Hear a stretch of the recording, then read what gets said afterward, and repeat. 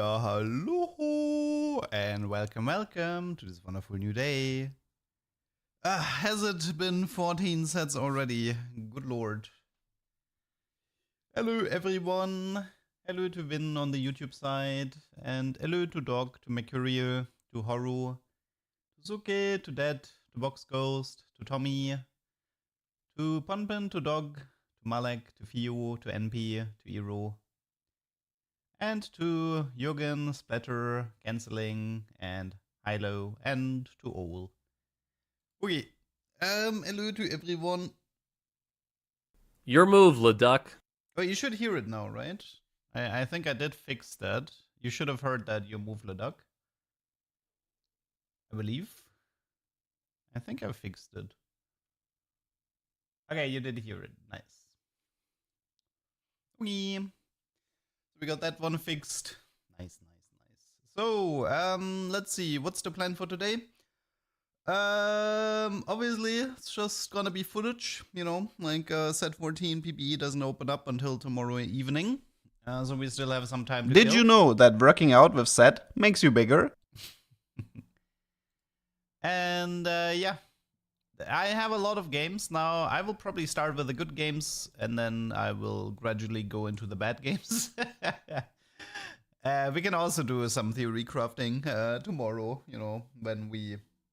The sound redeem is too loud. Okay, I can make it more quiet. That's not a problem. It's like 10 decibels quieter. Let me see. I can make. Wait. Let me just fix that really fast. Okay, let's see. How is it? Okay, let's do this one. Okay, is that too loud? Or was that like 10 decibels quieter than before? Hello, Horitsu. Perfect. Okay. That one is good. Okay. No. It's like I can show the same with the wait, where is it? Working out. This one, right? Oh no, actually it has a cooldown at the moment. Okay. But it should be fine now. If there's any other audio issues, you just need to tell me. Oh my god, that was pain. But yeah, should be fine. Okay. So if you're interested in like the core stuff, I did post a video on my main channel, and I kind of went through all of the units and trades on yesterday's stream. So I don't really want to repeat that. I pretty much just want to talk about the gameplay footage today. So I showed 2 games yesterday, right? I showed the Mundo game and I showed the Mordekaiser game, which means the next one on my list is the Seraphine game. Where is my Seraphine game? Should be this one here.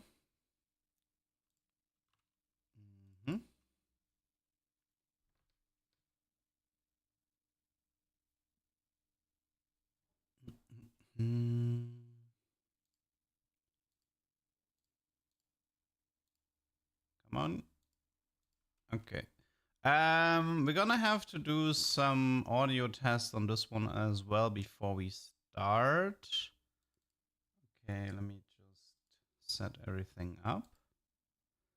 Okay, I'm just gonna let it run for like 10 seconds or so, and you guys need to tell me if you want the audio louder or quieter, like the in-game audio in the background. I actually felt like yesterday it was a bit too loud, but let's make another test. So I'm gonna let this run for a bit, and you guys tell me, is the background music too loud or too quiet or whatever.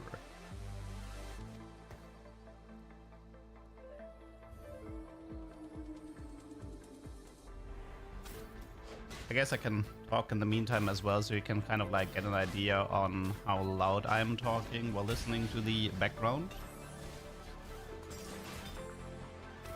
Tiny bit higher.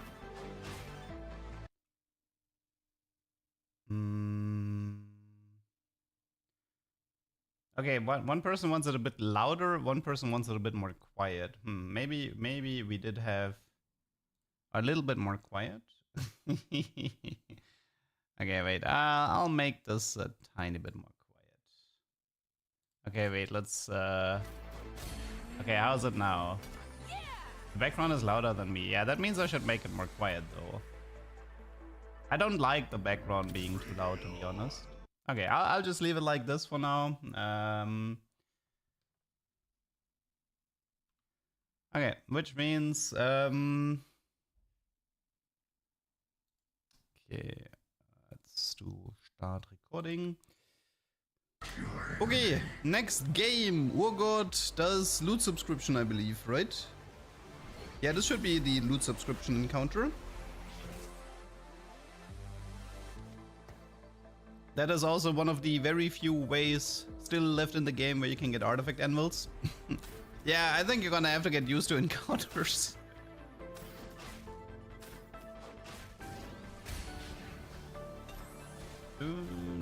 I think this was still from the first day, this game. Might have been the first game of the second day, I'm not sure. I'd have to check. Can you play PBE on the phone? I believe you can, but oh yeah, so Exotech has Cybercoil Hollow Bow as the... I mean, if you have like the coil as the first item, that usually means that doing Jack Sejuani as like a frontline core is probably a decent idea. If you can find Seju, obviously, but yeah, it's just something to keep in mind.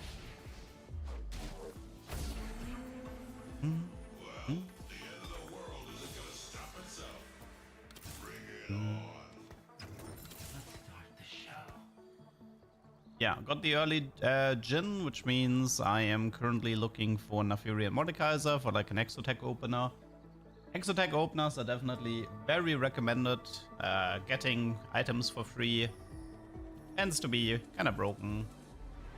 Especially if you have a good Exotech item. In that regard, it's very similar to Ink Shadow. You know, if you have like a Tattoo of Protection, that usually meant you could do like a nice Ink Shadow opener. What do you mean I need an intro? I mean, these are just gameplay videos that go into the second channel. I don't really intro them either.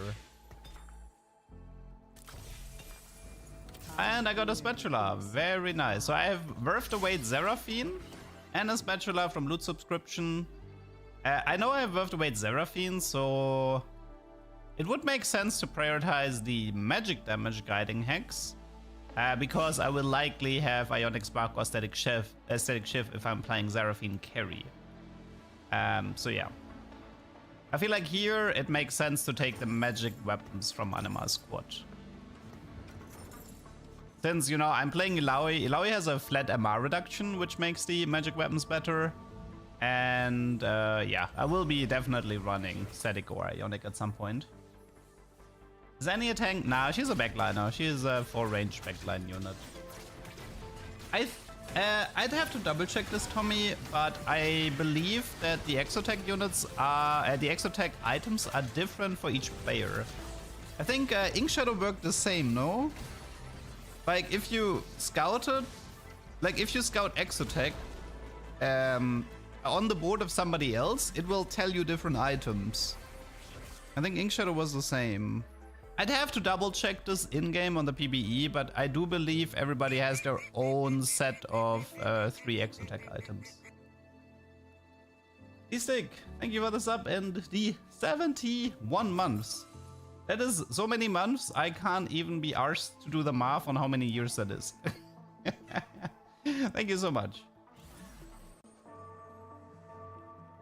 Can you make Strategist emblem? I don't think Strategist had an emblem, did it? No, actually it did have an emblem. So that means it's a frying pan emblem, right? Yeah.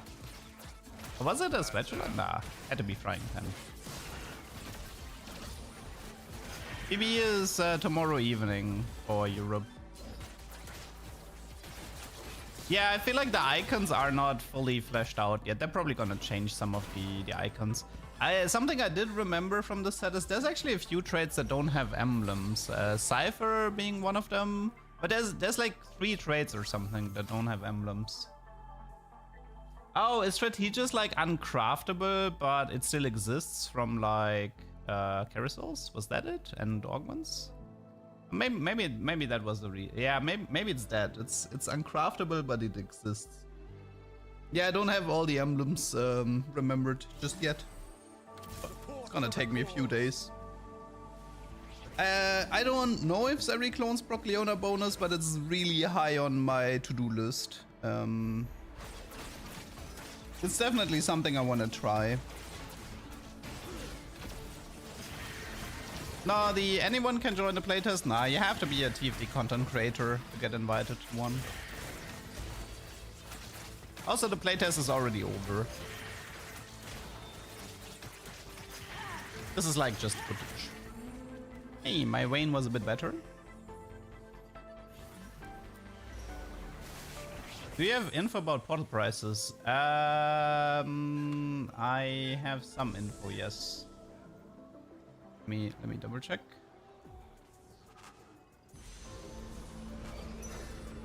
There are 2 tiers, 1 mythic medallion and 3 mythic medallions. I believe that might be, apparently a writer or something talked about this on the stream.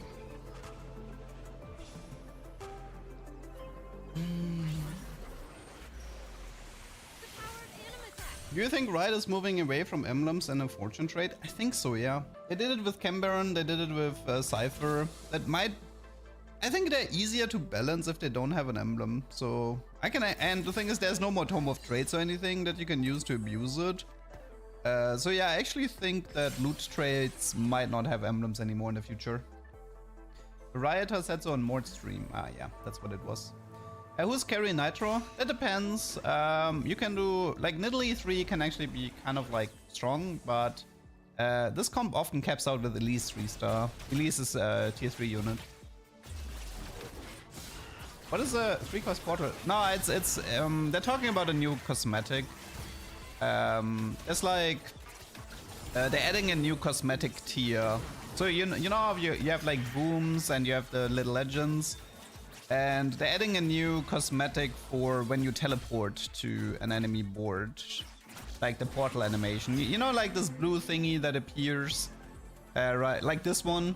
That blue thingy that appears. There's gonna be like customizable skins for these types of portals. I mean, honestly, that it doesn't surprise me that... I expected them to do this like 2 years ago already. Might as well use graphic mods for it. Nah. I mean, I usually don't care that much. Like, I care about having a duck little legend and a map that reminds me of water for like the duck theme. And once I have that, I'm usually happy. I don't need to collect all the new skins and stuff.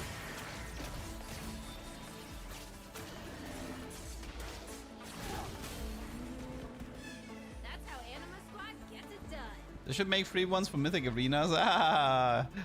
Did you just use the free, the forbidden word? This is, we are watching a recording from a playtest, Anas. The opponent sees it each round. I see. I mean, it would be weird for you to spend money and not being able to flex on your opponents, right? Okay, Seraphine 3-star. We do have one Anima Squad emblem. Now, normally the way you should play Anima Squad is you open with the target dummy with the emblem, because then you can reach the prismatic trait on level 9. So it's pretty much the same concept as Rebels. But yeah, in this game I'll probably, like, if I want to get 10 Anima Squad, then I don't see myself getting a dummy at this point. So I'm gonna have to save up all of my gold to go level 10 if I want to have a chance at the prismatic trait.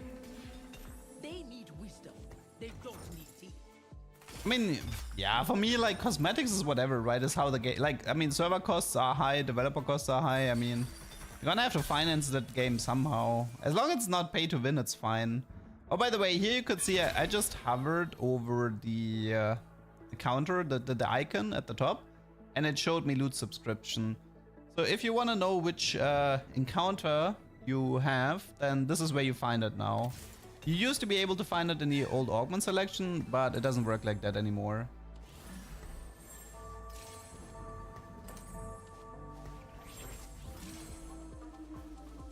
Both Mobalytics and Tactics show a craftable Cypher emblem. I played Cypher. I'm pretty sure when I hovered the trade, it didn't show any emblems. But really? Am I wrong? Wait. Let me see. If it's spatula and it's craftable, am I wrong? Did they change it? Oh yeah, BF is Cypher emblem. Maybe I got tricked then? Wait, am I? Oh, I might be wrong then. Wait, so Cypher is craftable?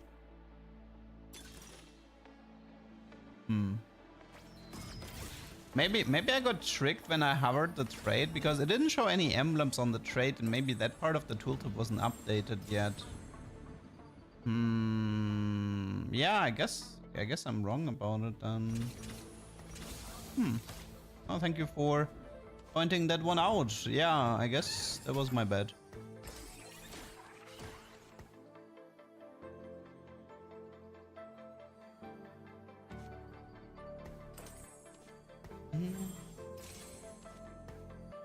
What's your opinion on the 1 high augment or 2 low augment hack? I think most people will take the silver, the one. Double silver tends to be better.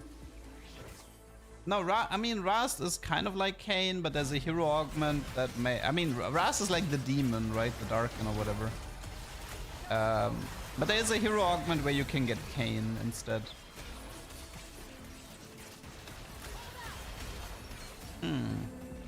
Wait, so but if Cypher actually has a craftable emblem,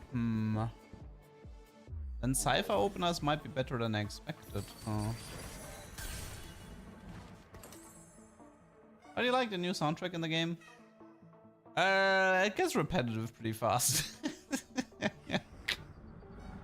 I think I like the previous the soundtrack from previous sets more. I feel like this one definitely is too repetitive, too fast.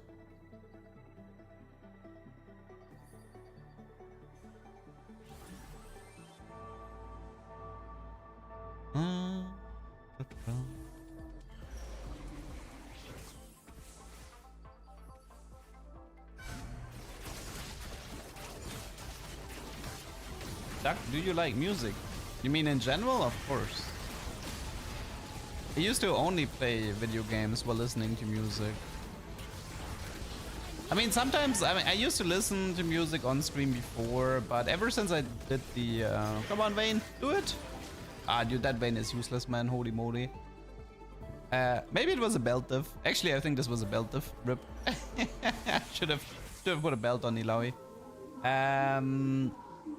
Yeah, I used to listen to music, but ever since I did the dual stream setup with YouTube, I'm like, it's not difficult to cut out the video on the Twitch VOD track, but it was kind of difficult to cut it out on Twitch and on YouTube in a dual stream setup.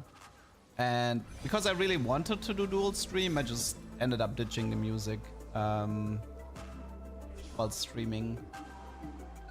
I mean, like, viewers who watch me a long time, they actually know that when I played like tournaments and stuff, I usually listened to like drum and bass, because that's like my focus / try-hard music. The set feels like a filler set for something bigger. A little bit, yes. I'm not gonna deny that.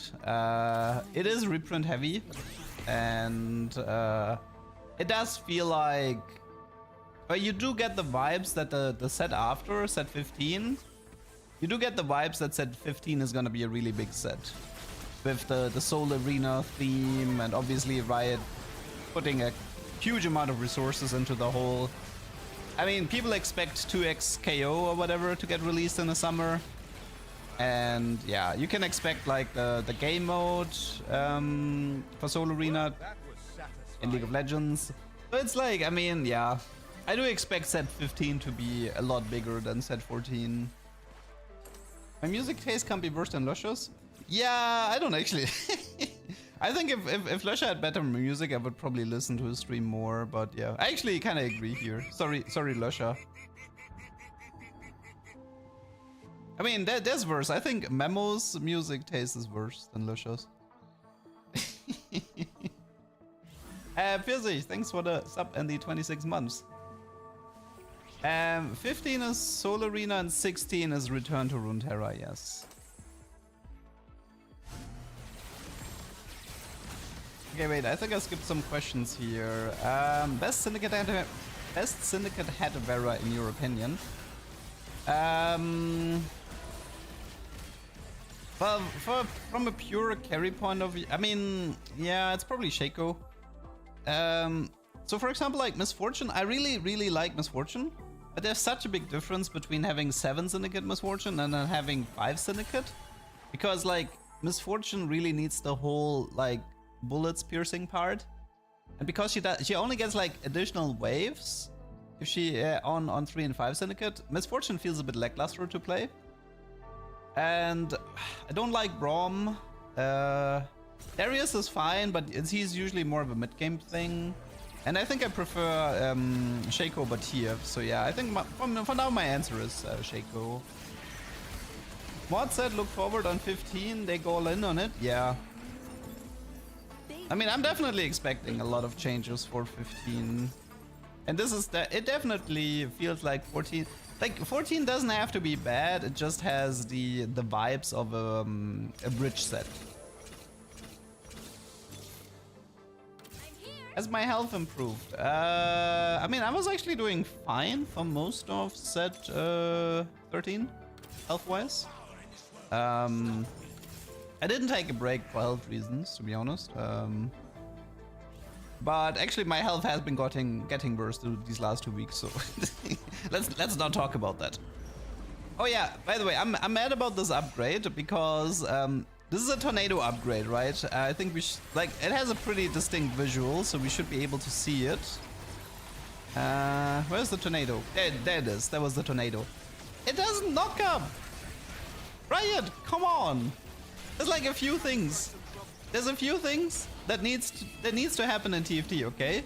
If Nami bubbles somebody, that person needs to get knocked up. That's really important. And if you have a Jenna tornado, it needs to knock up people that are hit by the Jenna tornado. Like having a tornado that doesn't knock up, man, is so lame.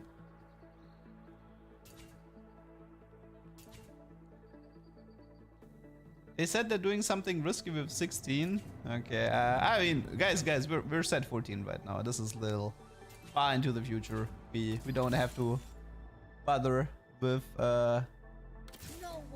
we don't have to bother with set 15 and 16 at the moment. If that thing knocks up, it would be annoying. Yes, yes, I love stuff that is annoying for my opponents.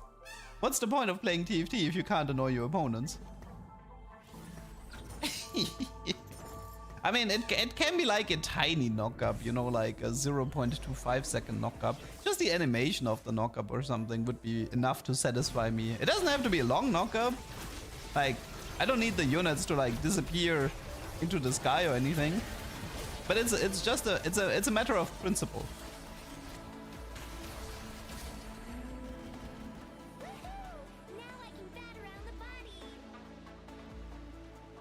Yeah, I'm not really too sure what to think about Anima Squad. Maybe there's some, like, the problem is because the weapons happen on random units, it's kind of hard to min-max the whole thing, right? So for example, like sometimes if you take a specific weapon, there might be a positioning to min-max that weapon, right? So because it's like, maybe it hits like more units or something like that. But the problem is because you can't guarantee on who gets the weapon, it's just it just feels like a little bit like the portal trade from set 12. You know, you get like a fight bonus, but you don't really know what you're getting. I mean, I guess you kind of do know what you're getting, but it's not fully within your control on what's happening, so you just accept it as like a fight bonus. But it's not really something like you get to select which weapons, which is nice, I suppose, but most of the time it just feels like you make a decision between physical and magic damage, and that's pretty much it.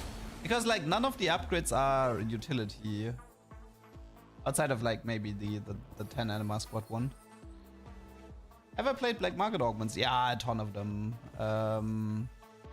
You will see a lot of Black Market Augments today, hopefully.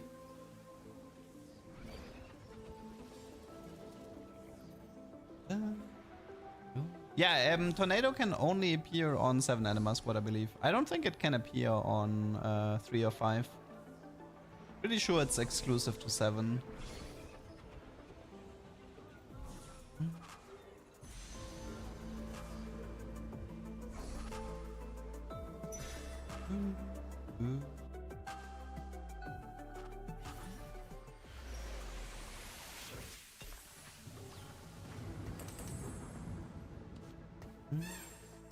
Yeah, it's funny, like Seraphine is never gonna escape the whole Shojin, Nashor, Morello itemization.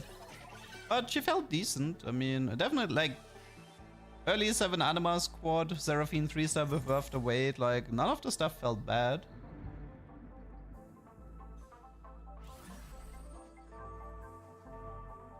Yeah, the only question is which units you want to combine with Anima Squad.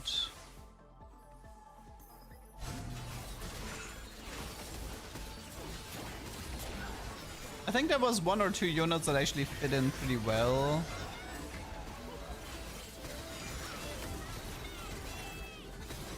Oh yeah, by the way, if you hear something scream like, I am the most magic, or something like that, that's Yumi. I've already put in a complaint during the playtest that Yumi is too loud. And trust me, I will show you a Blue Battery Yumi game later, and holy moly, you just want to mute voices. It reminded me of the Heimerdinger permacast. Like, he was also, he kept spamming his voice lines and was really annoying.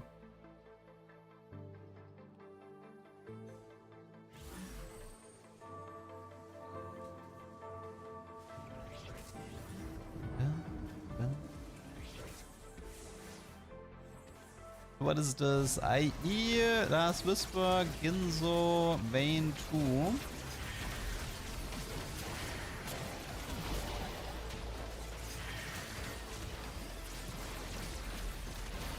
Oh, she kinda hurts. But so does Seraphine. Nice. You've played Cyber Set yet? What do you mean? You mean, yeah, I mean, I playtested Set 14, if that's the question. I mean, this is right now what we're watching. This is a playtest that we're watching. This is like content creators got early access for just to record some stuff. But right now, I'm in the same boat as you guys, waiting for PBE to go up tomorrow evening. And in the meantime, we can just like watch some gameplay and learn some of the mechanics. Hey, even I learned something new today. I thought Cypher didn't have an emblem, but apparently it does, so even I learned something new today.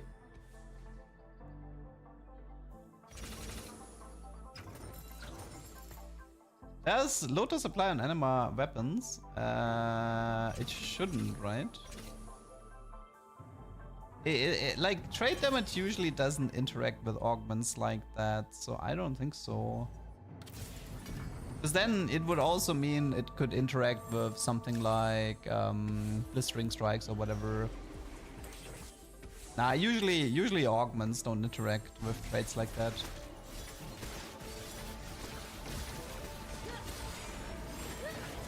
Oh, you mean the battle boss? I think I played Strategist Ziggs carry once, but I never played Vigar. Or at least I never had a successful Vigar game. What does Anima proc? A 10 Anima proc? You will know by the end of the day. So, small spoiler, I have 2 games with 10 Anima squad, and that means you will get to see both upgrades today.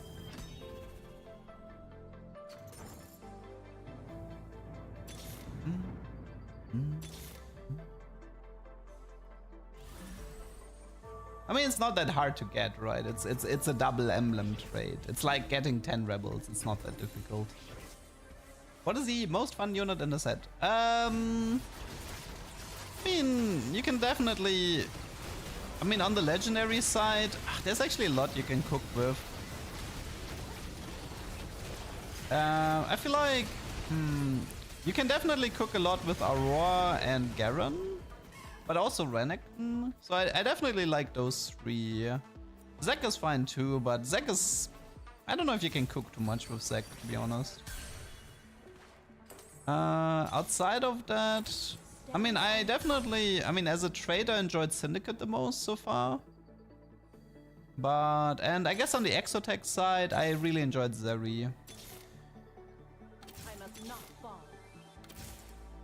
I mean, Shaco is great as well. Like Shaco is definitely the coolest T1 unit. So here, for example, okay, so right now, I added Garen, right? So let's say I get an Anima Squad mod from Garen.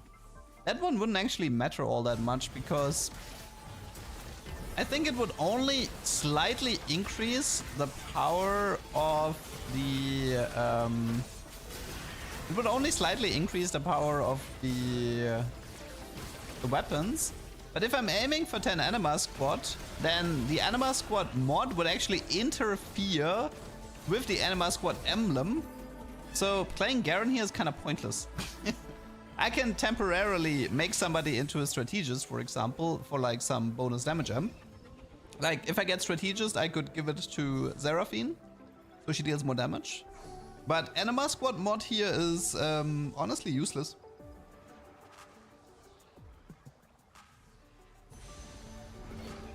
Guys, the PBE for set 14 is not up yet. You're gonna have to wait a few more days. I mean, phone is probably gonna take long. Phone might take longer to update. I'm not sure, but yeah. Set 14 is not on the PBE server yet. You're gonna have to be a bit more patient. Then Origin you hate. Yeah, there is an Origin I hate. But I would prefer to stop talking about Origin. I think that joke went over a lot of people's head, but the knowers will know.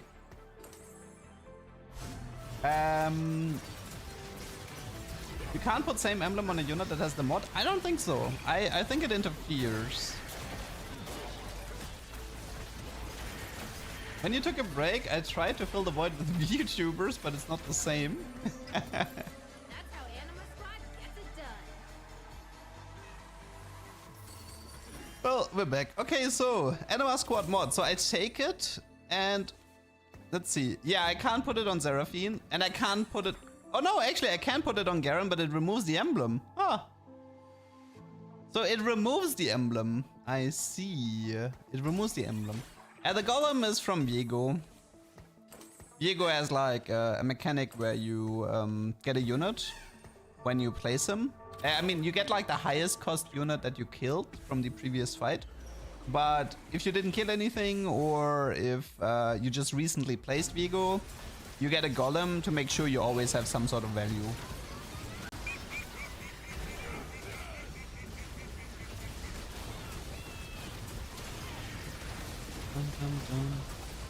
Lynn, thanks for the sub in the 13 months. When are you asking me out? It's been 13 months. Right after you finished the commissions for the chef duck.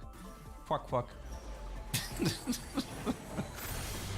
Recluse, thanks for the T1 sub and the 8 months. We love not Oxforce. Honestly, I like the Oxforce. I like the Gold Nox trade. It's kind of fun to like min-max the trade to make it stronger and stronger, and it gives a decent amount of damage amp, so it feels surprisingly good as a 2-piece trade as well, and Aphelios is a fun carry, so yeah. My first thought on set 14? So the problem with set 14 is this, right? On the surface level, it feels like kind of a fillerish reprint type set. But, and I did mention this in my video as well. Did you know that working out with set makes you bigger? The more I played it, the more I started to realize some cooks hidden beneath the surface. So the more I played it, I was like, oh, you can actually do a lot more in the set than I expected. And yeah, so my first impressions was a bit negative. But going deeper into the set, I actually started to like it more. Worst trade, I mean, balance-wise, it's pointless to talk about balance, right? So we would have to talk about design. Is there a trait I just straight up don't like from a design standpoint of view? I don't know. I haven't played enough games to probably judge traits like that. I mean, maybe, I didn't really like Street Demons that much because of, like, being forced into specific positioning. And I didn't like the units that much, so for me personally, maybe it's... I don't see myself playing a lot of Street Demons, for example.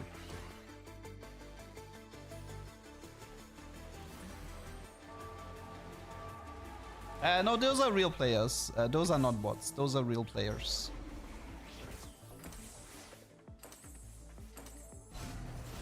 What's my opinion on the bloblets? So, the main problem with the bloblets is... so, what's gonna happen is, you're gonna buy them in the shop, and then you're gonna press reroll, but then you realize that hidden beneath the bloblet was a unit that you were looking for, and you just rolled past it. And this is gonna happen every single game, and it's really annoying.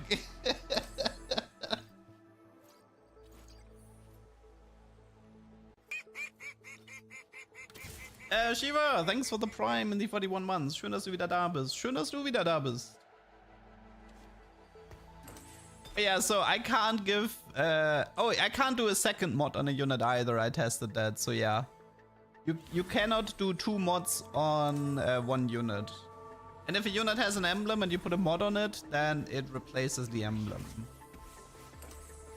How many games do you get to play? I don't know, maybe like 20 or something. How long it took you to learn Dutch? I can't speak Dutch. Also, I have zero intentions of learning Dutch.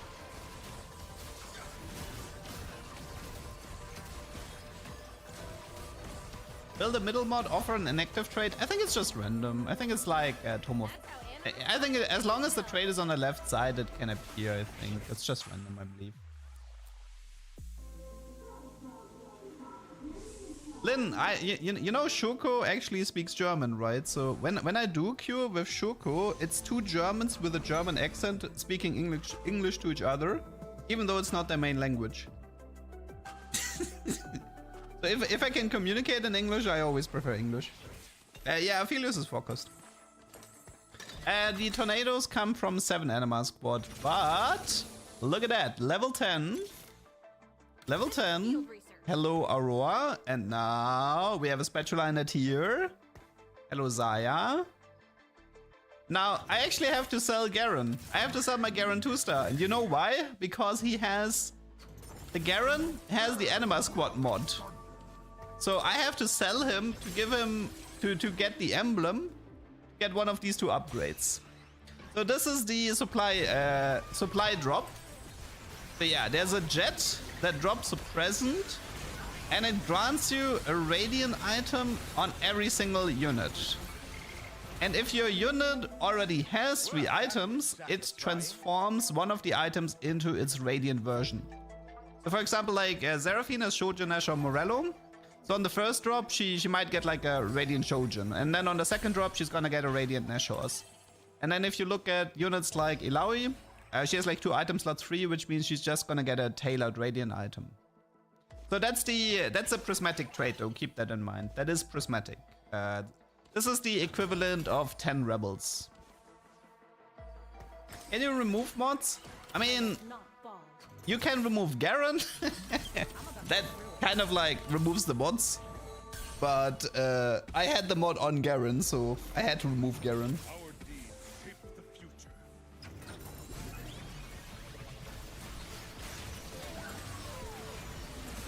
Yeah, so Ilaoi got like Radiant Redemption here.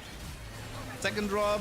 Now she has Radiant Pot Vow, and you can see that, yeah, the units with items, they just got Radiant items. So yeah, that's a pretty sweet Seraphine Forcer with some really nice items. And it looks like the Ghost Fight doesn't have any Radiant items, rip me.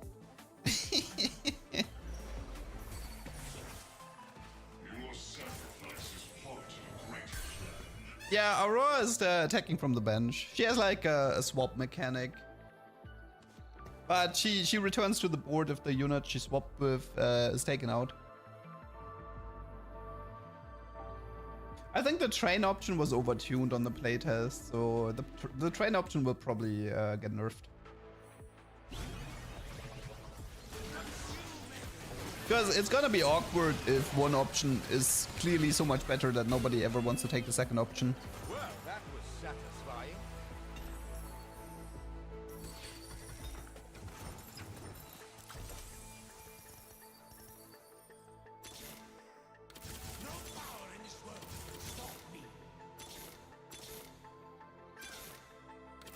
Let's get this over with. Yeah, here you can see Viego currently gives me a Samira from the previous fight. I will fight as long as I stand. Focus with a big stun, it's Sejuani.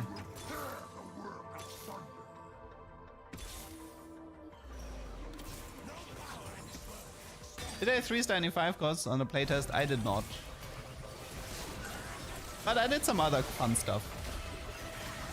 That's a really big Shaco, but he's gone. And that is 10 Anima Squad, Seraphine 4-star. Okay. Let's see. That was the first game. Let's see what other games do we have. I mean, I guess I could make like a vote system where people get to vote which they want to see next. I can always make like a double choice. So if it's like a 50-50. Let's see, where do we have vote? Okay, let's see. New vote. Which game next? I will show all of them eventually, so this is just a order priority thing. We have a Shaco game. Wait, where's my... Okay, we have a Shaco game. We have a Blue Battery Yumi game. And we have...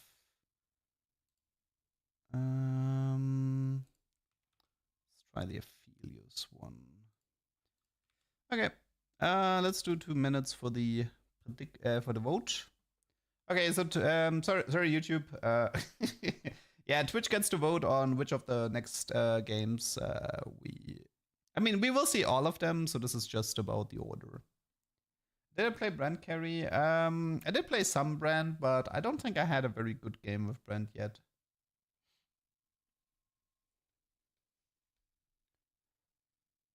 I played some Nitro, yes. I can show you guys some Nitro later.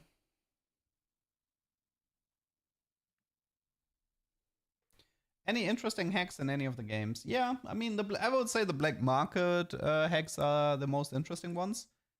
There's also some hacks that give you like 4 augments in total, which definitely change a little bit how the game is played. I would say the most impactful hack is there's like a starting encounter hack where you can get 2-star units in your shop. That one definitely shifts how the game gets played a lot. Okay. Looks like people want to see Aphelios carry from the looks of it.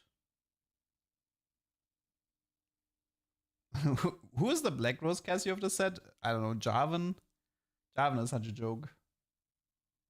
I couldn't believe when I saw that Jarvan was a tier 3 unit. Did I get the one where I choose 1 gold and 2 silvers? Yes. I actually played some Jax carry, and one of the silver augments was Jax. So I got like the Jax hero augment and another silver augment. I can show that one later as well.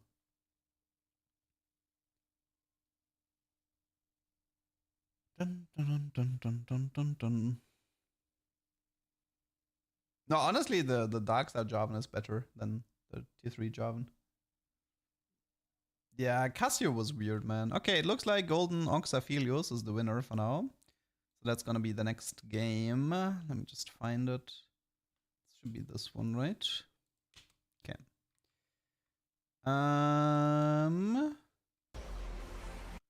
Wait, we should probably see the... What's the... Okay, I don't actually see the encounter here. Okay, 1 sec. Just need to make sure that everything is properly set up.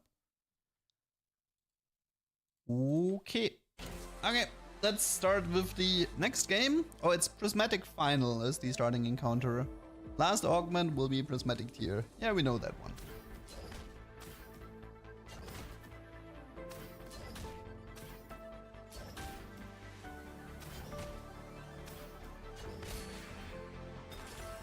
Yeah, Alistar is like a budget Tahm-Kench. I don't know. But I think I prefer if a unit goes all in on this type of mechanic, you know? Because Alistar is like, I'm Tahm-Kench, except worse, but I have like a single target stun.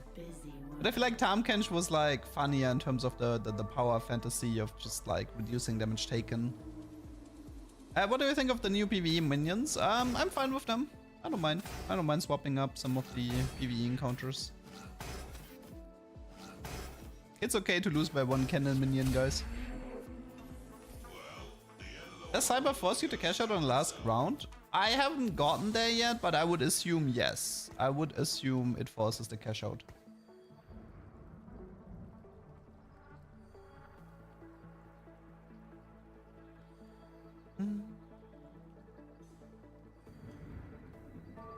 This Viger skin is so nice.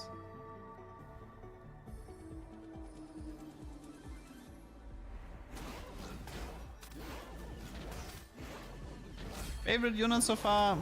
Maybe Aurora. I know the way. And maybe Shaco. Okay, what do we get here? This is a hack, by the way. This is a hack called Formation, which means that all the augments on the left side have something to do with positioning. Or... Not positioning. It has something to do with setup, I suppose. Okay, I take the trainer and I get strategist with Golden Ox. So yeah, that pretty much means I will commit on a Golden Ox setup. Visual clarity is pretty much the same as always.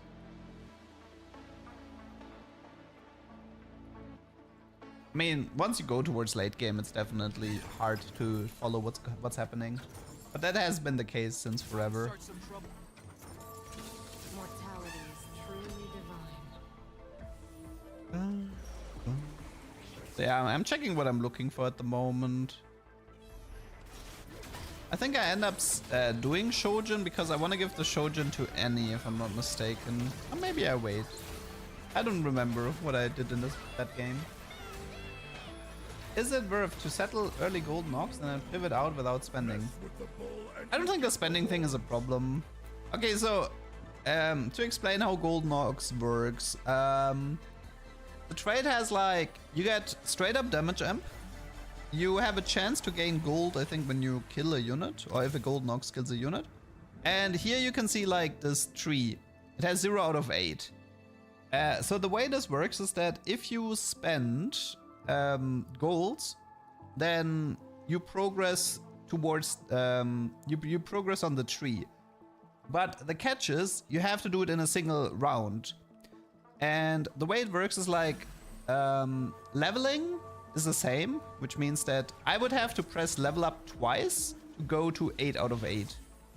But I think rerolling counts double, if I'm not mistaken. Which means that if I press reroll twice, I would also go to 8 out of 8. I could also choose to like level once and roll once, and I would also sort of like get the next threshold. So the way the trade is set up is that you want to separate yourselves into rounds where you spend gold to get the next thresholds, and then there's going to be rounds where you just don't do, where you don't spend any gold. And this is because you want to keep reaching higher thresholds. So for example, what I did there with the level up into 1 was actually bad, because by doing up the level up right at the beginning, I ended up not getting the first threshold. So that was, for example, that was a mistake on my part. Buying units does not count, and prismatic ticket or free rerolls from trade sector, etc. also does not count. I tested those.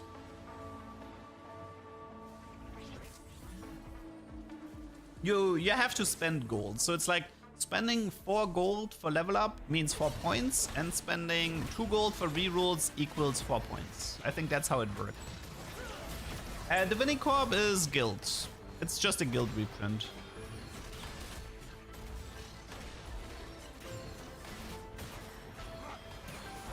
And this guy is also playing Oxforce. You can play Oxforce reroll. I don't like Graves is actually playable, but okay, well you can actually wait. I mean, so if you're playing Graves reroll, you're probably going deeper into Executioner, right? So you probably only have like 2 Oxforce if you're playing Graves reroll. So yeah, the min-maxing Oxforce might not matter as much if you're playing Graves carry. But I mean, how Graves and Oxforce will be played, we will see in the future, but it's not wrong to say that it's more of a level rush trade. It's definitely based around Aphelios. If you have the emblem, the advantage is that you can have 6 Oxforce once you have Aphelios any on 8, and you don't have to find Viego. And yeah, that's definitely a nice advantage. So overall, you can argue that Oxforce is, if you have the emblem, it's definitely a level 8 rush trade, sorry. Here you can see I just leveled once, which means I'm 4 out of 8. But now I have to either level up again or press the reroll button once to get the threshold. But I think when I was playing this, I didn't actually understand how this trade works, so expect some mistakes here. This is just a playtest. I didn't really have, like, this is the first time I'm playing Gold Nox. I was just not really paying attention to this tree on the right side. You want tempo with Oxforce for the loot, then drop to 2. I think you can finish with 6 Oxforce in late game. I think Aphelios is strong enough. But I do think if you don't have an emblem, then it's a bit difficult.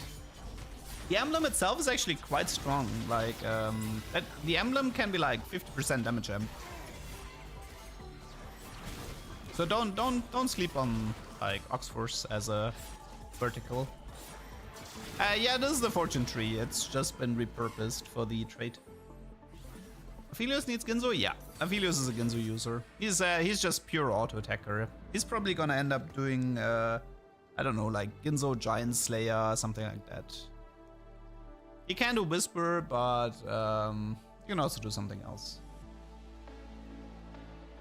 Highest on the tree, I haven't seen anybody go super high on the tree. I have like one game where I tried to min-max the golden tree. I can try finding it after this one and see how high I've gotten. But yeah. No, I think Shojin was terrible on Aphelios because he's mana locked during the chakras. He's like mana locked for 4 seconds.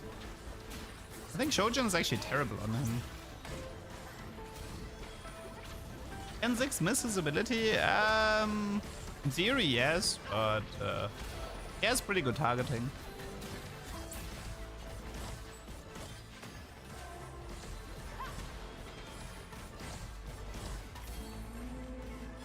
Are you trying to hit me? Didn't they change Shoujo to save mana during mana lock? That's not how it works. Like, people have a wrong understanding how mana overflow works. So the way mana overflow works is that the last auto attack, the very last auto attack you did, if there's like mana left over, that mana flows over. So as an example, if you have 85 out of 90 mana and you do an auto attack, that's 5 mana overflow, which means that once the mana lock is over, you start with 5. And that's it. You don't magically get to keep generating mana during a mana lock. So if you have a Shojin, then and you have like 85 out of 90, which means you have 50 mana, that means you have 10 mana overflow after the mana lock. At least that's how it's supposed to work. You're not supposed to keep getting Shojin procs during an ability.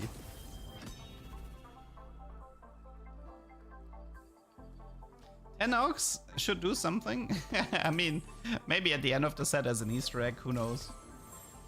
I mean, yeah, I would say if there is a hidden Easter egg, it would be gold nogs.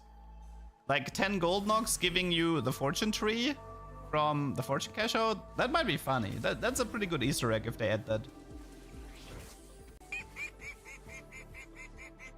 Jamie, thank you for the prime and the 22 months. Hello. Who's the best Rageblade carry? Probably Aphelios. I would say, I mean, Zeri and Aphelios, but I feel like Aphelios is a tiny bit better. But then again, they're kind of equal. I don't know. They're very, you can flex between them pretty easy. Your move, LeDuck. My move? Oh, noes. I like the fact that I'm playing Oxforce and I haven't bothered to do the stupid tree once. I'm still 0 out of 8.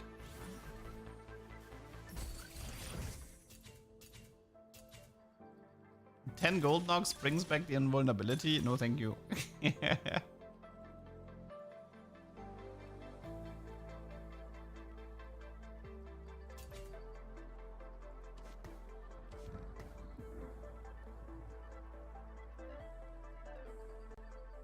That tree thing is gonna tilt so many viewers. Yes.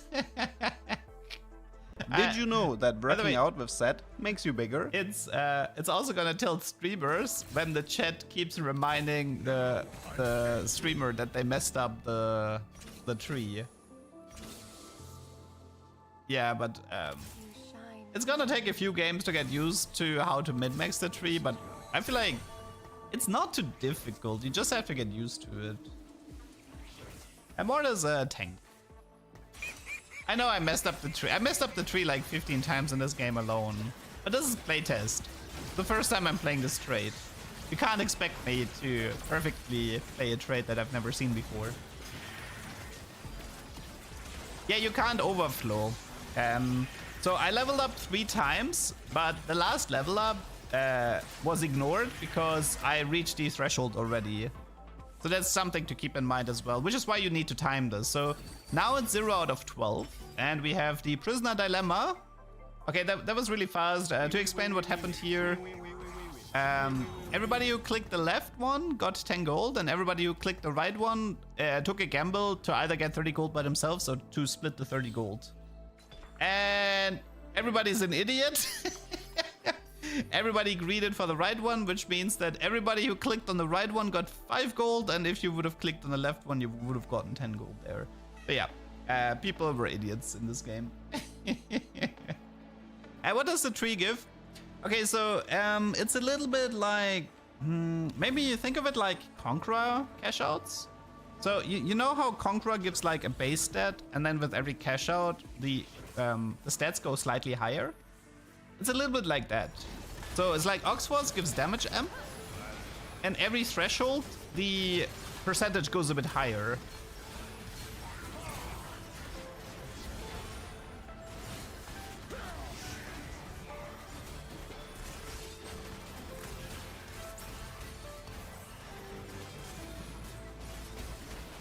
No, I was just making I was just making an example on how the stat part of Conqueror works.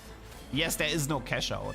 I mean, you can get like loot and item components from killing units, but yeah, there is no cash out. The thresholds are just strictly there to improve the damage amp. Are there crazy encounters? Yes, there's encounters that give you 4 augments. There's encounter that like gives you 2-star units in your shop. There's definitely some crazy stuff. There's an artifact anvil carousel. That's gonna be super rare. Like 1 in 1,000 games. Maybe not 1 in 1,000, but 1 in 200 games rare. You don't have to worry about that one. I've seen a single hack in the carousel in the entire playtest, and it ended up being component anvil. Because the thing is like, yeah. Oh yeah, here I think I pre-leveled 3 times, which now gave me 12 stacks, right? So the pre-leveling can actually be good with Oxforce, because like if you have enough money, you can be like, I pre-level 3 times, then I pre-level 4 times, you know, and you keep reaching the threshold every single round. Yeah, the Vinicorp is heavily outguilt. Don't you reroll Jarvan? Mate, you don't even upgrade Jarvan to 2-star. That unit is useless.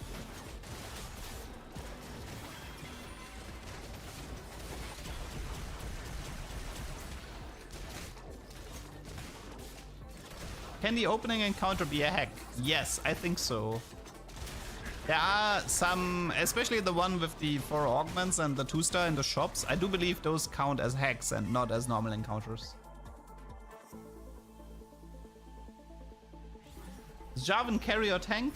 He's trash. It's like it's a new rule. Oh yeah, so here you could see I pre-leveled 3 times, but now I might as well just level it, right? Yeah, but I pre-leveled 2 times, but then I was like, wait, if I spend more gold, then I can reach the next threshold. But then it was so close to level 7, and I'm like, ah, whatever, let's just go to 7. Is there a good blighting hero? I tried it on Morgana, I thought it was kind of useless. LeBlanc maybe is okay with the whole sigil system. But yeah, I don't know. I don't think blighting is gonna be super relevant in this set.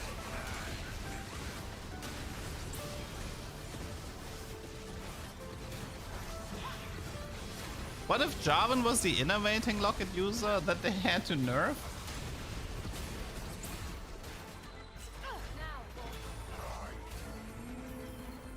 Are you trying to hit me?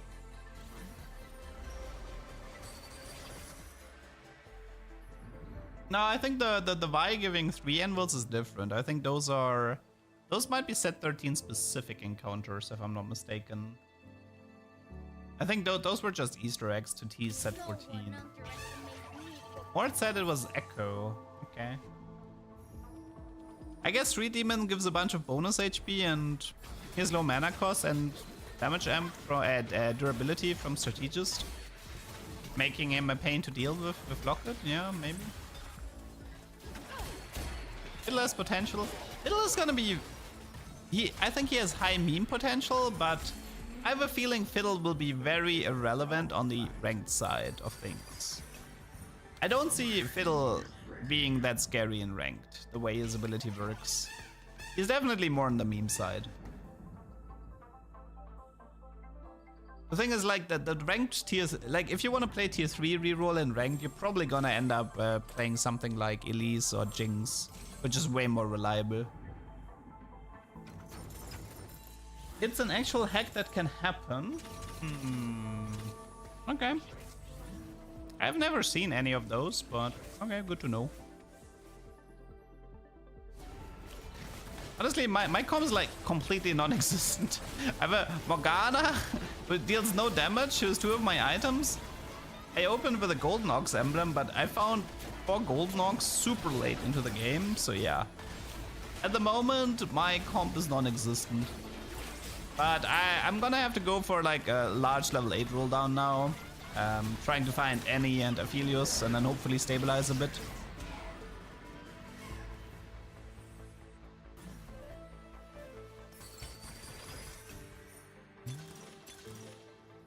Go for the chaos! What are you doing? Oh, I think I know why I did this. I wanted a rod from the component anvil and do Radiant Ginzo Aphelios, because I figured... Oh, nice shot, by the way. Oh, look, it's Radiant Ginzo Aphelios. That certainly worked out. Very nice. Hey, there's an Annie in the shop. Play her. Yes, thank you. Okay, 6 gold knocks. Very nice.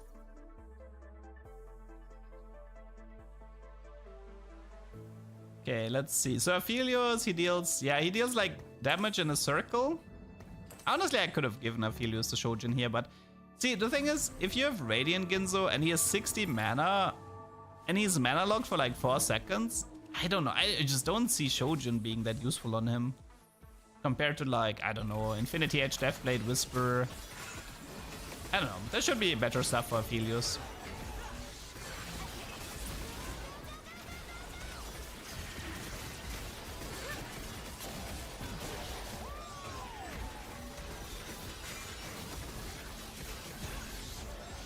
Yeah, I need the 2 stars.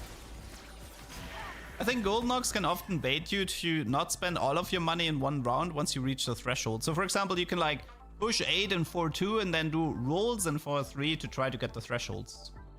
So that's, I mean, yeah. So that's like one way you could approach it. I didn't really want to do double Ginzo here because Radiant Ginzo is, I think, is enough attack speed. No, Ginzo should be best in slot on Aphelios. His cast time doesn't matter in that regard.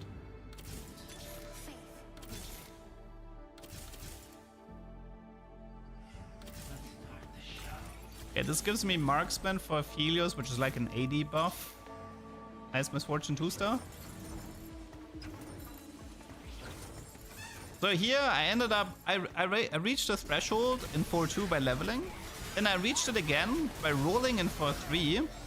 And I will probably keep rolling after the carousel for Aphelios 2-star, which means I can reach the next threshold again. And I definitely need to keep rolling because at the moment my board is too weak. I don't have a front line, I don't have a back line, and my opponents already have upgraded boards. Galio of the set is Galio. I think I will hover over Gold Nox later in the game. Pretty sure I hovered over it a few times in late game to see how much damage amp I ended up. This is reprint Targon of Helios. Yeah, might be.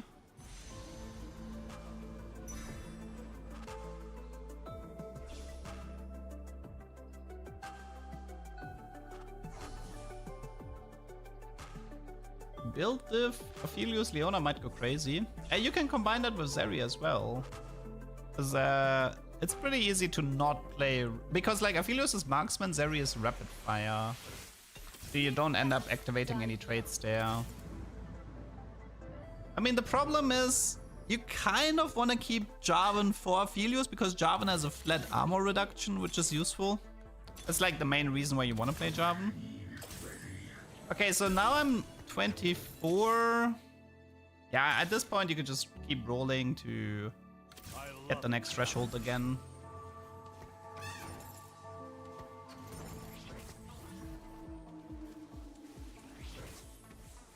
I mean, you want to play any because the Tiburus is an extra buddy. You want to play Jarvan for the flat armor reduction and because he's a frontliner. So I feel like replacing Graves seems like the reasonable choice because he's not gonna have any items and you don't really care about having something like Executioner. Now, unfortunately, yeah, my units are... I should probably get the... I should buy the Zek and play him and like try to get more frontline going. Because like, if you have Radiant, Ginza, Helios, as long as the frontline stays alive, you're fine. So just invest as much as you can into the frontline. You can even ditch the marksman here, it's not that important. So yeah, I totally should have played the Zek there.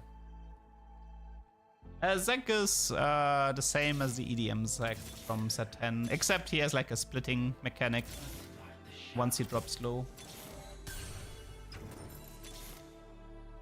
Well, Nico 2, Jarvan 2-star, that should help.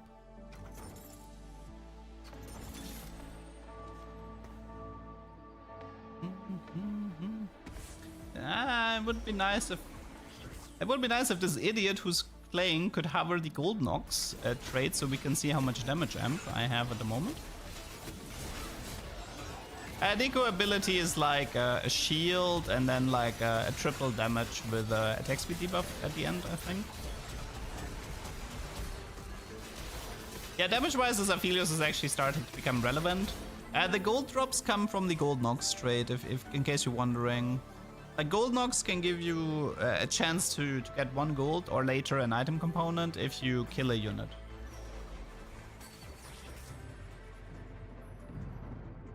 I have no items. Yep, that is true. I have like no items.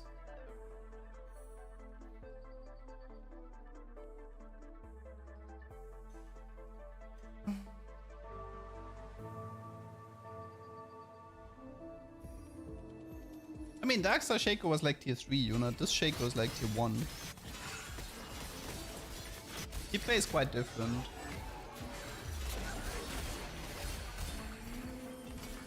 Mess with the bull and you get the horns. Yay, some frontline items. Here, I ended up doing Gunblade, which I still think is the right choice. I think Gunblade Aphelios might be underrated. Because like, there's a lot of damage.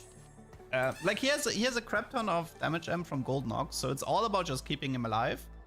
And Gunblade Aphelios is by far your main DPS, so it's gonna be like this argument that if Gunblade Aphelios can keep the frontline alive, he has more time to scale, and in return that makes you more likely to win your fight.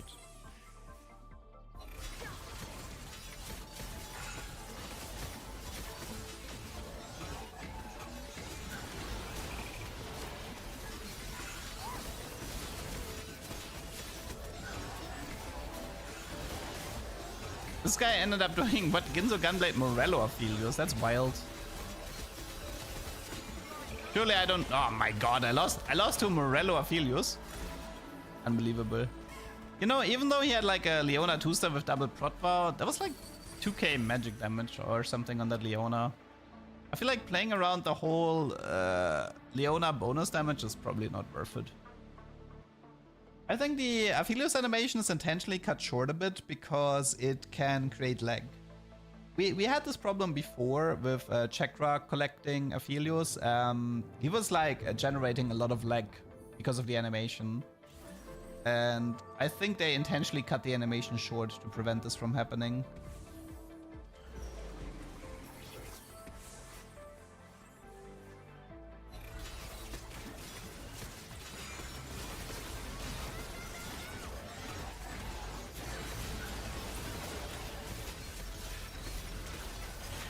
Okay, this is Vayne 3, Ginzo Gunblade, and then the Coronation.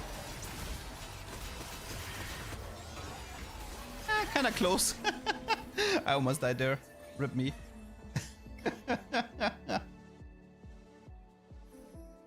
I mean, Targon Aphelios was fairly popular, no? As like a carry. I don't think there's anything wrong with... I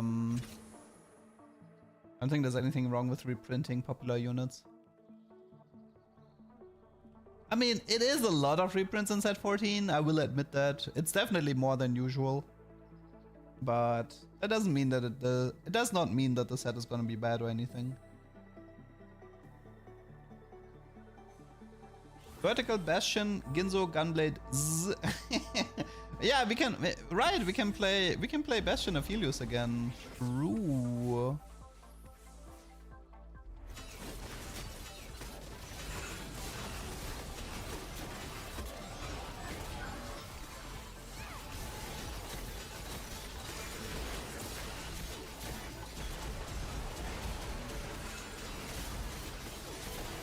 Yeah, but as you can see, Jaco is not that big of a problem.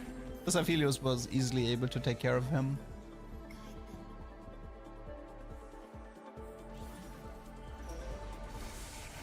I mean, it doesn't matter if Aphelios is leaning more towards Vanguard. You can just do Bastion Aphelios as a joke. I feel like the joke is gonna be worth it. Oh, there's a blue orb under Echo. I think that's an item component from 6 Golden Ox.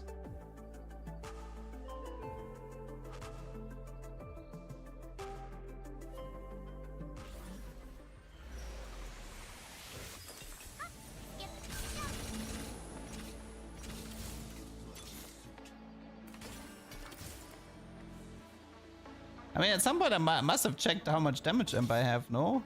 Can't believe this. Come on, throw in a Zac. Yeah. One Zac, by frontline. Good job. Smart. Now, if you could maybe check the damage amp, that would be nice. Come on, you can do it. You're so close. Check the damage amp. Come on, do it. Sometimes I hate myself. This guy is Greater Moonlight Silas. Did you know that No working hero out with augment, though. set makes you bigger?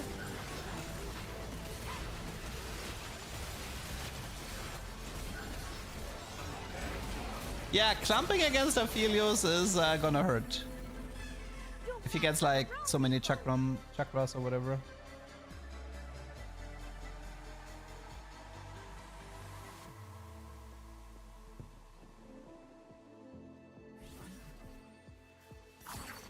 Okay, this is the Zac mechanic. You have like a chance for a bloblet to spawn in your shop. It costs 0 gold. And every time you buy one, Zac gains HP and AP.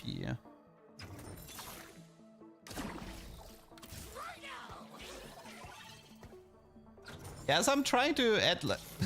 Dude, I just bought all of those bloblets only to replace them. I'm trying to like run more Strategists because of the durability in the front line and the damage amp in the back line. I mean, Strategist is such a nice trade, so... Always like to min-max that trade. Do you think the beginning of the set is more reroll or fast 8? Usually the beginning of each set is more reroll heavy. It's pretty rare for a set not to be reroll heavy at the beginning. You start rerolls and then you become more into fast 8 throughout the set. Prismatic Ticket does not work with Golden Ox. You actually have to spend gold to get like these points. So soon. I did have a game with Prismatic Ticket Golden Ox just for that, because I was... Dude, you're checking out the Marksman trade, but you're not checking out Golden Ox trade? Dude, this guy's the worst. Come on.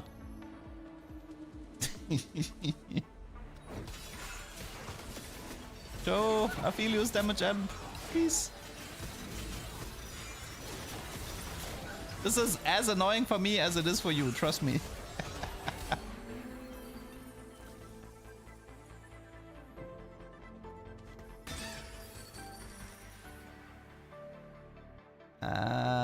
It's probably Steadfast. No, I need frontline.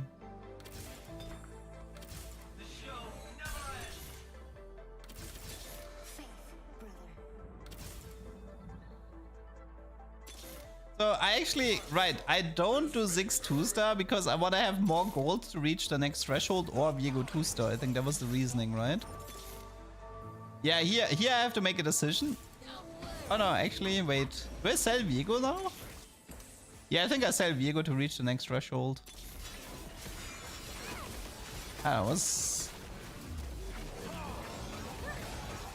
Did I never check the damage in the entire game?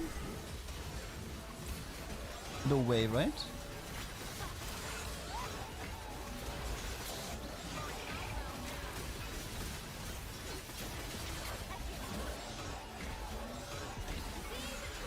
At least I survive. So now just press the reroll at the end to make sure I still have the 44 threshold. At least I'm paying attention to the threshold. Okay, yes! 22 damage amp and the current bonus is 49.5. That's a lot. So I went from 22 damage amp to 50% with by upgrading the tree. That is a lot.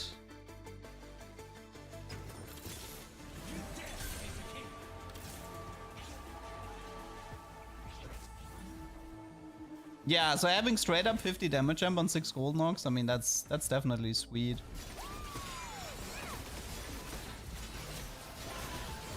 But yeah, I can see Aphelios being Ginzo Gunblade user.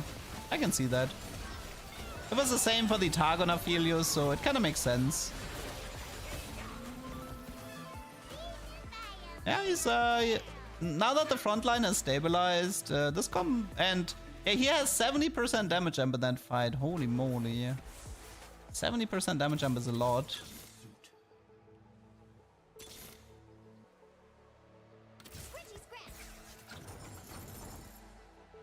Yeah, Gold Nox emblem is super nice. It's just so much damage. Like, even if you didn't push the tree a lot, I mean, that's just straight up 20% damage amp on the emblem itself.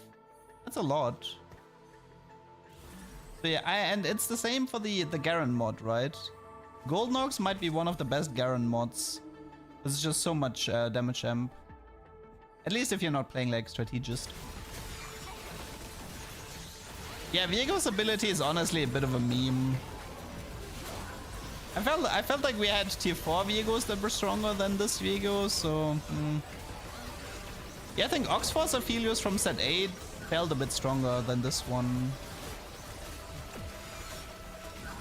Yeah, but the Aphelios damage is definitely nothing to sneeze at. Yeah, Strategist probably has to get nerfed. That trait is just crazy.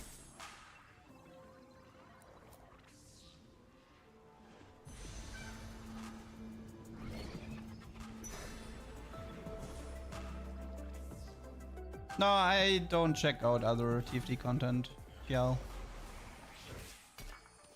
I did have the encounter, but am I gachaing for another Oxforce emblem or what am I doing here? Oh no, actually I have Spatula Belt. Oh, I see. But I don't think giving it to Nico, I don't think there's a point giving it to Nico because Nico's not gonna deal enough damage to probably use the damage M card. So I don't think that made a lot of sense, but whatever.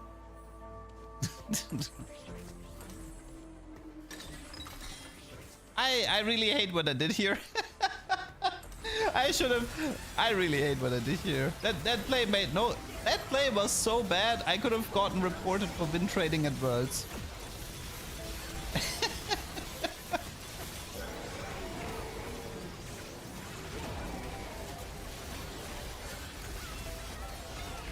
And I think I'm dead here.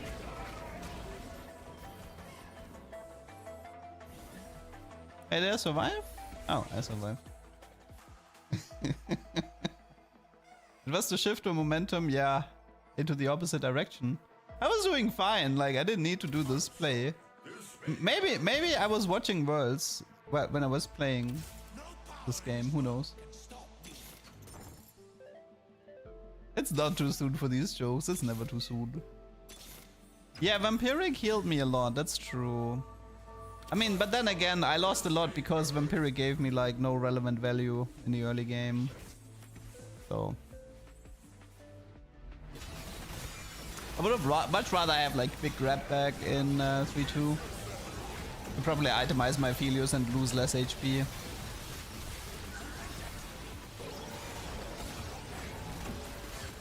Yeah, so I guess I mean, it's pretty clear that Aphelios is gonna be a viable carry. Wow, that fight. Oh, he is one Zeri away from Zeri 3-star. It took me 2 full games to realize this. Because I didn't realize it. I didn't pay attention to this when I was playing him, and I only paid attention to it right now. Surely J4 is a better tank than Echo. I mean, I have a hate boner for Jarvan. You know, like, I just really despise him, but I suppose I could have kept him.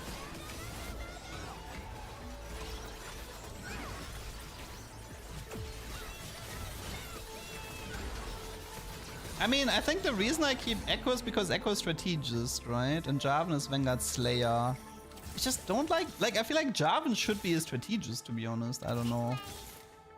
Jarvan being Vanguard, Vanguard is fine, I suppose, because if he gets a shield from his ability, but Jarvan being a Slayer just doesn't do anything for me.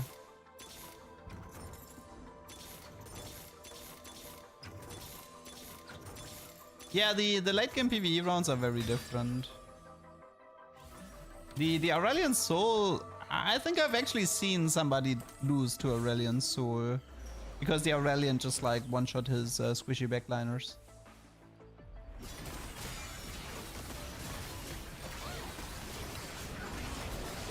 Yeah, 6 costs are gone. No more 6 costs. It would be cool if 10 gold knocks would summon the fortune tree. I'm kind of down for that. Yeah, I kind of got outscaled here because I made too many misplays in that game, but it still gave you a good idea on how to play. Not how to play gold knocks, but how it works. So yeah, that was that. Okay, to summarize, Aphelios is pretty good. Aphelios might be a big fan of Ginzo and Gunblade. You want to min-max this tree so you get insane amounts of damage amp. And you just have to figure out the front line and potentially like some late game win cons to support. Like, Aphelios can carry the game by himself, but I mean, it wouldn't hurt to have like a secondary carry, because I didn't have one in that game. Because Viego is too weak to be a secondary carry, in my opinion. Like, a fully itemized Viego 2-star still doesn't do enough. But yeah, that was Golden Ox. Let me see. I think we do the Yuumi game next.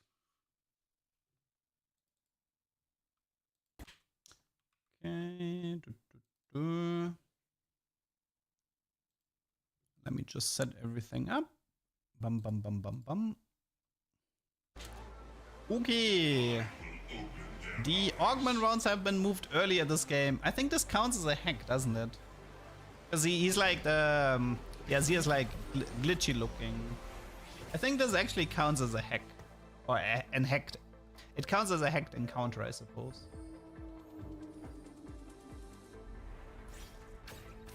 Yeah, I don't really have a good Cypher game to show.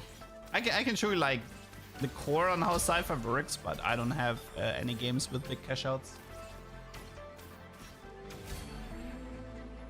That's how Anima Squad gets it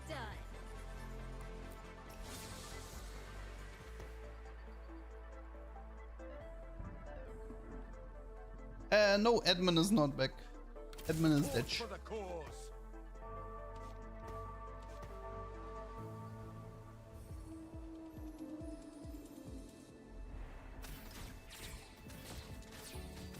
I think Elise is usually worth keeping around if you get her early, because you can do like Nitro opener, which is pretty decent. All make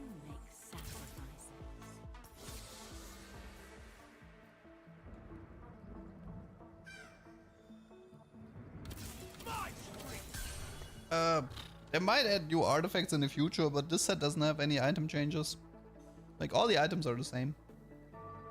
The main change for items in this set is that frying pan emblems have special effects.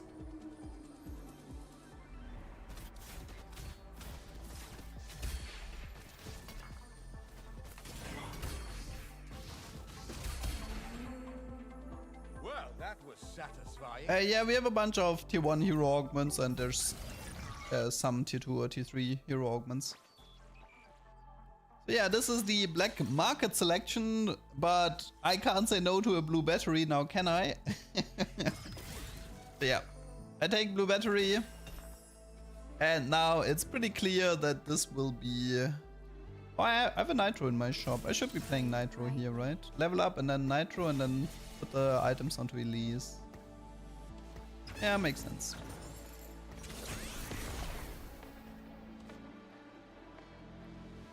People keep asking me for a emote of you in a suspicious trench coat offering a blue or red pill. What? Have you noticed if there are any 5 costs that are mandatory for certain strats? I don't know. I feel like a lot of the legendaries in the set, they're like, I mean, you can play like legendary suit pretty easy. With like Renekton, Zac, Aurora, and Garen. It's pretty easy to play legendary soup. I don't know, are there like any 5 costs that are completely tied to their trade? What 5 costs do we have? Wait, let me see. Yumi is the one with the lowest mana cost in the game. Let me see, 5 costs. I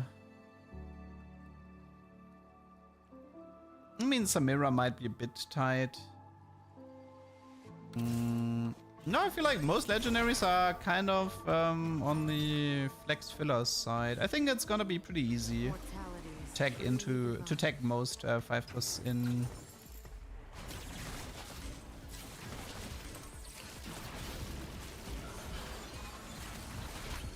Yeah, so the difference between 3 and 4 Nitro is that if you have 4 Nitro, you get the laser beam when the unit is casting. But the entire like strength of the robot depends on the chrome stacks, which you get from like star level. And then once you reach 200 stacks, you get the T-Hex. Kobuko sounds tied to Cyber Boss.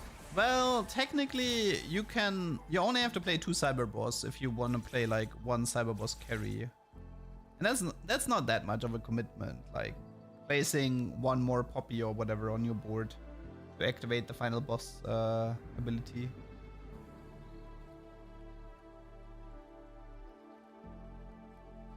Now, I mean, Zac has the virus trait, and the virus trait is gonna prevent build different for Zac, I believe. But build diff might be playable in this set. Hey Duck, I heard that the new Prime trade gives you a free subscription to your favorite content creator. You are right. How did you know about that?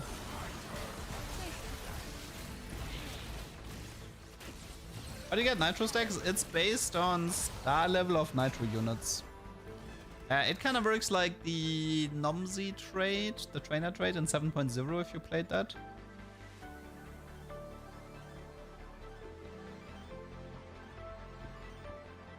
Can you proc 10 Anima Squad by Aurora swapping in? No. Units that swap in, they don't even, like their trait doesn't even function. The units that swap in from the bench, they're considered traitless as far as I know. I'd have to test that, but yeah, they definitely do not add +1 to the trait. That one's for sure. Otherwise, that would, like, Aurora would be S tier, S+++ tier, and completely broken. I've seen a few hero augments in the testing. I had the Jax augment twice, I had Silas once, I had Vi once. I think my opponent had Kane once, if I'm not mistaken.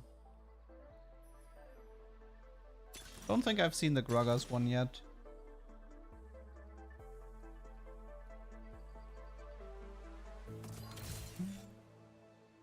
But yeah, I take Shop Glitch because I know I'm gonna be rolling for Yuumi 3-star here.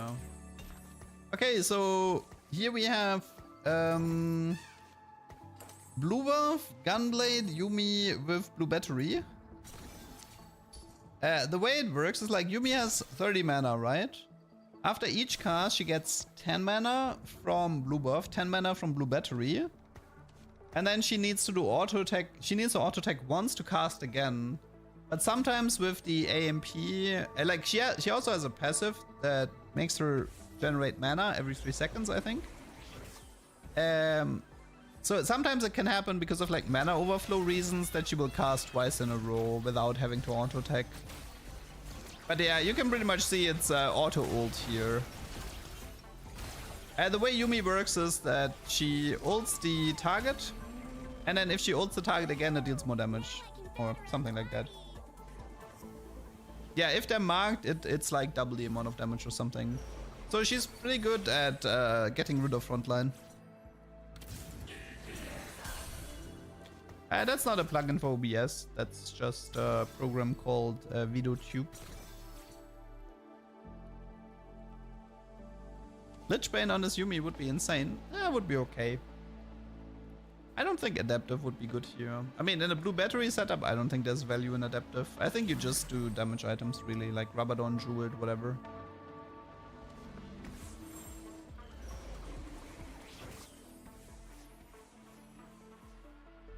Think Fast Augment is for what trade comp? I don't understand the question. Is there a trade like Camburn? There's a Cypher trade, which works like Heartsteel from set 10.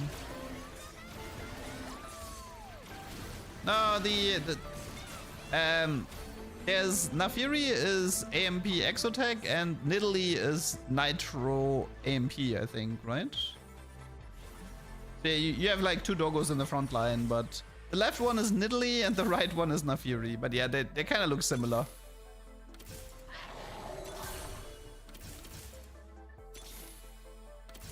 Blue Battery is an old augment that ended up getting removed. It was mainly remembered from, what was it, set 7 with the Karma, Jade Karma reroll, I believe. Was a really big Blue Battery abuser.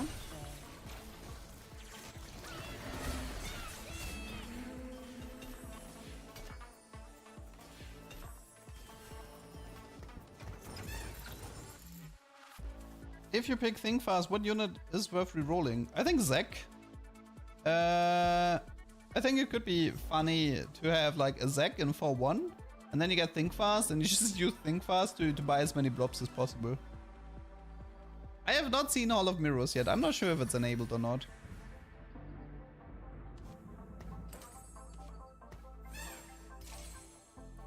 Man, I couldn't even find Yuumi 2-star even though I've taken Shop Glitch.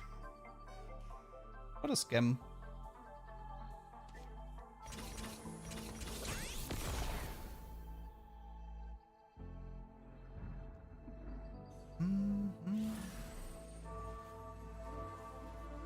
It's in the list and Mort and Ken spoke about it yesterday. Oh, then Aurora Hall of Mirrors is definitely my go-to, yeah. Just a bunch of Auroras in the front line. and your entire bench gets pulled in. It sounds fun.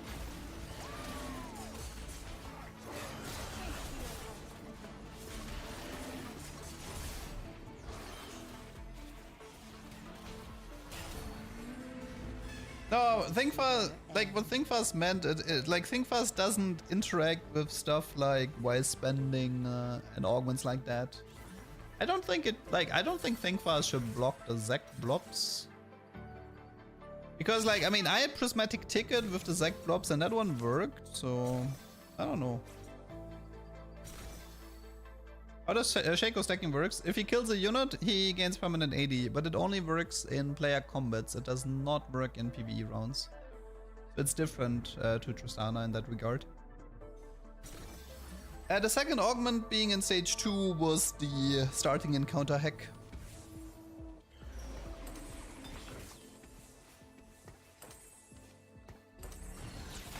So I was actually so unhappy with Yuumi, and I was so tilted that I still don't have a Yuumi 2-star, that I decided to give Annie a chance, because Annie likes permacasting as well. Because Annie, she gets a Tibbers every 4 cast.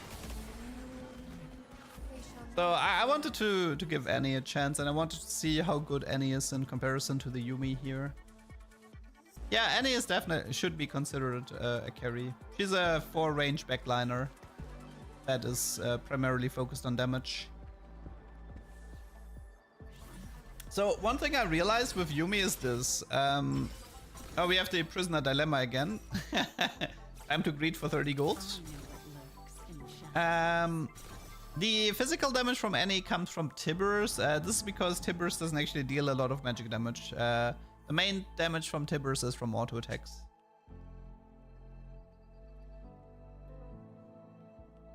So something that's interesting to know about Yuumi is that going deep into AMP is bad with Yuumi if you're playing Blue Battery.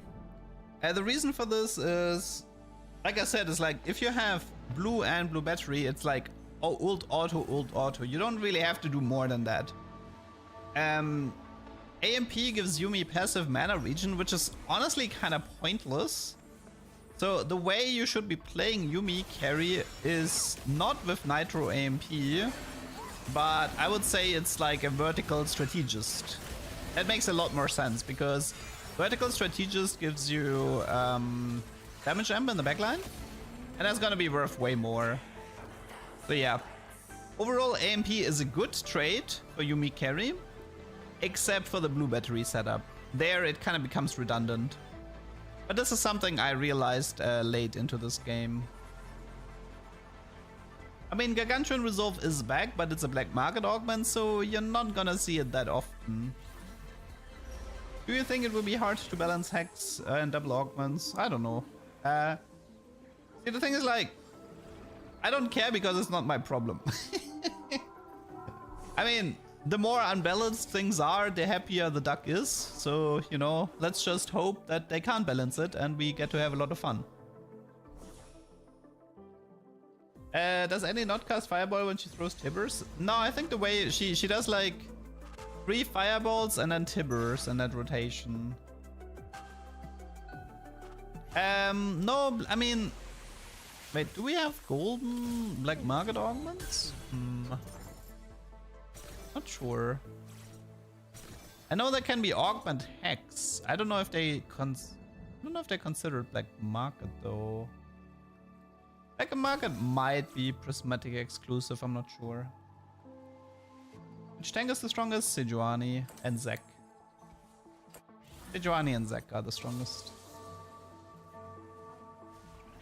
They're only black market is only prismatic, okay.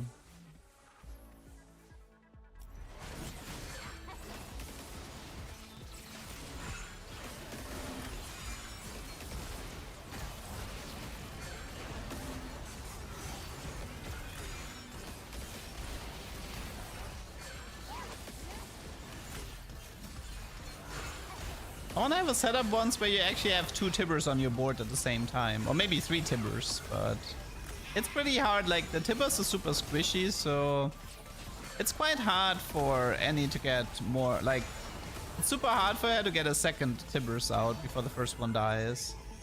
Because the Tibbers really is not, it's not very tanky.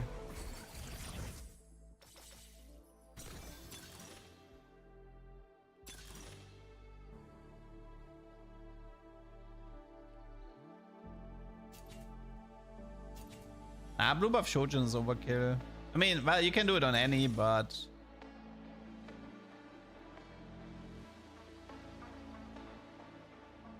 Yeah, I have no idea what to take here. Tower defense seems kind of like... Tower defense in 3-6? Yeah, that's used. I mean, I can do Anima Squad for Yuumi if I want to. But it's honestly not worth it. I think this was the dead augment here for me.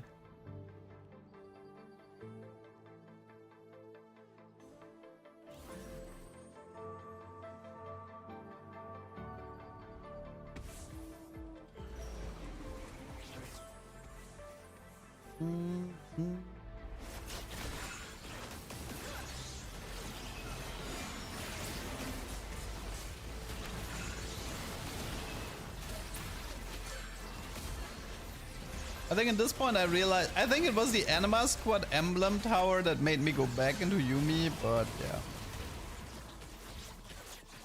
Also, I just lost 2 fights with Annie, so I'm kind of over Annie at this point. Oh yeah, I think I added Yuumi to the shop because I know that the second augment is gonna trigger now. So I can roll for Yuumi 2-star and stuff. No, I mean, the only reason that tower defense was able to show up this late is because augments are separated into stages. So if you have an encounter that messes up the augment order, then it can still happen based on the stage. So tower defense can show up in 3-2, but what the game really remembers is tower defense can show up in stage 3.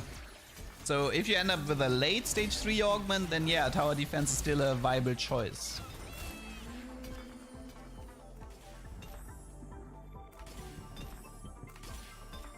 Best mittens user, I don't know, probably Rengar, because he's a cat. He's a kitty cat. They should run.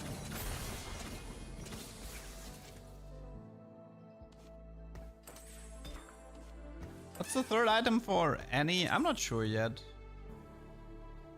I'm not really sure yet how to itemize the Annie. I mean, she might be a Shojin Nashor user, to be honest. She has like 60 mana, I think, the Annie. So yeah, Annie might be Shojin Nashor, and then the third item, I'm not sure.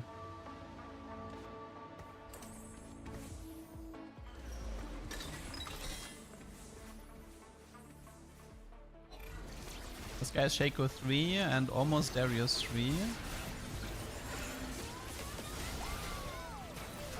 Oh yeah, prepare your ears for a lot of Yuumi screaming.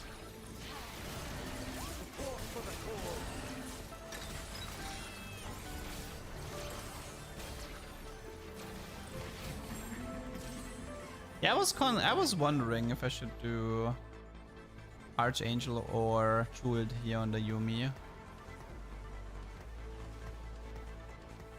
Yeah, right now I'm going deep into AMP, which is fine for, like, the reason I'm doing this is because I know that Nitro AMP was a decent setup for Yuumi carry, but again, I still feel like that Nitro is the wrong approach if you're playing the blue battery version. The blue battery version should definitely be going strategist.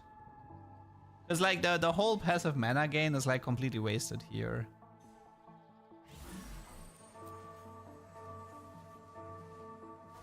Can Tibbers crit without Jeweled? So Tibbers doesn't actually deal any damage. He's just a body that auto attacks. It's like there's no, like, normally all the Tibbers from Annie, they had like the magic AoE thingy around him, but he doesn't have that one. This Tibbers is just a body that auto attacks.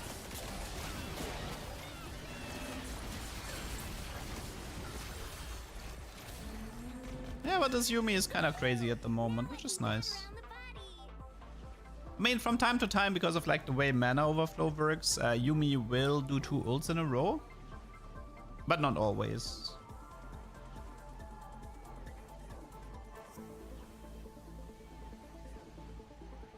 I don't think she always double casts. It's like from time to time if the mana overflow lines up perfectly. I think I might have to go 5 AMP because then she gets 10 mana instead of 9 mana. That would work better.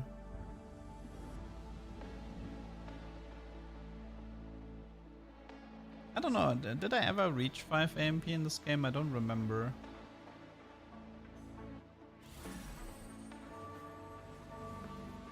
No, the Cho'Gath is per fight. Like, the Cho'Gath becomes stronger in each fight, but that's not a permanent buff.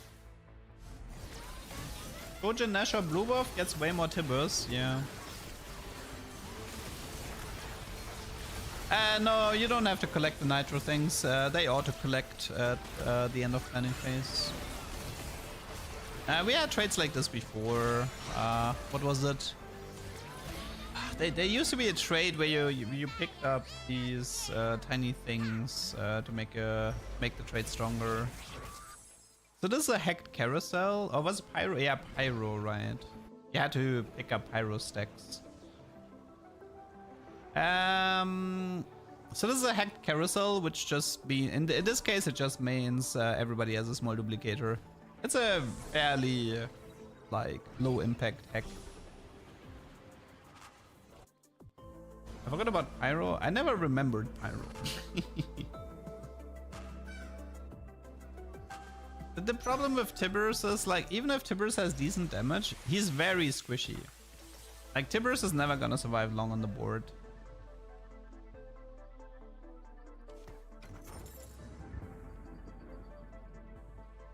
Zeri cannot dive the backline raw.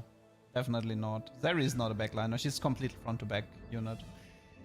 Shaco, Rengar, Vex, and Zed. I think you probably wanted to say Zed instead of Zeri. It's pretty rare to get glitch carousels though. You're not gonna see it very often.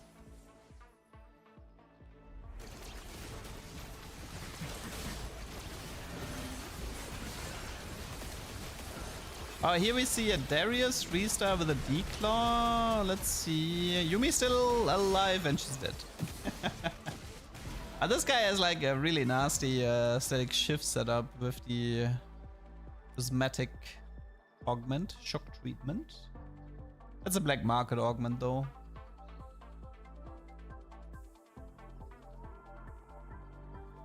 Yeah, Ilaoi would fit in here with Anima Squad Bastion. At the moment, I'm just trying to finish the Yumi 3-star.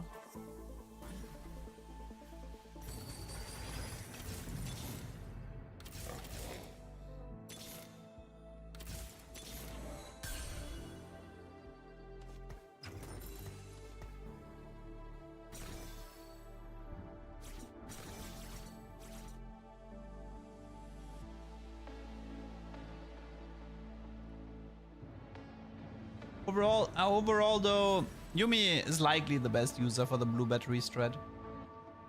I mean, shock treatment, like there's a lot of cool augments back, but they are only back as black market augments. So you're not gonna see them very often.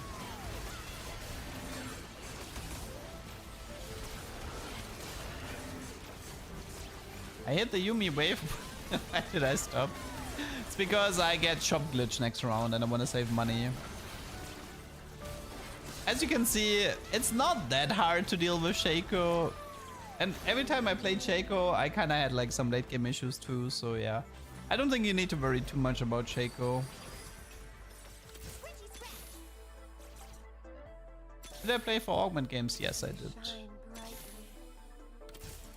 Nah, I don't think Shaco is weak, but people need to figure out how to play him.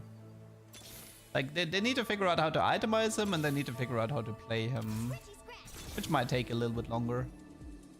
Pronounced Shaco or Shaco? I think it's Shaco.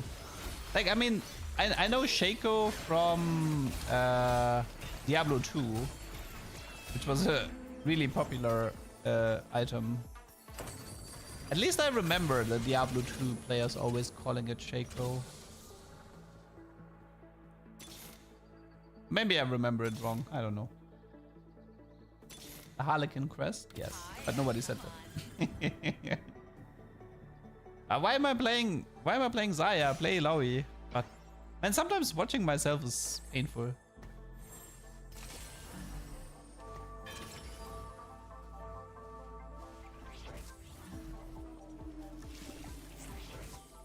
Do multiple copies of the same Nitro unit contribute to the robot? They should. In the past, when we had trades like this, multiple copies would always work. Sometimes I think it states individual units, but I don't think Nitro states individual units, so multiple copies should work. Actually, now that I remember, I once had a cloning augment Nitro game, and the clone gave me stacks as well, so even like Trickster Glass and cloning should work with Nitro.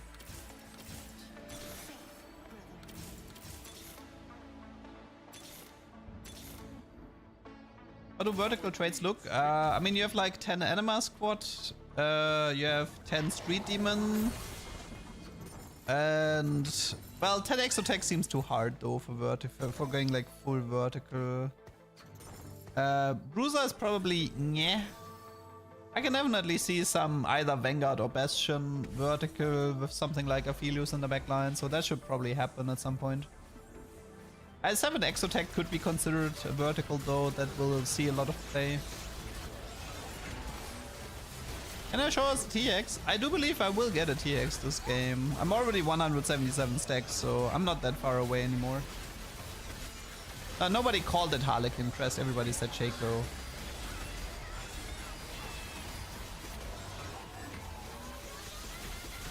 Ah man. Double Ginzo Gunblade Aphelios. Ooh, that might be the item build, guys. Double Ginzo Gunblade Aphelios might be the item build. That looked really strong. Yeah, the left cat is Nafiri and the right cat is Nidalee. Like, the silver cat is Nafiri. I'm playing her for AMP at the moment, but I really shouldn't.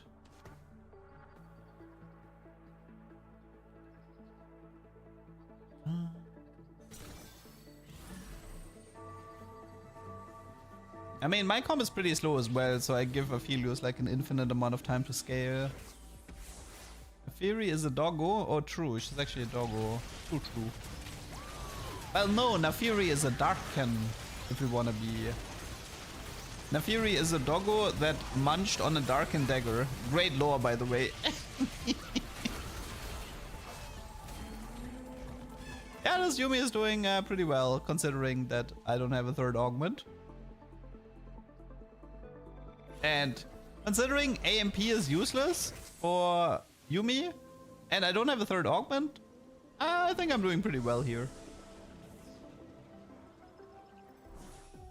Am I German? Yes, I'm German.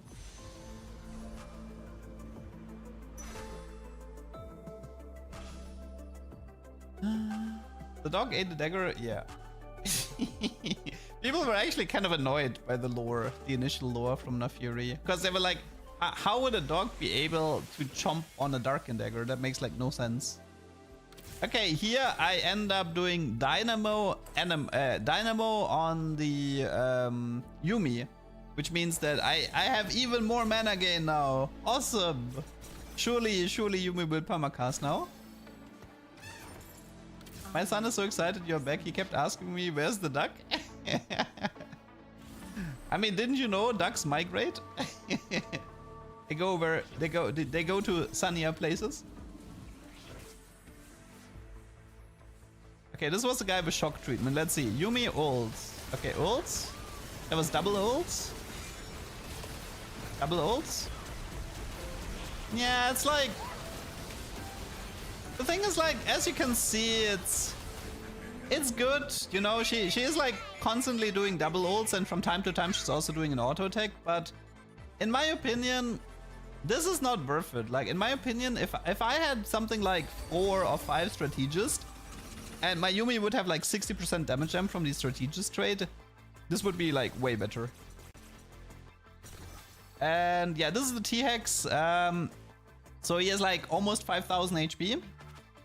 The T-Hex, as a carry, I don't think he's very strong, but he is pretty decent as an additional buddy in the front line. Am I wrong for thinking Jeweled is better than Archangel? Maybe it's Jeweled and Archangel and we just skip the Gunblade, who knows?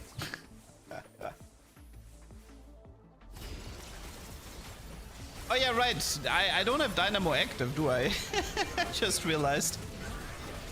Yeah, no, the trade mods you can get from Garen, it only matters if they're on your board. It doesn't matter if they're active or not. But yeah, you're actually right. I don't have Dynamo active.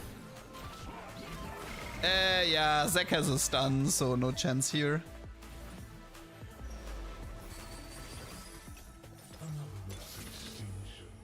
So soon.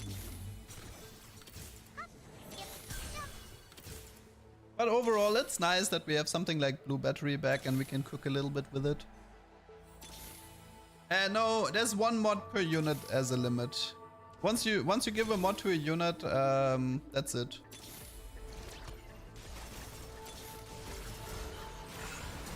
I missed 5 AMP, I know. Trust me, it's kind of funny because like it's been a while since I played these games. And now that I watch myself, I actually get unreasonably angry at the amount of mistakes that I'm doing. But I feel like I get the excuse of I was still learning the set back then and I didn't really know what I was doing. If I make these same mistakes in a few weeks, you get to flame me for sure. We never stop.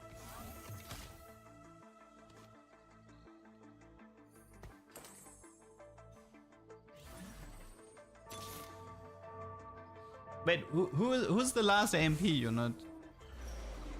Who was the last AMP unit? It was Nidalee, Yuumi. Oh, it was Samira, right. I guess I'm just so focused on an AP setup that I didn't really want to play an AD carry here. I don't know.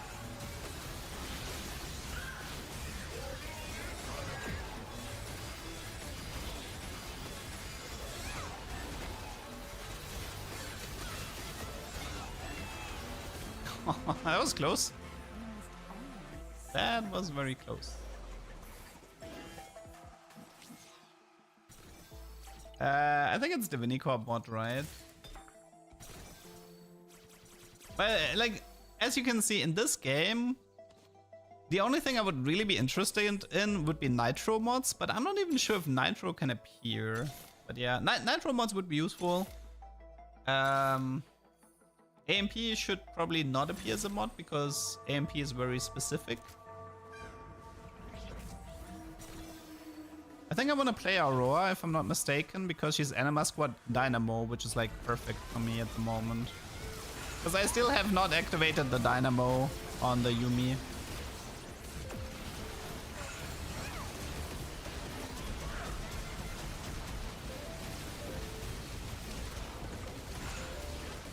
Yeah, this Yuumi is doing pretty good though.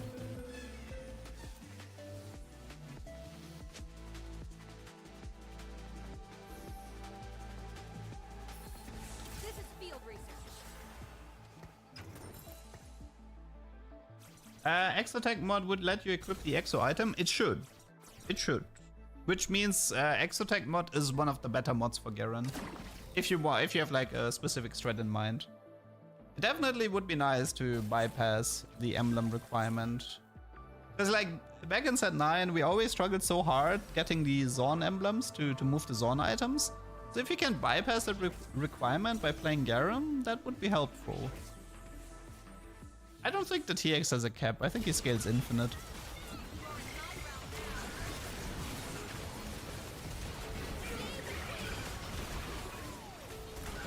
Like, sometimes Yuumi is still doing auto attacks, by the way, so yeah. Like, sometimes she's double casting, sometimes she's doing an auto attack, but I think overall, though, doing the AMP route on Yuumi feels wrong if you have Blue Battery.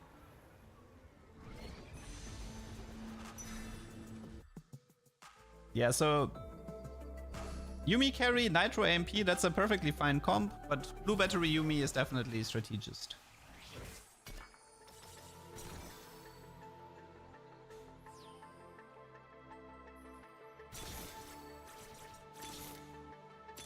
The thing is, like, I feel like the laser from the T-Hex is honestly so irrelevant.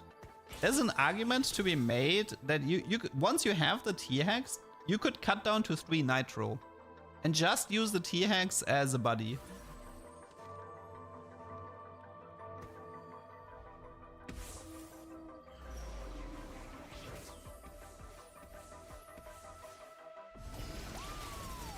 Do I miss Golden Remover? A little bit, yeah. I felt like Axiom Arc was too weak, to be honest. They need to buff Axiom Arc before I'm gonna take it again. It only gives like 15 mana on kill, which is like nothing. Ah, look at that Yumi go. Oof. Very nice. Wait, who says save the queen? Is that Aurora? Does she have something with queen in her lore?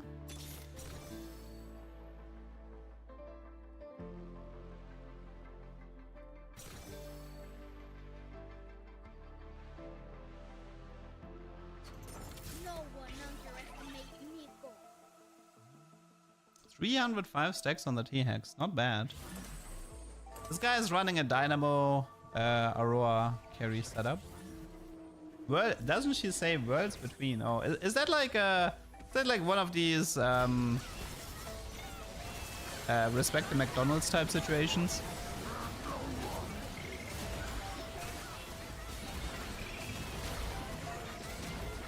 Now that fight went a lot worse. His Aurora is crazy strong, by the way. Holy moly. Yeah, there is a Aurora's swap. Means she cannot swap with Aurora. Strategious mod is nice. I wish I could give it to the T-Hex for damage jump, but for the durability. But I don't think the T-Hex can take any mods. Yeah, right now I'm just trying to go deeper into strategist. I can honestly kick out the Garen as well. It really doesn't matter.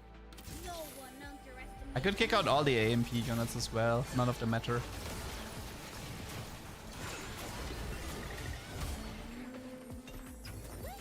The thing is, I don't even care that much about the double cask because you don't save that much time. Like doing old auto, that's fast enough. You should rather focus on frontline and damage amp instead. The double cast isn't that strong.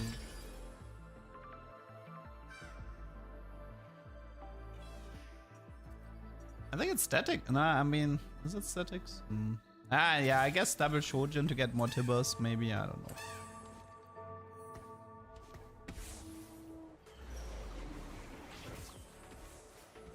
Yeah, but this guy is like crazy strong board. He has a T-Hex, he has Viego 2, Renekton 2, Zek 2, Aurora 2. Like, he is really powerful. Really nice legendary soup late game.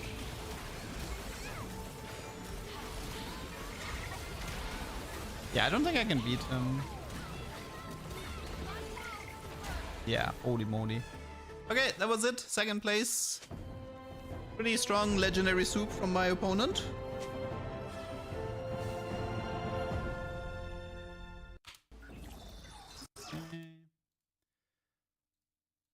So yeah, it's pretty much the same lessons from the Yumi. Like, AMP good without blue battery, strategist good with blue battery. You can do gunblade if you want to, but you don't have to. You can also try something like Archangel Jeweled. Going for the double cast setup or infinite cast setup kind of seems pointless. I don't think it's worth it. Yep. So yeah, I mean, you guys can try it. Maybe there is a setup somewhere where Yumi does a full permacast from start to finish and it's gonna be worth it, but I don't know. If you need 5 AMPs to achieve this, I don't know if I would consider this worth it. The only good thing about AMP is that you would have like Samira as a potential secondary wincon who takes the 80 items if you have any. So yeah, just something to keep in mind. Okay, I'm just gonna grab some water really quick and then we continue with what's the next game? Actually, wait, I'll just do a vote and then you guys have something to do while I'm gone. Let's do a new vote. Okay, next game. Let's see, which one did we watch so far? We watched the Yumi game and we watched the Aphelios game. So I'll give you guys the option between Shaco, 10 Anima Squad with Cyan Train, and 7 Syndicate Misfortune. Okay, let's start the vote. And I'll grab some water, be right back.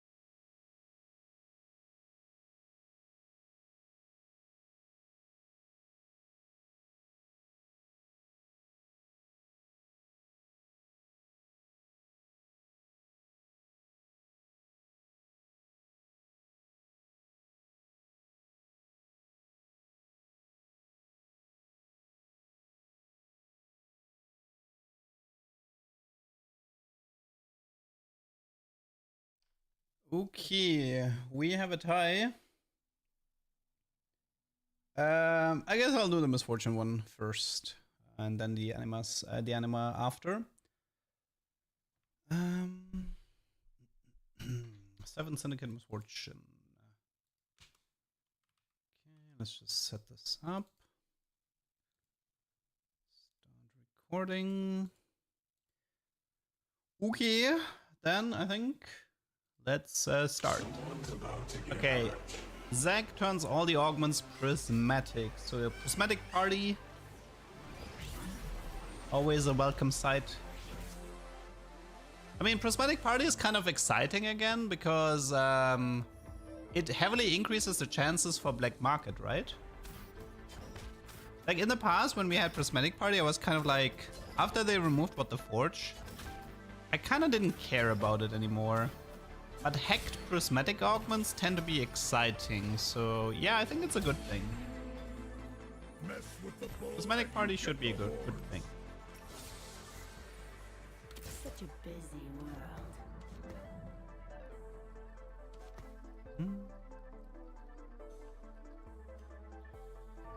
Put a dent in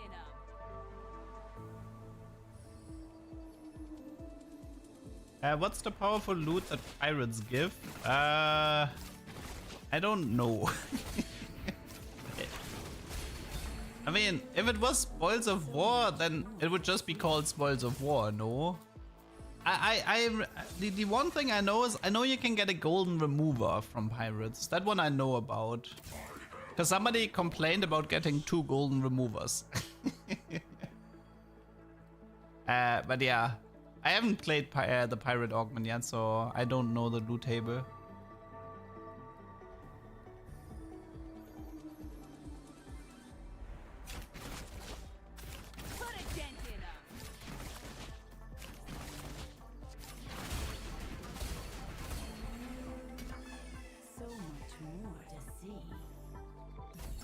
Ooh, hacked augment. So this is a trait hack, which means that every reroll gives you an emblem. Yeah, I'm thinking about playing Golden Ox here, but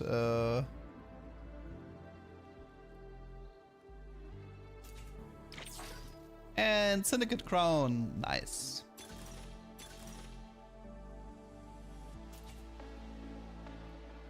Three golden removers should give you a prismatic remover.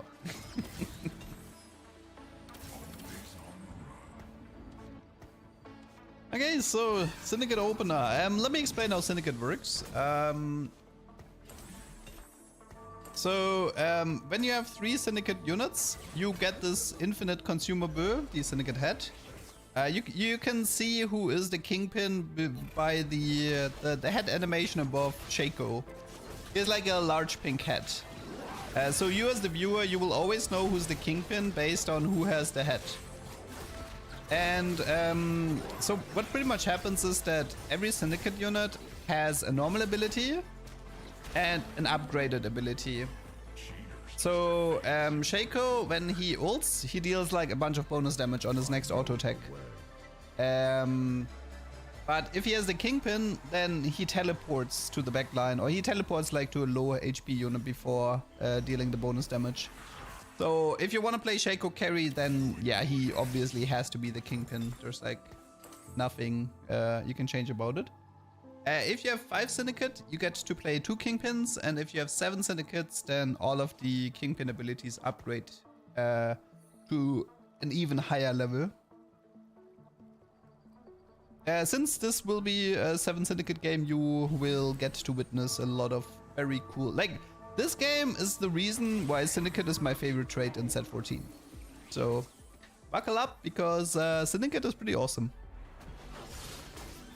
Definitely, I feel like... Yeah, I would say Syndicate is the trait I had the most fun with. And this game is one of the reasons why.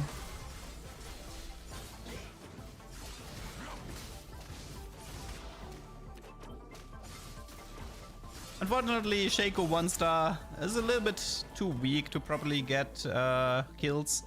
Also, if the lowest health enemy unit is in the front line, then it's kind of hard for him to snack the enemy backline at the beginning.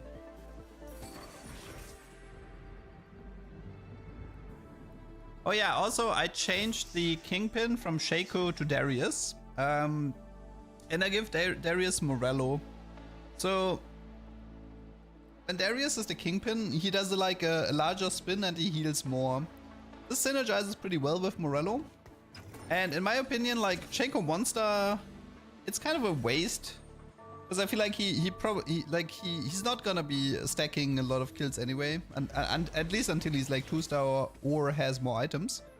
So I figured that the Darius 2-star with the large spin here, he's gonna like Morello proc the entire enemy team, and that should hopefully help me to have a good early game. He also full heals almost with every cast, so that's nice. And Darius has a Sunder effect as well, so as you can see, this Darius is kind of a Giga Chat. Speaking of Giga Chats, hello Shoko, thank you for the raid. Quack is back, yes. Your favorite raider is back. By the way, Shoko, we totally need to play some double up at some point. Because they revamped the double up system and we totally need to abuse that.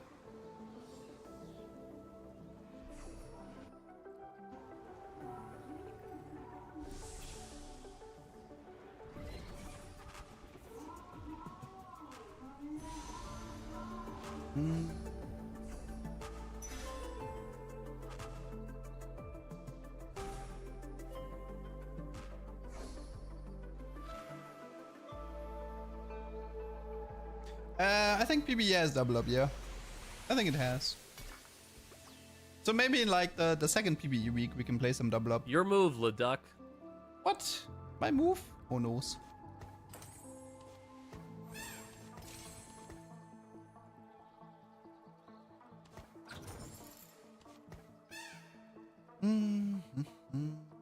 Yeah, wait, which syndicate am I missing at the moment? It's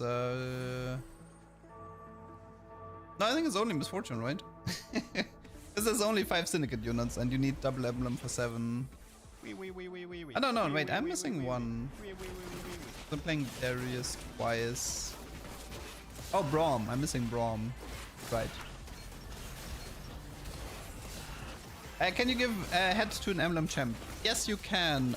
In case you're wondering, if you make the emblem holder into a kingpin, then the bonus effect is you start with a 30% max HP shield and 30 attack speed. I think that was the bonus, if I'm not mistaken.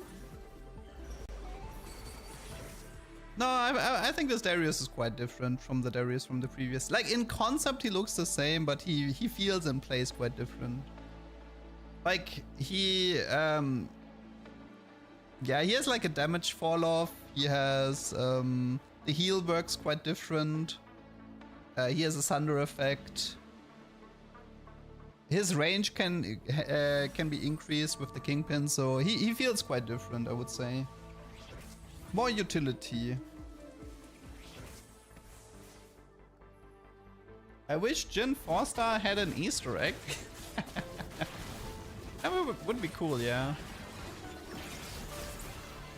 Special ability for emblem, I just said it. It's start of combat, HP shield and attack speed. Yeah, but this Darius is kind of cool. I like him. The thing is, a lot of these syndicate units are pretty cool, except maybe Braum. Braum is the one syndicate unit I don't really care for. Oh, I think I'm getting Zyrat. Yep, I'm getting Zyrat. Rip me. Hello, Marcy.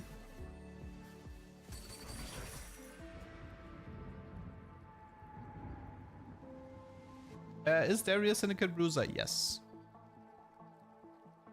No, he's not the exact same. This is like, literally, this is where I would say, guys, he looks the same, but he plays very different. We have some units that are definitely closer reprints than this Darius.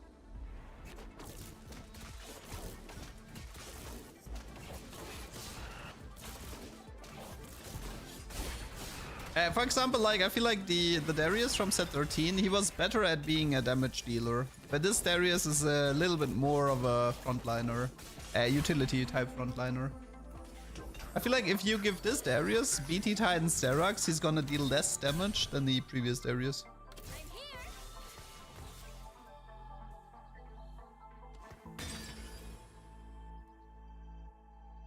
Oh yeah, Build-A-Bot Shaco and Worth the Wait Shaco is definitely gonna be sick, for sure.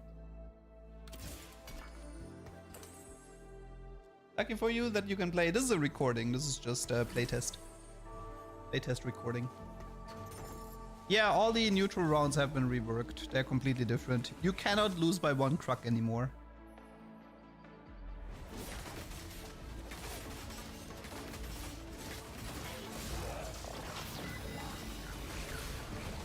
Oh, you might have seen that. So I was confused why the Fiddlesticks didn't get the Morello proc from Darius, and then I realized by upgrading Darius to 2-star, he lost the Kingpin status, which is arguably a bug, but this is something for you guys to keep an eye out. If you have a Kingpin and you upgrade the Kingpin, he can lose the Kingpin status, which means you have to use the consumable again. Surely that's Prismatic Pipeline, right? Oh no, wait, right. Yeah, I remember why I went for this. Because I want to play Misfortune Carry.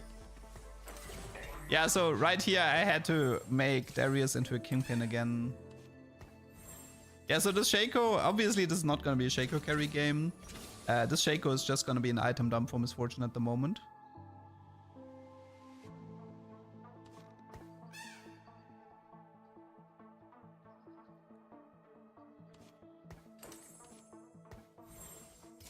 Triple Death Blade. Yeah, I still haven't found Braum, so I don't have...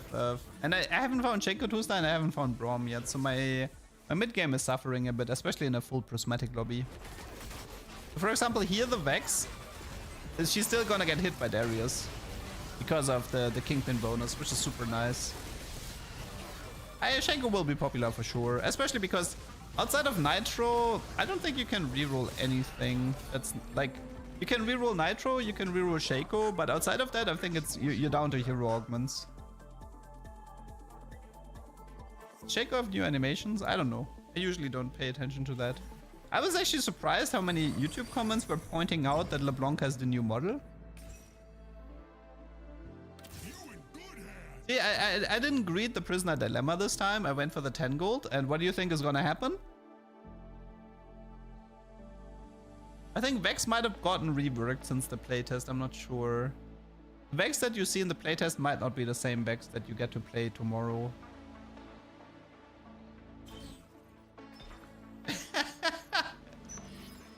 Everybody went for 5 gold. Okay, never mind. Everybody went for 5 gold.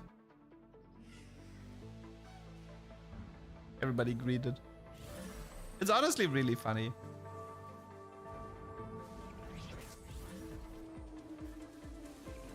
It's really, really funny to see the Prisoner Dilemma.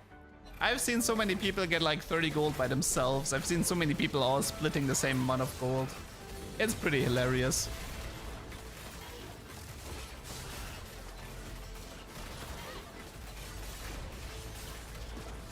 Look at this Darius, man. Oh my god, he's so good. Something I realized fairly quickly is Morello Darius might actually be legit as an opener. Like Kingpin Morello Darius, he's gonna sunder and burn the entire enemy front line. That's so useful.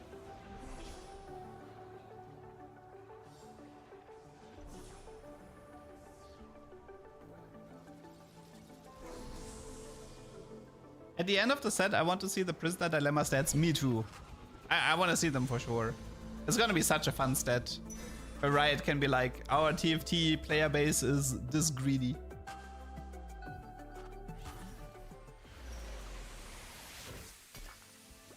I mean, we can totally play mind games. When we see the Prisoner Dilemma, we just write in chat, guys, I will be taking the splitting gold. You know, we try to like play mind games. Light becomes hope.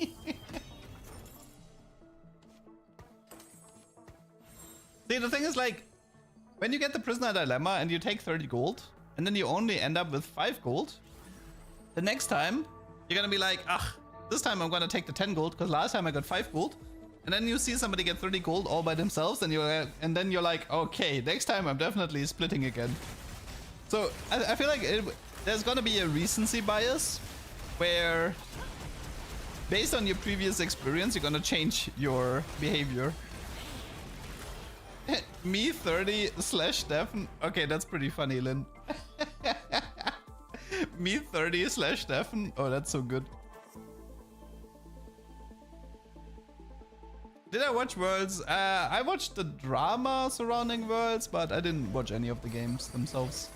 I don't really like to watch competitive TFT.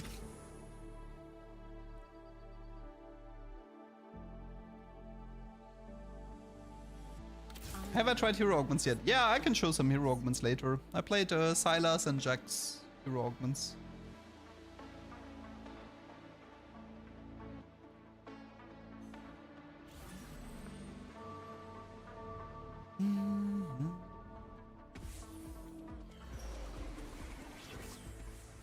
I mean, my board is kind of weak at the moment. Like, having Shaco with these... Shaco 1-star with these 3 items is a little bit sad.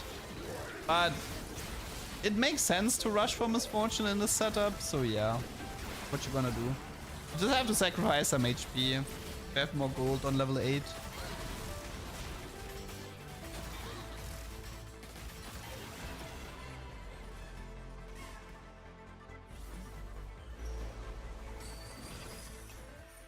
Yeah, these are the new wolves. They don't actually jump into your backline.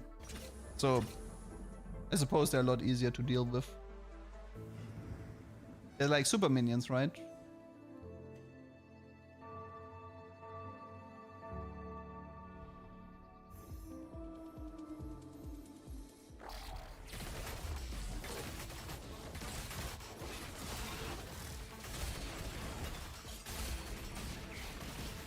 This is one of the hacks here. I got a green orb with a bunch of tiny loot orbs. But those loot orbs, they don't actually have that good loot. It's not that big of a deal. TF, Shaco pair, come on, give me the Misfortune. You can try to go for Darius 3-star, but from what I've tested, it didn't really feel worth it. Dude, where's the Misfortune, man?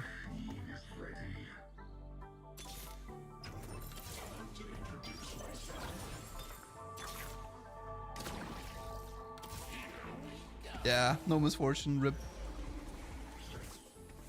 I mean, if you don't like the art design, you can just wait for months and then you're gonna get Soul Fighter set. The good thing about TFT is that the set cycles are pretty short, so if you're not vibing with the set, you can just like come back later.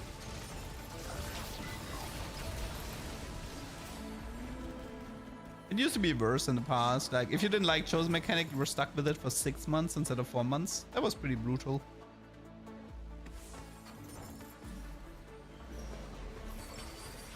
Greater Moonlight, that could be a Shaco 4-star, by the way. I could have been for the Shaco 4-star, but he didn't really have any stacks, so I didn't want to do it. But I could have. But I can't resist Call to Chaos. Emblems. Oh, very juicy. Hello, Syndicate Emblem. Which means I only need to find Rom and Misfortune, right? Rom and Misfortune, and I have 7 Syndicate already. It's Rom? Come on. Where is that Misfortune? Is Rom 2-star?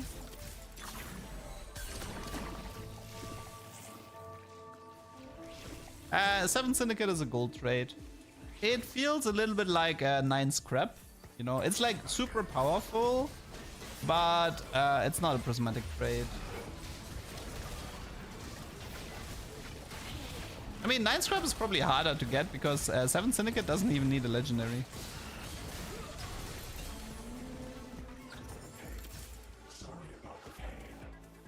What do the blobs do? So if you play Zac on your board, then you have a chance to get a bloblet in your shop for 0 gold. And if you buy it, then Zack gets HP and AP for the rest of the game. It's like, oh, I found the misfortune. Very nice. Infinity Edge, double Death Blade with Sword Overflow. Absolutely beautiful. Okay, so I'm gonna have to explain a lot here regarding how 7 Syndicate works. So 7 Syndicate works quite different from 3 and 5 Syndicate because the 2 Kingpins you have, they get another ability upgrade. So they also get 800 HP, but that's not that important.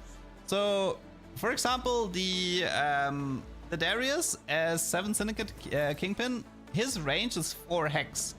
He effectively hits the entire board with his ability.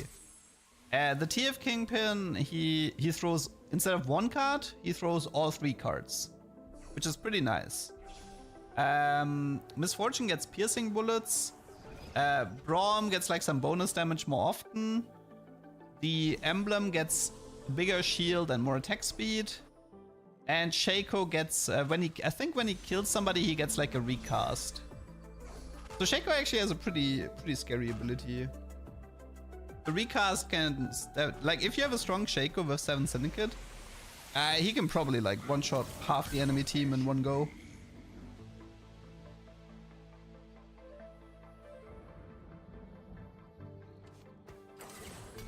So this was 50% attack speed and 50% start of combat shield. The normal bonus for Misfortune is additional waves, but the 7 Syndicate bonus is piercing for 80% damage, which is very powerful. And yeah, Braum, you couldn't really see it there, but Braum is pretty much just some bonus damage when he auto attacks and stuff. But as you will quickly see, 7 Syndicate Misfortune goes pretty crazy. Like the piercing bullet effect is so powerful. Yep. That's a unit.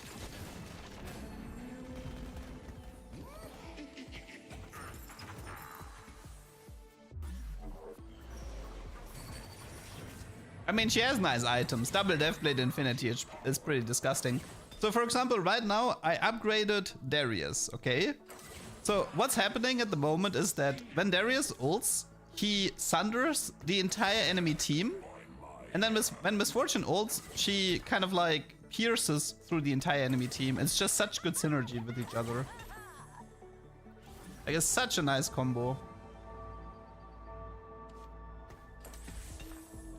Oh yeah, let me explain why I just changed my items here. So I was doing a test here. The reason I gave Misfortune a Marksman emblem is because the Marksman emblem has a special effect. Every time you deal physical damage, the enemy armor is reduced by 2. Now Misfortune has like what, a bunch of these bullet waves that are piercing, and every single time a bullet hits somebody, the armor gets reduced by 2. And I thought that was pretty cool. So that's why I wanted to play, that's why I wanted to try Marksman Misfortune. Now in terms of damage, I actually think it's weaker than a second Deathblade, but I thought it was an interesting test. And it might be something that has potential in the future.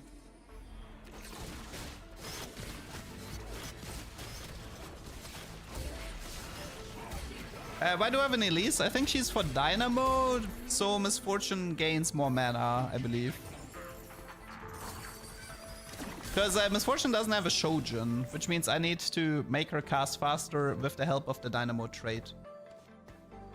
But late game Dynamo is almost, it's always Aurora in the late game. Can you do, like, you can do Shojin on Misfortune, but what I can tell you already is this. Trust me, going full DPS and then trying to get the mana from Dynamo will probably give you better results than to give her Shojin. Because if you try to do Shojin or Misfortune, you're quickly gonna lack damage. Like, look how the Darius just hits everyone there, man. It's so good.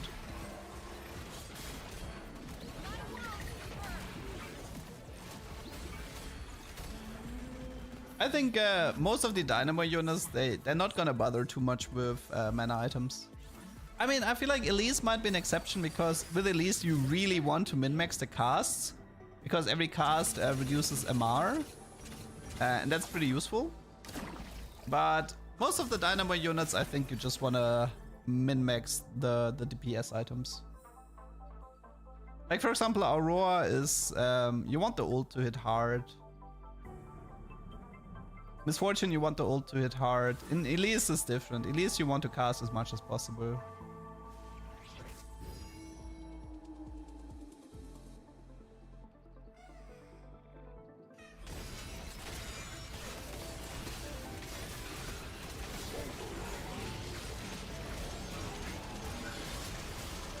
No, PBE is tomorrow evening. For Europe it's Tuesday evening. But there's no guarantee it will work right away. I don't tend to stream on Tuesday evening because you never know how long it's gonna take. So I usually just wait until Wednesday to start streaming PBE. This is not live, no. This is recorded gameplay from Playtest. But yeah, I feel like the Misfortune with double Deathblade was usually cracking 10k damage, whereas where the marksman Misfortune, while she reduces armor, it doesn't actually result in a DPS increase. So yeah. I feel like marksman Misfortune, it might be interesting in the right setup, but in this setup going full DPS would have been better.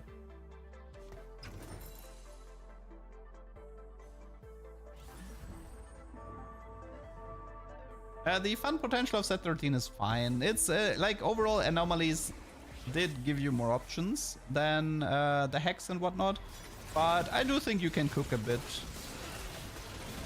Like 7 Syndicate is a really fun trade to cook with. I mean, just look at this. This is beautiful. This looks absolutely beautiful. No prey, no pain. The 80 after 8 seconds from Marksman is pretty good too. Yeah. I mean, she does take a while to ult, so usually you get the 80 bonus before she ults, right?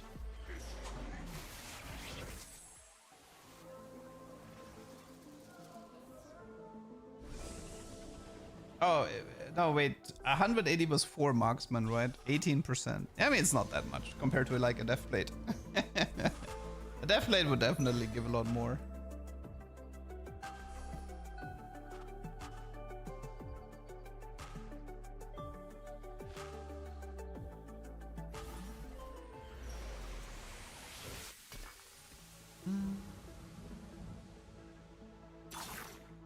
After 8 seconds, you double the bonus from marksman. So it's 18 and then 36, or what?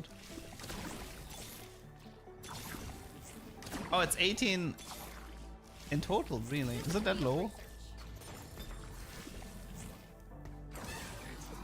I finally found the Aurora. So that's 4 Dynamo now. That's a lot more mana gain than before.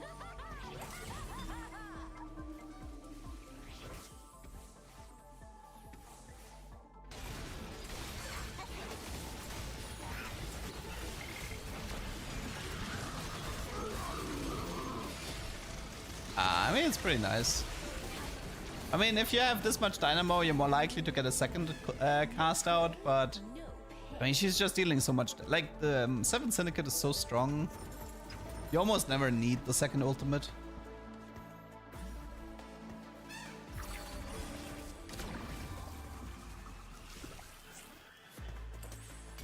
I think I finally decided I'm done with the marksman testing. I want my second Deathblade back. Unfortunately, you can't give Marksman emblem to Jhin because Jhin is a marksman, so I don't really have a good user for the Marksman emblem here. So I just end up giving it to Shaco.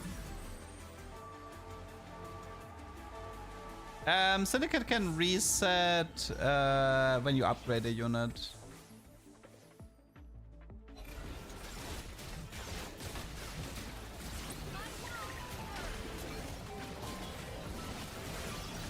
Oh my god, look at that. 16k damage. Whew. That is very... Oh my lord. 21k damage.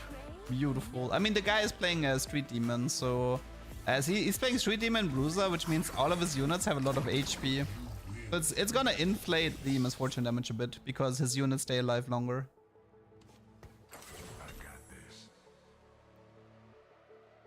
But yeah, I feel like the combo of Darius Kingpin to sunder everyone, and then Misfortune Kingpin to just kill everyone.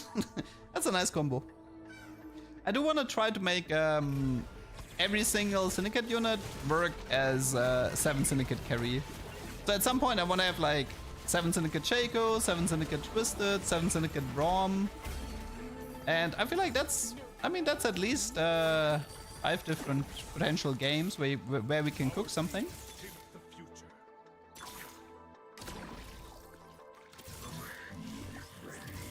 Yeah, the blobs come from Zac. It's like a special...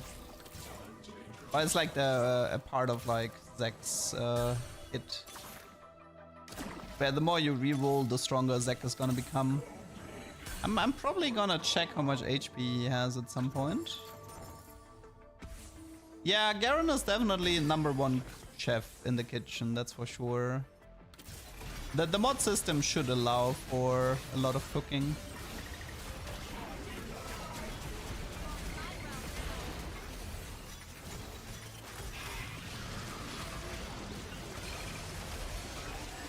Yeah, Aurora is probably the coolest legendary. Like she swaps a 2-star legendary onto the board, but she still keeps fighting while staying safe. That's pretty sweet. Definitely one of the more fun units we have.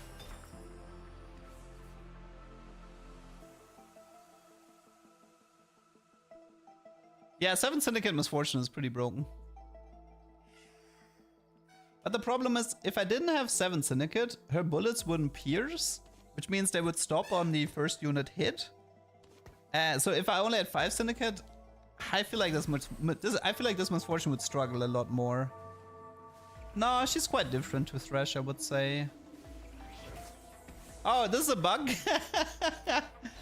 Oh yeah, I forgot this was this game.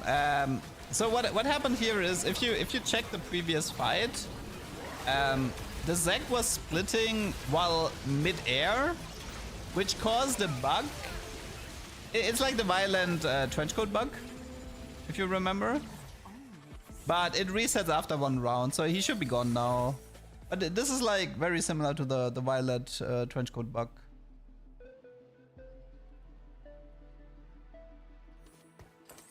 Was a funny bug though. This guy has triple snipers focus Samira, holy moly. But isn't that bad because Samira jumps melee? I think it's bad, no? I'd rather have Mana Zane Samira than snipers focus, I think.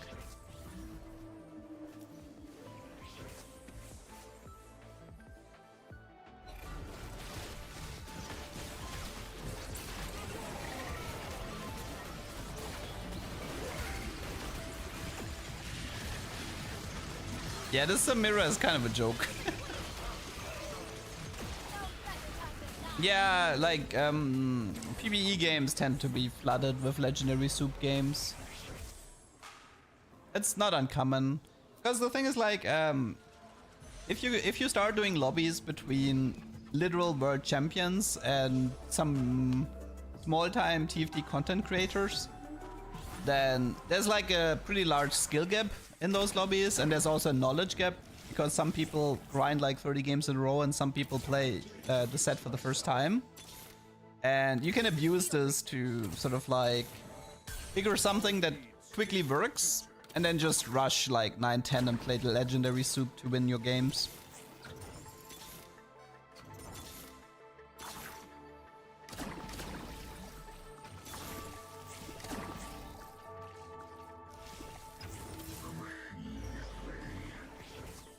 Oh, this guy's going for some... Is he trying Samira 3? I think he is, right? Like 5 Samiras at the moment.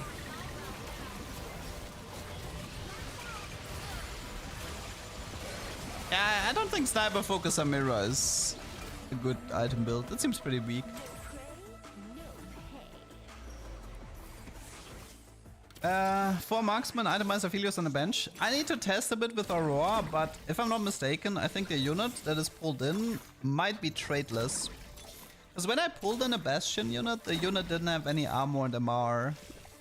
So I'm not really sure how much the units that are pulled in benefit from their own trait, even if it's active. Which means if you pull in an Aphelios, he might not get any bonus from marksman at all. And that kind of is a problem. This is why pulling in units like Zac is really good. Because there's no downside. Oh yeah, he sold board for Samira 3. RIP.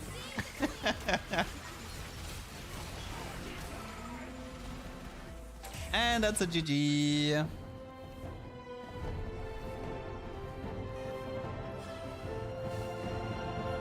Yeah, I mean, yeah, Urgot doesn't really need the Executioner trade.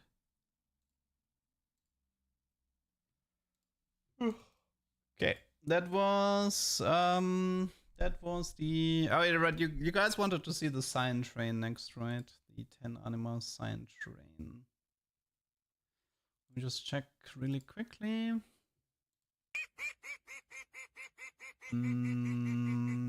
Oh, it's fine. Thanks for the sub and the 66 months.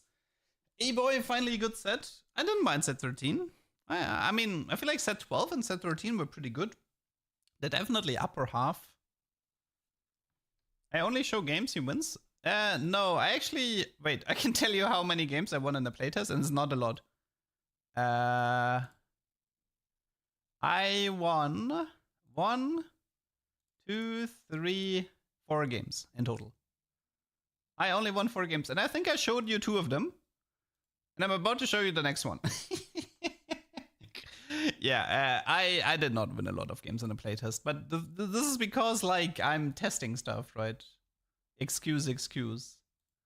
But yeah. Which one did I want to show? I wanted to show the Sign Train game. Okay, this is... Let me just set everything up. 66 months. Yeah, that is a lot of months. I have been streaming, like, I'm a very old dog. I have been streaming for a really long time. Okay, let me just set this up again, and let's go. Once per stage, a lucky shop tailored to your traits can appear. There used to be... This used to be in the game before. I think it had something to do with pirates or mercenaries, or I don't know. I think it was, wasn't it a portal in set 9? I think it might have been a 9.5 portal, if I'm not mistaken. I think it might have been a Bilgewater portal. No, it has nothing to do with Astral. It's not Astral. There used to be an encounter, I think, or a portal with the lucky shops. I think it was Bilgewater. And I remember I was able to abuse that. And I wanna know if the old strats from set 9.5 still work in this encounter. Because you can do some shenanigans with, like, locking your shop and changing your boards and manipulate the game into giving you something very specific.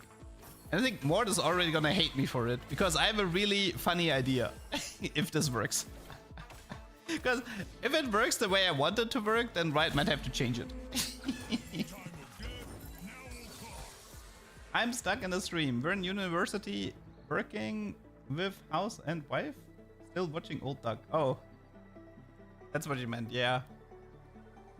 No house and no wife for me, but I'm still streaming. Yay! Did I try Gold Nox? Yeah, I already showcased the Gold Nox gameplay. 5 Zags in the shops or something? Yeah, I mean, I suppose that could work, yeah. Look at the DMs.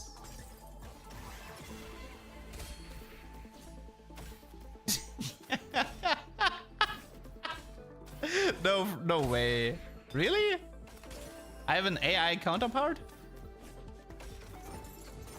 You finished 8th place. Are you subscribed? But why 8th place? Okay, that's pretty funny. I have a... No, it's Korean, right? I have a Korean AI copy. That's funny. Okay, so I took, what did I take? One Ring Trainer into Anima Squad emblem, so yeah. I wonder what I'm gonna play, guys. Future is riding on Anima Squad's shoulders. Actually, you can post it on the LeDuck Discord.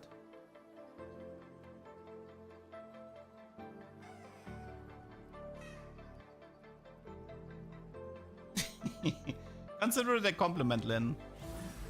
I mean, as an artist, you have to be used to artwork being stolen. 30 gold to 1 is the Goblin Dream, yes. I mean, it's 32 gold, even. Yeah, I feel like rushing level... Like, all I need is one Spatula or one Anima Squad emblem somehow, and yeah, this game is pretty much over. Because I have so much money that rushing 9 is no problem. I already have the dummy with the emblem. Yeah, it's pretty easy. I feel like the dummies are kind of bad in this encounter though, because you will always... So the way the encounter works is that it checks the traits on the left side of your board and it gives you units based on those traits. Now, because the dummy always gives me Bastion, the shop will include or can include Bastion units.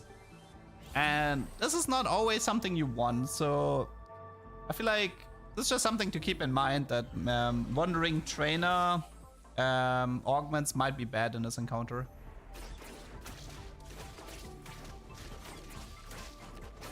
How do you feel about the mana trait set compared to Visionaries? I'm okay with it.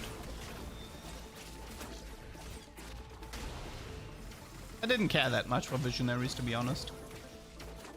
Why not 40 gold? Honestly, first of all, I'm not that much of a loot goblin, and second of all, I really want to collect all my Anima Squad units while I'm rushing to level 9.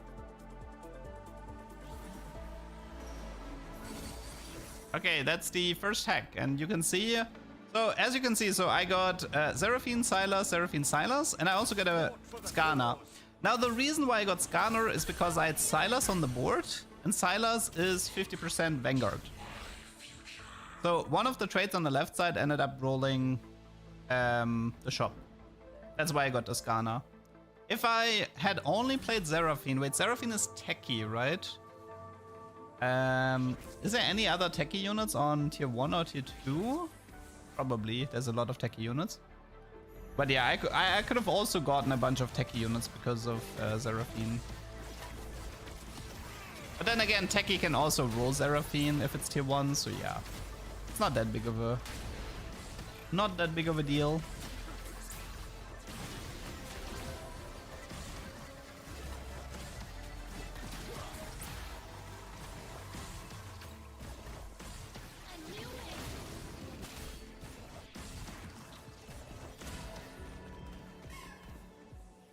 I think everybody gets the hack at the same time, but I'm not sure.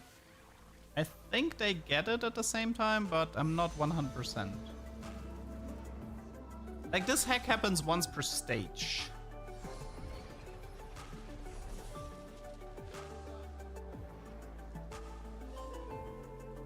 I mean, I feel like getting it later might be broke in some cases, so I feel like it would make sense if everybody gets it at the same time.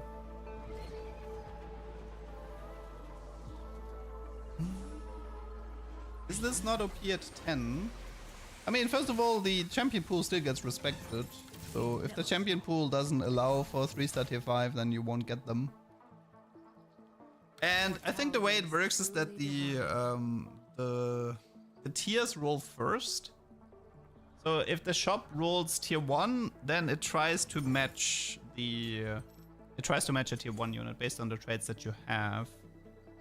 I think I remember testing this encounter in 9.5, and if there's no viable choice, I think it gives you random choices, if I remember this. So like if you create a scenario where there's no viable options, I think it defaults to random.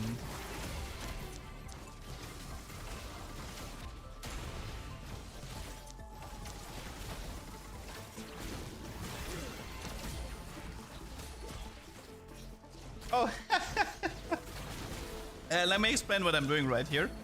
So right now I'm looking for units that I can use to abuse the encounter, and the answer might be Shaco, because I mean, well, you do contest Mundo on the Slayer side, but there's no, at least there's no Syndicate contest with Shaco. No, I think there was a different unit. There was like one unit that was perfect. I don't remember which one though. I mean, maybe if you only play a single, I don't know. I'll have to research this a bit. But there might be some units that you can use to abuse the system, to force the shop into like something like Zek, you know. If you only have one Zek on your board and nothing else, I wonder if I mean, well, the way it would work on level 7 would be that I don't think you're gonna get Zek, right? Because it would have to roll legendary first, and if it rolls legendary it would give you Zek, but it wouldn't change a tier 1 shop into a tier 5 shop just because you only have one Zek on your board. I don't think it works like that. But yeah, this encounter will need a lot of testing. What do you think about the buffed emblems not being a complete waste of an item slot now? I like it. I think this is a good change because you can actually cook with some of these emblems. I think Slayer and Marksman emblem on Samira are pretty interesting. Rapid Fire Nafiri is interesting. Marksman, some Misfortune can be okay. There's a few that are interesting. And I mean the Bruiser Renekton was kind of fun as well with the bonus magic damage. Tier 1 reroll is Nitro. It's Kindred, Nidalee, Shyvana, and then later Elise. But that one is definitely the noob-friendly Tier 1 reroll.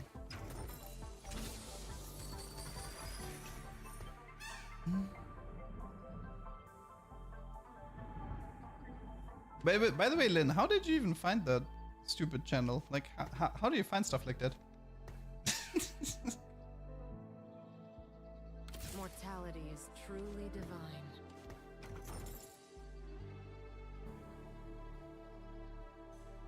Six Anima Squad still missing Leona, Zaya, or a second emblem. Yeah, getting 7 is not that easy.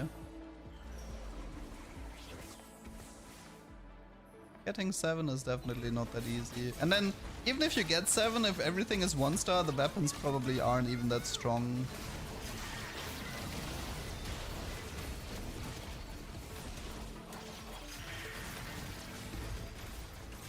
Street Demons with no Briar. That's a shame, because Briar is such a fun unit.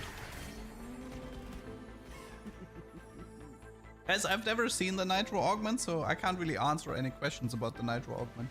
I've literally never seen it in the entire playtest.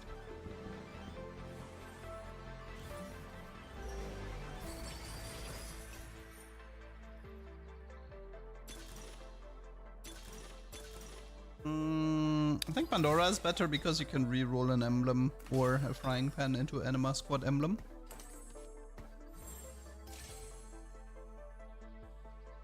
We never stop. No, Street Demons has Mundo. Mundo is tier 1 Street Demon Slayer. I think there was a bug on one of the websites. I think it was like Tactic.tools had Mundo on the wrong traits. The guy was running Nitro in the last game you showed? Oh, really? I did not. I mean, well, to be fair, I am reading 2 chats at the moment. Excuse.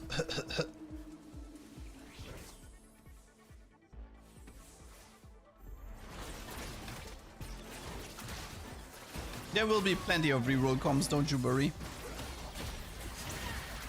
How was your time off from streaming? Honestly, kind of boring. And much less productive than I would have hoped. That's how Anima Squad gets it done.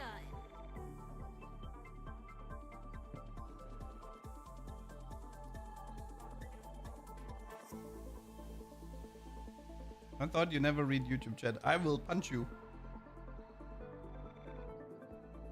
Battle Bunny Misfortune? I mean, Misfortune is Syndicate, right? So we get Zaya, we get Misfortune at home. Is Vayne Ginzu user? I think so. Yeah, I think so. Like, you can use Ginzo partly for damage, partly for mana generation. She should be fine with Ginzo. It also means you can do Vayne items into Xayah items, and Xayah can definitely use the Ginzo as well. So it just makes sense from item economy perspective to do Ginzo Vayne into Ginzo Xayah. Why am I locking shop? So I'm currently testing if I can manipulate the starting encounter. Because I want to see what happens if you lock shop, if you haven't seen the hack yet. But you will know the answer to this very fast.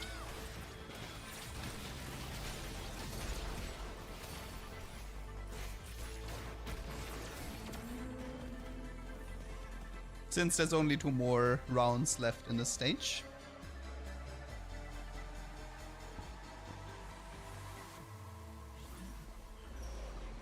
This fortune is for Rage. She's not a melee unit. Yeah, there's some bugs on those data websites.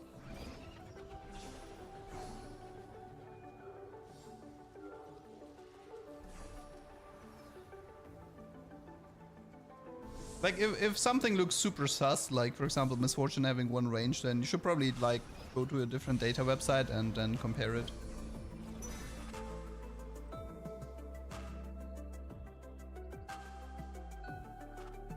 Will they add something like, you mean, will they add something like 6 costs? I don't think so. The only thing I would like for them to add is a super secret 10 golden ox Easter egg where you get... Oh yeah, okay, so... what you saw right there was the answer.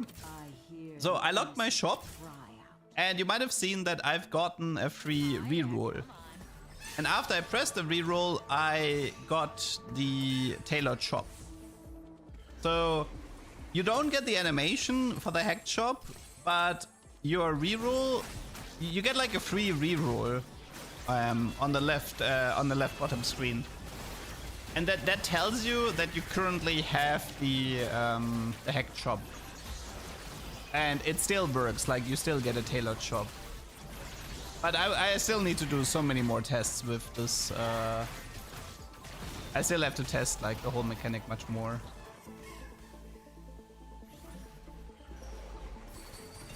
Future side is black market.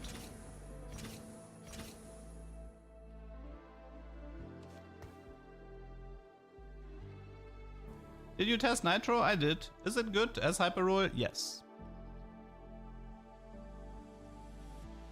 The TX was a bit buggy on the playtest, so he ended up being a bit weaker, but I've seen some, like one guy did Birth the Wait Nidalee with Nidalee 4-star, and that was really strong. That was like really strong. I think if you get Birth the Wait Kindred or Nidalee, it's always worth it to commit on Nitro reroll, because you can also play like 2-3 stars to gain more stacks faster while you're waiting for the 4-star. But yeah, Nitro will see play for sure. I played one Cypher game, it kind of went terrible. I will have to practice some Cypher gameplay on the PBE server, since because it's a loot trade, I will have to play it a lot eventually. 10 Golden Ox should either give you the fortune tree or make your units invincible. I agree. There should be an Easter egg. 10 Golden Ox should be an Easter egg. Similar to like 10 fortune or whatever. Yeah, Cypher is hard steal, effectively.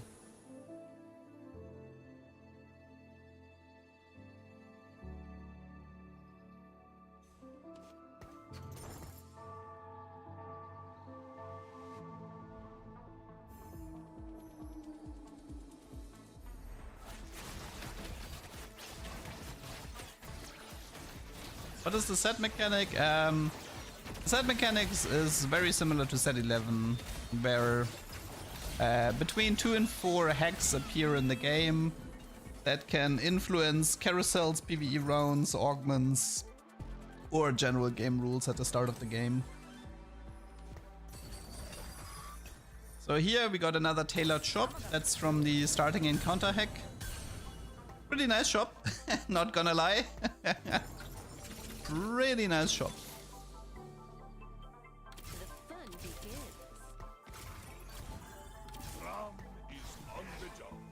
And yeah, at this point I can effectively rush level 9. I just need to get my hands on one spatula, one frying pan, or one emblem that I can reroll with Pandora's. Subs reach. What are your thoughts on some trades having 2 side-grade augments instead of 1? I like it. I don't think, like, I think there's no reason for to limit cool trades to 1 augment. I actually like if some trades have like an early game augment or late game type augment. I feel like the because like if you allow more than 1 augment for 1 trade, then it allows the designers to be more creative in doing late game and early game trades. Okay, we got a black market here, Titanic Strength, Luden's Echo, Binary Airdrop. Anything else? Share the Spotlight, that's a new one, Share the Spotlight. 18% damage jam, 20% Omnivamp, and 2 mana per second. And yeah, you can give this... the positioning is really awkward for Share the Spotlight, to be honest. Because you completely have to clump in your bottom right corner.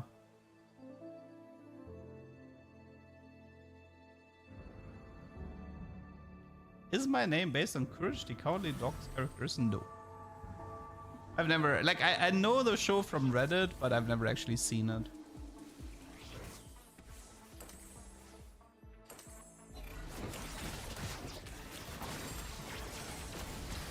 Did I have champion augments? Yes. I can show one next game.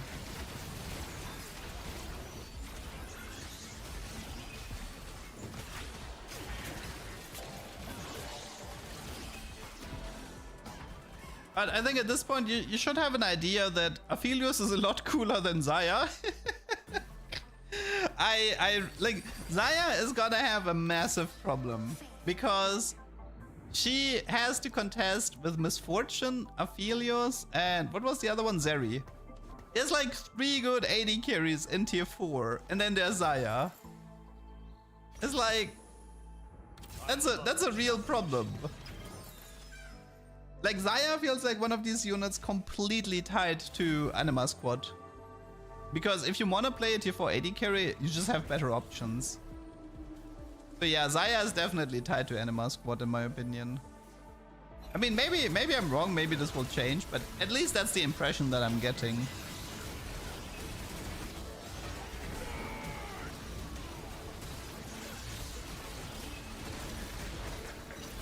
And she, like, I'm not saying she never deals damage. Obviously here, 9.3k damage, that wasn't terrible, you know? Gets it done.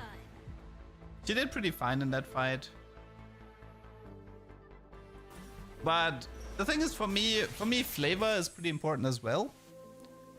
Even, like, sometimes, even if units are useful, I don't like playing them if I don't like how they play. And Xayah is one of these units where I just don't like how she's playing as a unit. And I don't, like, see, this is the thing, you're like, oh, her items aren't good, or, oh, she needs to have more marksman or whatever. This doesn't matter, guys. It doesn't matter, because her ability will always feel lame to me no matter what items she has, because I don't like the design of her ability. And so for me, this will never change. Like, Xayah for me will always remain something that I'm not gonna, like, I can already tell that it's not gonna be a unit that I will ever enjoy playing. And we had some pretty cool Xayahs, by the way. I mean, set 4 Xayah was pretty sweet. Set 7 Xayah was nice. It's not like I'm a Xayah hater. I actually really like Xayah, but this version, man, it feels kind of lame in comparison. And like I said, the biggest problem is she has a lot of competition on tier 4 AD carry.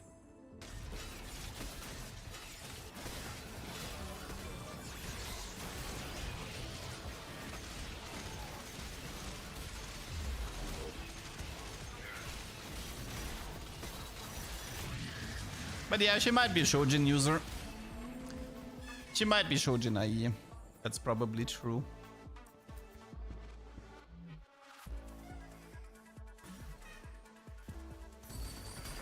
Yeah, AD flex is incredibly... I can't say flex. AD Flex is a great option in the set.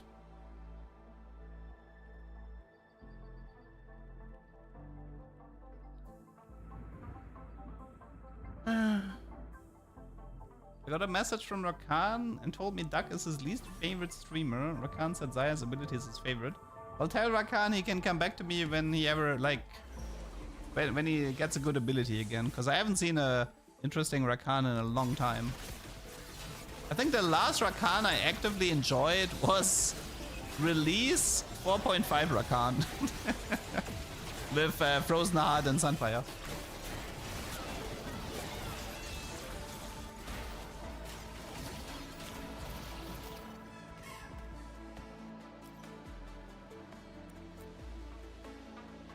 Oh, we might have to change the tattoo of Force here.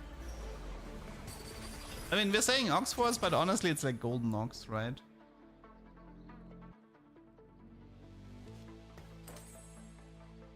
Ox Force and Golden Ox are definitely like they're completely different. We just say Ox Force because it's the same skin line from set 8.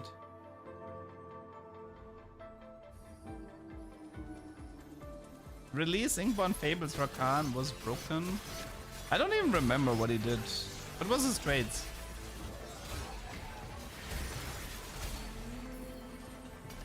I have a terrible memory of stuff like that. Oh, was he the one who swapped between Zaya and Rakan? Ah, right. Oh, wasn't he the guy who almost lost to Crabbrave? The 3-star Rakan? Yeah, I think 3-star Rakan almost lost to Crabbrave if I remember this right.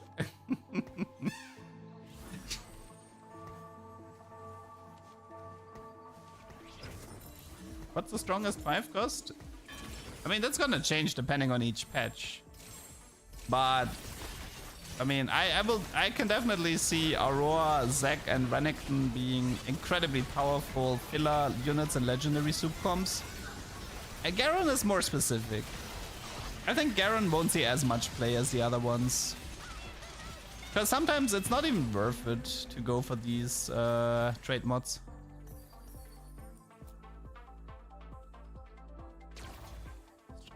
Strongest 3-star 5 cost we don't know yet because during the playtest the flavor was not in the game yet. Which means all of these 3-star 5 costs were kinda lame on the playtest. Yeah, I think Garen as a unit could probably use a bit of love. Like his ability is interesting. Like, I mean, not the ability, the trait is interesting. But as a unit, he is definitely a bit weird.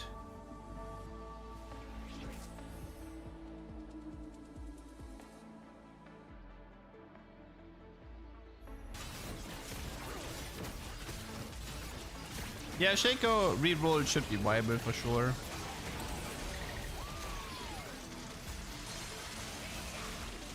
I think Shaco reroll might need Slayer Emblem for a good late game. So Shaco reroll, the way it would work is a normal Shaco reroll is a good top 4 comp, but it's gonna get outscaled. And if you have like a high roll Shaco with a Slayer Emblem, then you can probably play for the win.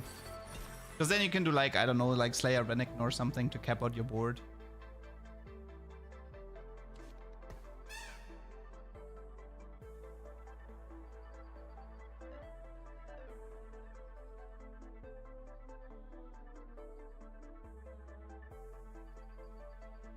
I must not fall.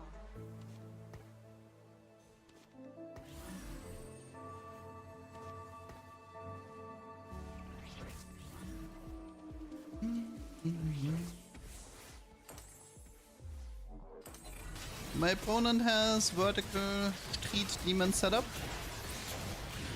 He's also missing an emblem for 10. He's like one ring trainer. Oh no, not no, he's tower defense, sorry.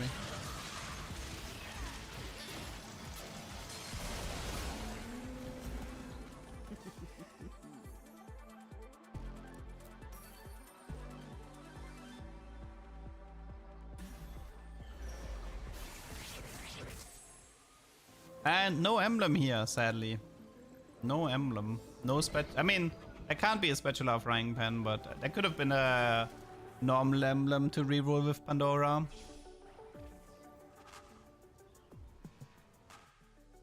Judging by the records, Anima Squad is trash. 4k damage, liquid diarrhea, no efficiency.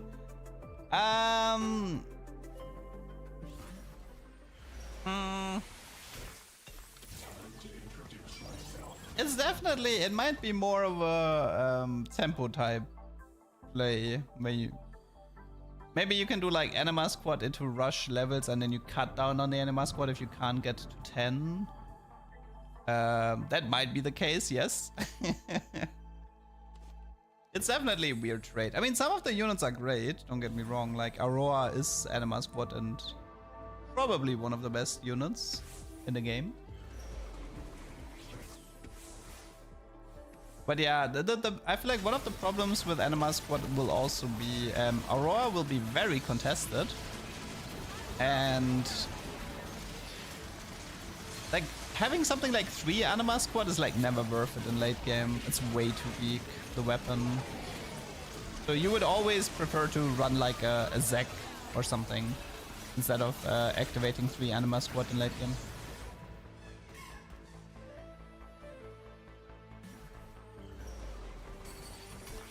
Okay, we got another hack here. Zek 2-star. Not bad. I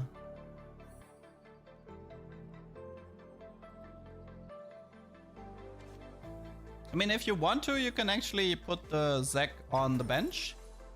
There's a few, I mean, so if you put the super tanky Zek on the bench, then Aurora stays safe longer on the bench. That's good. I should have probably done Archangel Aurora here, but whatever. I think I'm keeping the Tia instead of Redemption because I'm speculating on Spatula, Frying Pan, and the stage 6 carousel, in case you're wondering. But this guy is a really scary boombot setup. Skana 3. What else is 3-star? Is that Kog'Maw 3-star? They are a little bit difficult. I mean, I can see Cho'Gath 2-star. Yeah, that should be Kog'Maw 3-star, Skana 3-star. Oh god, Joe.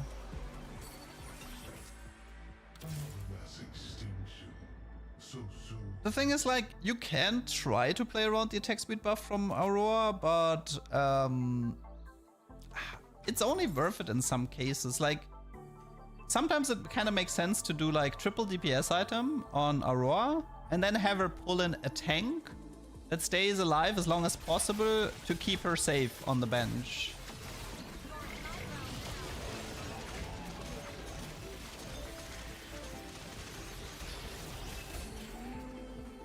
I think Gargantuan Resolve Triple Titans Cho'Gath. At some point, maybe. Next match, please try a Vein Shaker reroll. Dude, I can't play. This is a recording.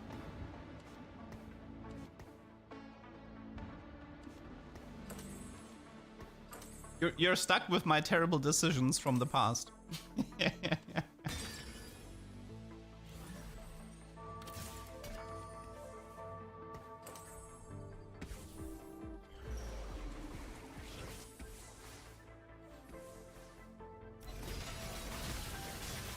This guy's a Draven 3-star. It's a rapid fire, Cypher. Oh yeah, he went for... Well, 261 is very low cash out. That's like almost nothing. But Cypher still gives a bunch of bonus stats, but...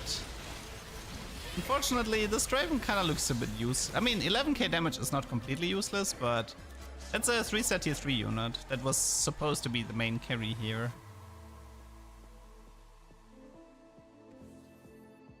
Pre-recorded gameplay. Well, if only there was some sort of a hint in the stream title that would tell you that it's pre-recorded footage.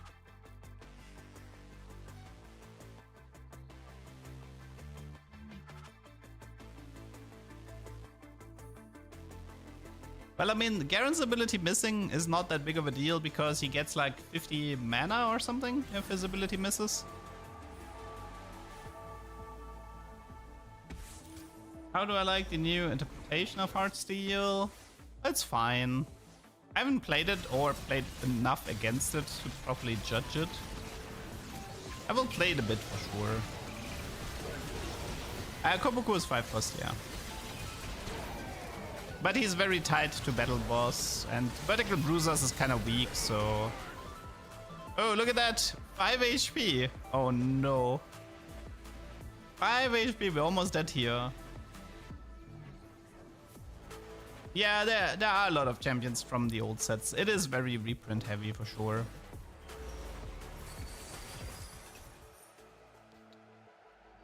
I can't go... I mean, I can go 10 if I sell the Zac, but... At this point, I might as well risk it. Because I can't sell Yumi and I can sell Aphelios if I want. Wait, am I selling something or what am I doing here? Okay, I'm pushing. Okay, I'm getting... I did chicken out. So, for example, I could have placed Urgot, but... I can also have Aurora pull Urgot in, give him attack speed, and then keep the Aurora safer on the bench.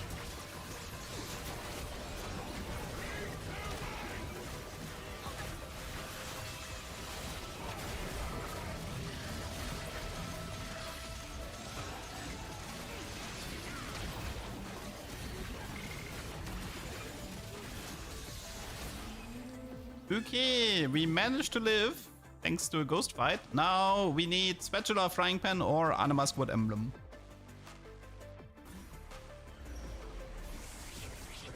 Strategist and Spatula and Anima's Wood Emblem. So the funny thing is, if somebody had tried to grief me here, it wasn't possible. Because I could have went for Spatula or the Emblem. So I would have gotten 10 Anima Squad here, always. So yeah, he got wrecked there. And we get a special shop, a special glitch shop. We already seen the surprise supply drop, so this is the final transit. It's the Cyan train. Unfortunately, I believe this one was bugged a bit during the playtest. You will probably see in a second why. So I think the way this upgrade is supposed to work is like from time to time you get like a train dealing true damage. But yeah, this game ended up something else ended up happening in this game. So yeah, that's the Cyan train. 10k true damage. 15k true damage. 20k true damage. Okay, 21k true damage. Pretty strong. I think this is the way that the train is supposed to work. Now you get to see if a bugged one. At least I think it was a bug because it felt like a bug.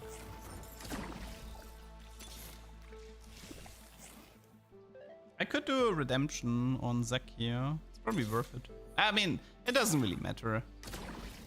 I won the game the moment I clicked on the Cyan upgrade. Ah, min-mixing. Fine. Okay. And no, I did not miss Aurora. So that one didn't really look. That's what I meant with bug. That's what I meant with a bug. Yeah, I don't think this is how the game was supposed to work.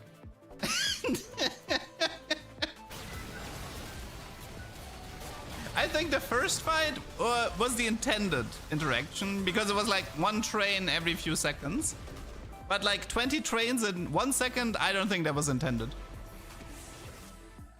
Who denies our right to rule?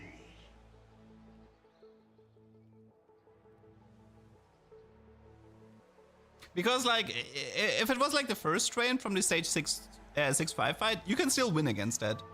But the 6-6 fight, it would beat every 3-star legendary instantly.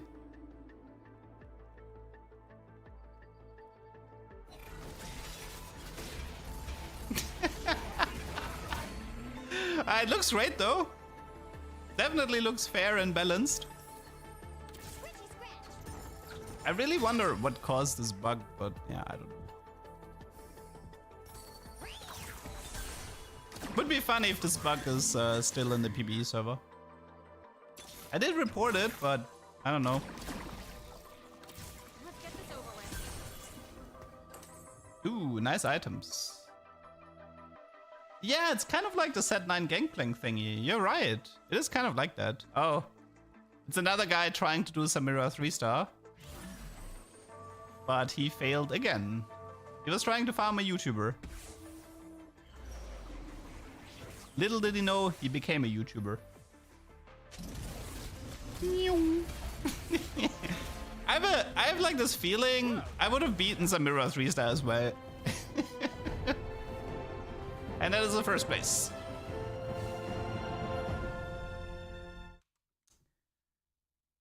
Yeah, Samira 3-star would have lost that, pretty sure. I mean, what are you supposed to do against like infinite true damage? Okay, that was 10 Anima Squad, Sign Train. Let me just write this down so I have an overview for which games I've showed. I've shown this and I've shown this. Okay. From the games that I wanted to show, there's only like just like 2 more. I think it's time for a Shaco game. We've talked a lot about Shaco and I've never showcased him.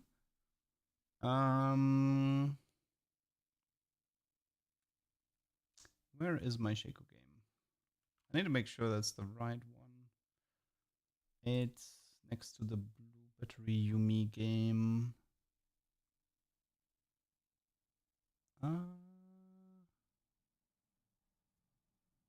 Should be this one.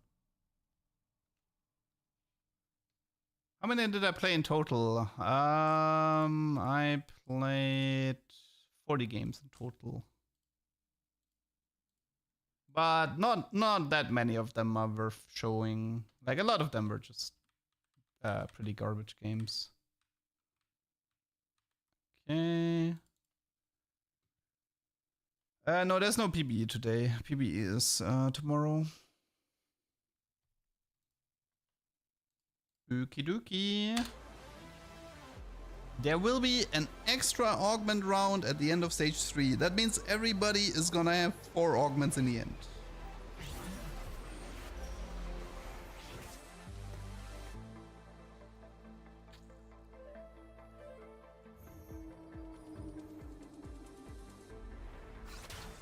Uh, 10 Street Demons was like undertuned from what I've heard.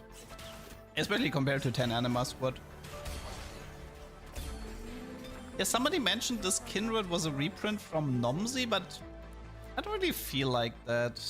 I felt like Nomzi was a bit cooler than that. But the overkill, like, I don't know, I felt like Nomzi dealt more damage.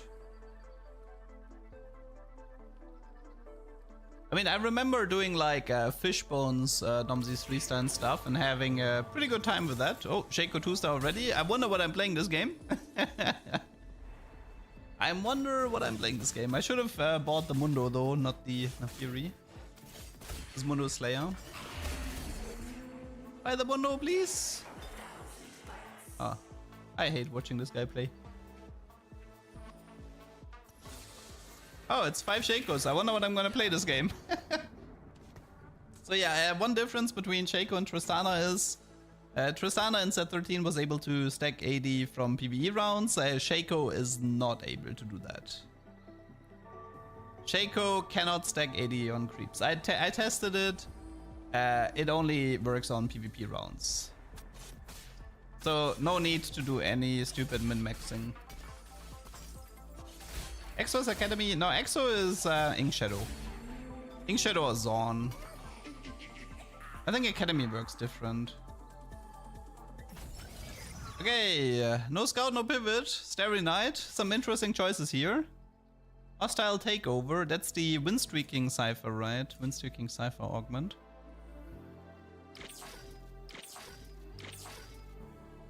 Okay, I ended up doing no scout, no pivot. Because I wanted to min-max the AD values. Now the problem with no scout, no pivot is...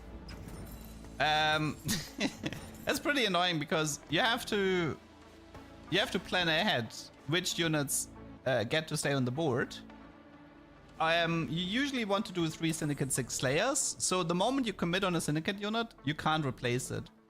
I think I'm just gonna go for Braum and Darius here for some frontliners, and then I'll just add every Slayer. But still, you have to be really careful about no scout, no pivot. That's why I had to sell all of my units, and I mean, I didn't have to sell all of the units, but I need to make sure that the units that are on the board are ones that stay on the board. And unfortunately, I didn't get a single kill in the first fight. I think it's build diff, right? For my opponent. Looks like build diff. Oh, wait. Mic is muted? What? No, it's not. Microphone is not muted. What are you talking about? I think your sound might be muted. I hear the innocent cry out.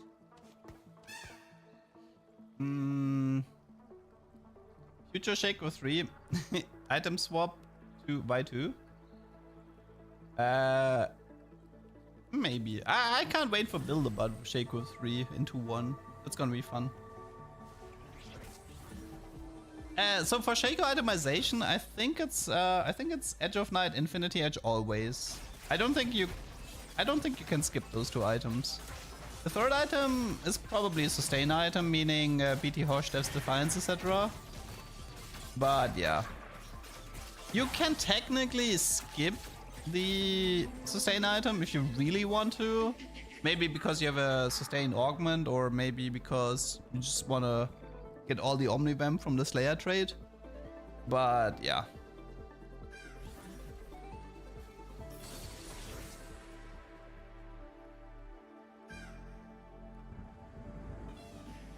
Are people gonna spam Shaco? I think if you have a good Shaco setup, you can commit on it.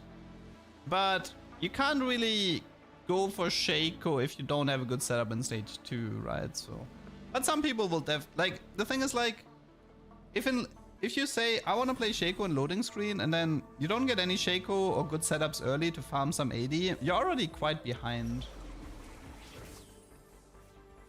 Prowler might be fine on Shaco, yeah. But I think overall the item build is most likely gonna be Edge of Night, Infinity Edge, and Hand of Justice. That's the item build that makes the most sense. Man, this Shaco has not been farming any AD. I'm getting AD from No Scout, No Pivot, but I'm not getting any AD from the passive at the moment. Because I don't have any items. I have like Rod Belt. I don't know what I'm supposed to do with that. Also, I have no Syndicate, which means I can't make him teleport to the backline. You'll reach Challenger Mono Shaco. So the good thing about Shaco is you can actually skill gap your opponents a bit because of his targeting. I mean, there will definitely be some ways to manipulate Shaco's teleport. To make Shaco teleport, you need 3 Syndicate and make him into a Kingpin. But currently, I don't have any Syndicate units. This is why he's not teleporting, and because he's not teleporting, I'm not getting any stacks. So, yeah, that's a bit of a problem.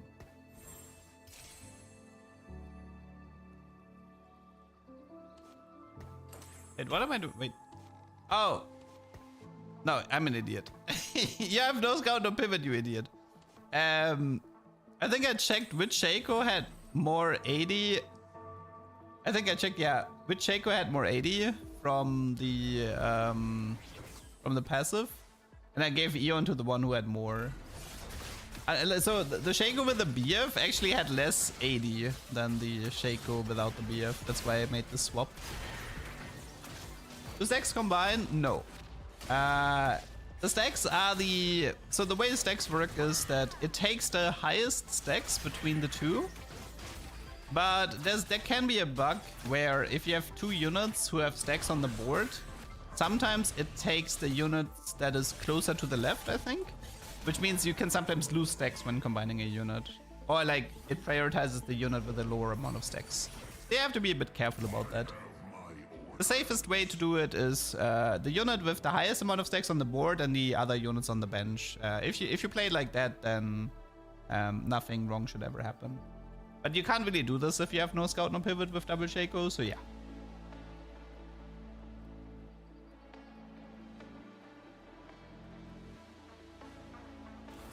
You can just check the AP values, and based on the AP values, you know if you messed it up or not. Thoughts on cosmetics are fine. I usually don't care that much about the cosmetics in TFT. New TFT cinematic just dropped. What do you mean? You mean the highest one? Because that one dropped yesterday. What do you mean another one? Ah, finally some stacks. Nice. Give me some juicy stacks here.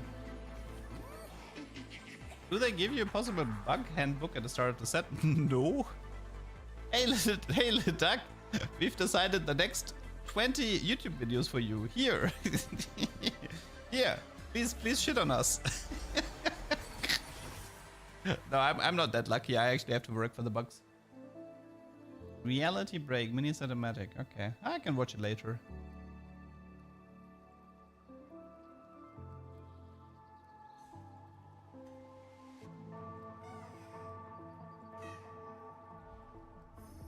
Unfortunately, I haven't seen any Shakos for a while now. But I should be able to hard force Shaco 3-star now. Tia can be Hosh, but the problem is Infinity Edge has Cryo over Hosh. Because you have some Omnivamp from Slayer. I need to keep Darius for Syndicate and Vayne for Slayer. Can't sell them.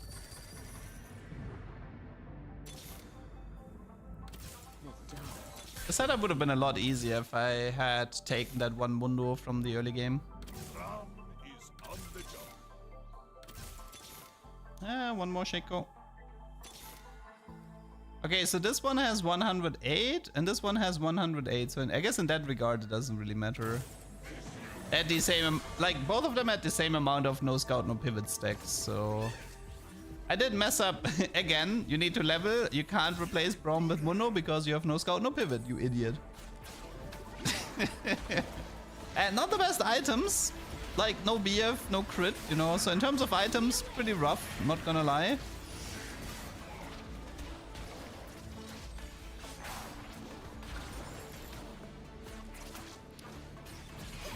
Is it better to start on the left?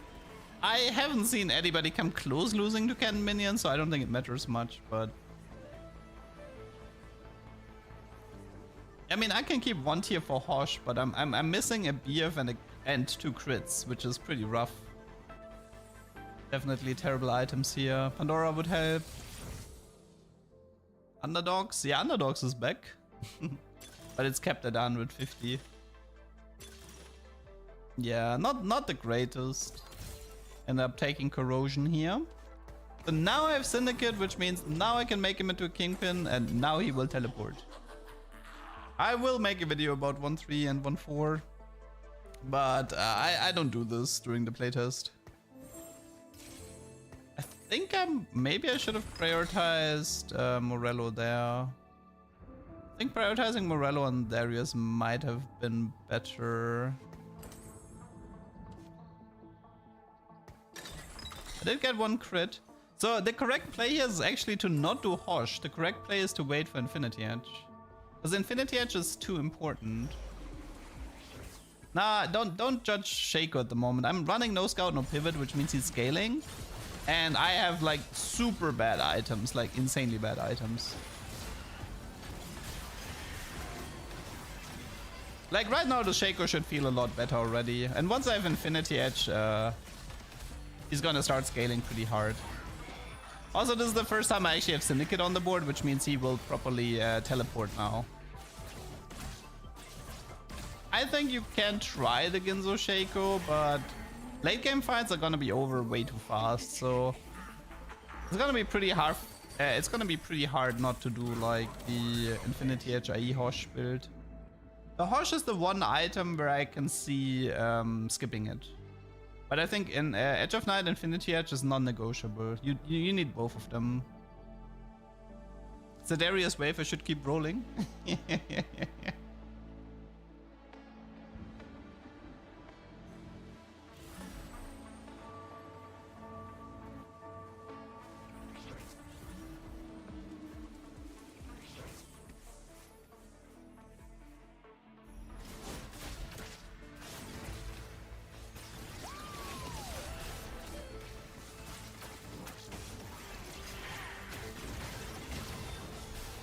Ah, did you see that beautiful one-shot on the Seraphine? Whew. Very nice.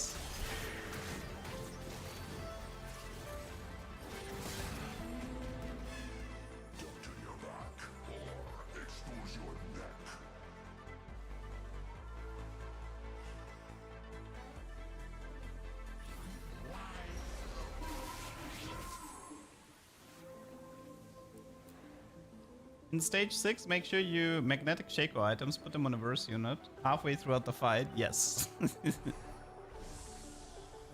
I need the BF here from Fiddlesticks for the Infinity Edge.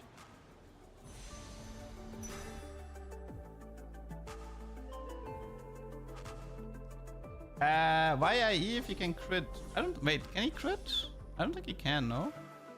I remembered playing Eon double Horse Shaco that I don't think he crit.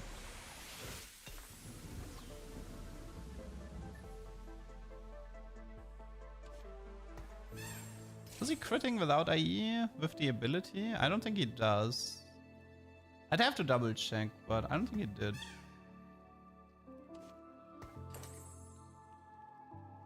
He crit in last fight.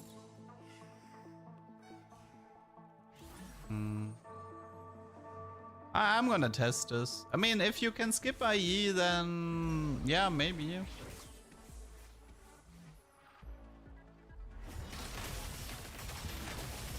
Or is he gonna be like one of these Draven scenarios where IE doesn't give him bonus crit damage? Is that gonna be one of these cases?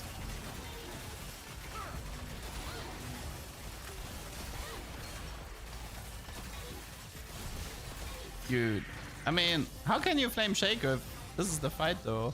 Looks beautiful.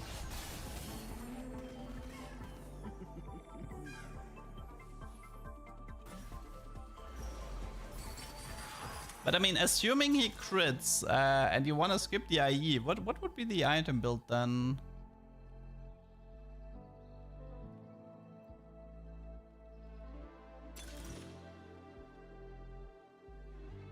Honestly, Blazing might be okay. Implants is fine too. Nice item collector.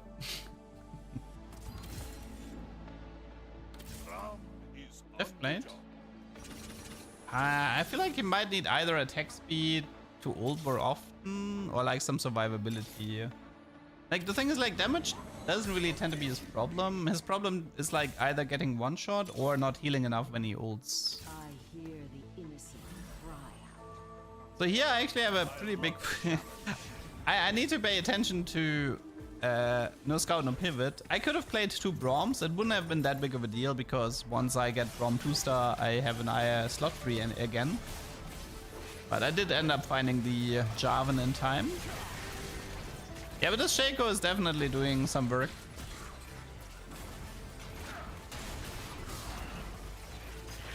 I mean, it feels weird for me. It feels weird for Shaco to crit with this ability. It doesn't feel like it should crit. It's not like a Draven X, I feel like, but I don't know. We'll see. Yeah, Shaco gains a permanent 80 with every kill. He's actually surprisingly good with Gold Collector. Because securing the kill is very useful for him. You can do like Gold Collector and then like remove it in late game.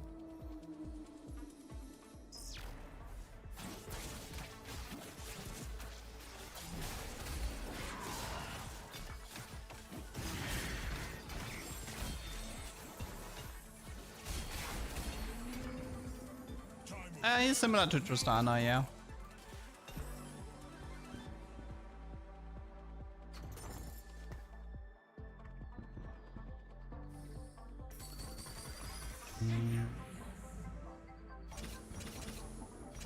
Runar's Collector good in early game. And you're stuck with a Collector though.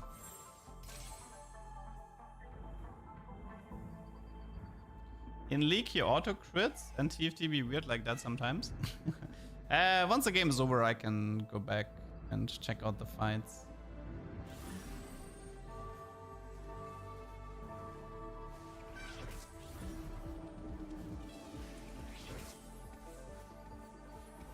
Okay, that's a Twisted Fate, Shojin Ginzo Jeweled. The first ultimate from Shaco is very often in the front line, and then yeah, 1700 crit, like, good lord. 1.5 crit. 1.5 non-crit? What? What happened there? How is the non-crit higher?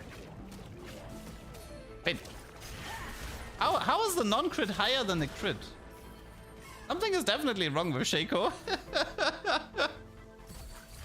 Oh wait, maybe it has something to do with Slayer. Wait, does Slayer? Wait. No, Slayer is just flat 80, no? Or percentage 80, I guess. No, Executioner works different based on the opponents have. Ah.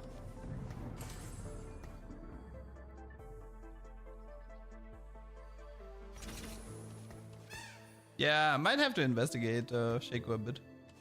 Oh, no, it was Corrosion, wasn't it? It's the second augment, Corrosion. The enemy frontliner went into 0 MR because of that. He lost all of his armor from the second augment, that's why. I think that's what happened.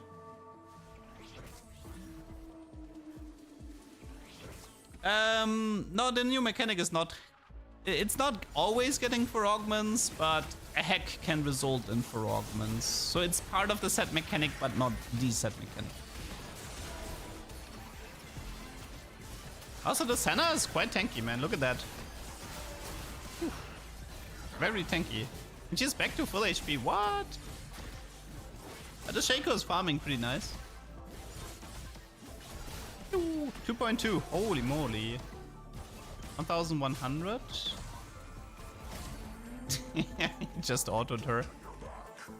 316.80 on the Shaco at the moment. Thank you for 4. So yeah, the reason I have 4 augments is because the starting encounter was a hack, I believe. And the hack was that we get a 4th augment. I will hover over Shaco a few times later in the game. So we should see his stacks. Could it be all prismatic? Maybe. It's possible. I think it must be. It would have to be a natural triple prismatic game, and then a hacked encounter, and the hacked encounter also rolling prismatic. In theory, it should be possible. Honestly, Corrosion was probably a pretty good idea to get rid of these frontliners. It's pretty sad when he doesn't crit though. Pretty sad when he doesn't crit.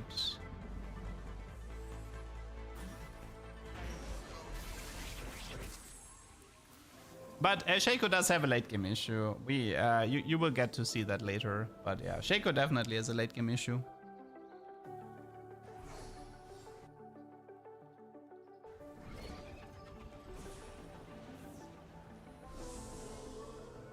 Other crit rates, there's Executioner. Executioner gives you a spell crit and some crit chance and damage as well, I believe. At the moment, well, we have to figure out if Shaco can actually crit without IE or not. If he needs IE, then I think IE, Hosh and Eon is best in slot. So what he currently has should be best in slot in theory, but outside of like some artifacts maybe. Like, obviously, you can use, like, Death's Defiance, Prowler, Gold Collector. Like, these are really good items for him as well. But assuming no artifacts, this should be pretty good. Could Garen make Shaco into an Executioner? In theory, yes. But you'd have to be quite lucky for this. Yeah, so this time I didn't find the last Slayer. So now I'm forced to play 2 Broms. until I find Braum 2-star and the last Slayer. Actually, no, I had 6 Slayers. I had Senna, right? I just made a mistake. Never mind. So now I have to find Braum 2-star so I can play Senna, because I'm an idiot. Also, this Zeri absolutely trashed me. Holy moly. Look at that Exotech guy. Zeri 2-star, Cho'Gath 2-star, Seju 2-star. Whew. This guy wrecked me hard. See, the thing is, like, if Shaco is a little bit too much stuck on the front line, it's pretty easy for you to lose fights. Okay, that was a bit lucky. Oh, did you see this? I lost the no scout, no pivot there. Did you see that? So the Braum in the front had 112 AP and the Braum in the back had 102. And because the weaker Braum was on the left side, he got prioritized, which caused him to prioritize the low amount of stacks. So I actually ended up losing a bunch of no scout, no pivot stacks on Braum there.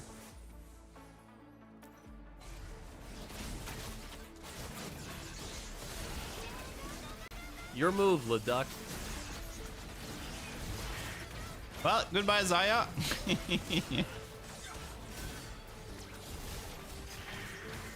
So, overall, I feel like it is a good comp to get top 4, but this current setup is getting outscaled. Obviously, I have no scout, no pivot as well, which makes the pivots a bit difficult, but there is a scaling issue here.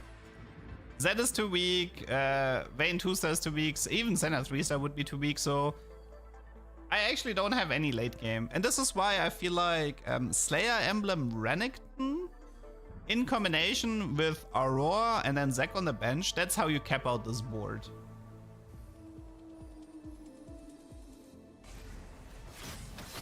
I mean, like that, I feel like, yeah, Shaco 3 and then try to do Legendary Rush. And if possible, find a Slayer Emblem. Or 7 Syndicate. 7 Syndicate is also a win con, but that one's a pretty rough one. So yeah, Shaco 3-star into Legendary Soup. You can rush 6 Slayer for a power spike, but I don't actually think you stay on 6 Slayer unless you have Emblem. If you have Emblem, you can do Slayer Renekton and stay on 6. If you don't have Emblem, I think once you're level 9, you cut down to 4 Slayer probably, to make room for legendaries. And this way you cap out better in the late game, because most of these Slayers here are really useless. Like, the Vayne doesn't do anything, the Senna doesn't do anything, Jarvan and Zed don't do anything. Nobody does anything, except Shaco. So yeah, I think you don't really need to do 6 Slayer in late game. 6 Slayer is just a mid-game power spike that you pivot out of. Look at that Shaco, man. Don't look at him too closely unless he carries the fight now. Oh yeah, also Shaco's good against Zac because you get more stacks.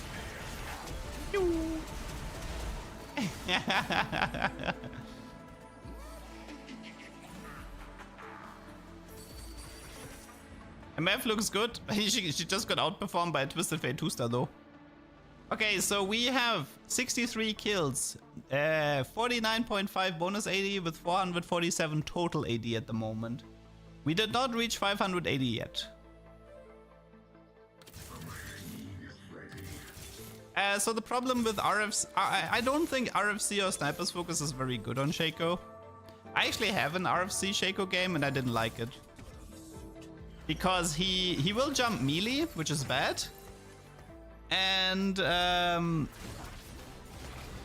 his ability is based on where he's positioned. So you want him in the front line so he teleports to the back line. Shoegazer, thank you for the sub and the 2 months. LeDuck. Hello, hello, and thank you. Okay, my Shaco died here against the Viger, but thankfully the Declodarius was able to buy me enough time. Greater Moonlight is probably pretty good on Shaco. I mean, like having 4-star Shaco doesn't sound bad. What if you give him RFC and you don't give him the head? But then he's completely front to back. That sounds really painful. That sounds really painful. I guess it could work in theory, but do you really want to play like that?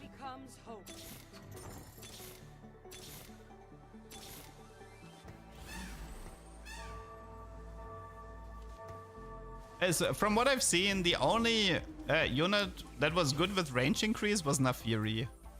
Everybody else seemed kind of bad. I mean, maybe Urgot, but...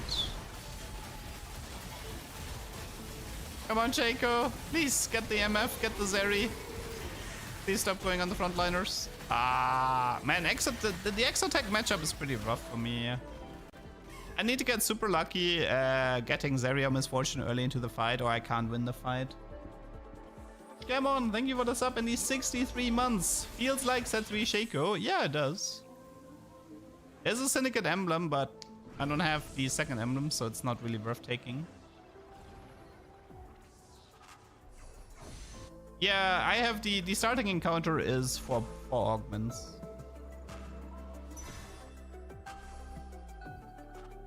I think if you see, so if you check at the top of the interface where there's stage 5-4, on the left you see like this cyber chunk. If you see this, I think it means the starting encounter was hacked, which changes the rules of the game. Either this usually means that it's like the two-star mechanic, the lucky shops, or the 4 augments. It's usually one of those.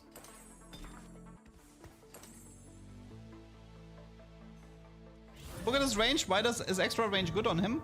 Because he will target the lowest health units within 5 hex range. And I think it scales on his own attack range. Meaning if Urgot has more range, he's more likely, like he has a better focus. Or he's more likely to execute a backliner, so to speak.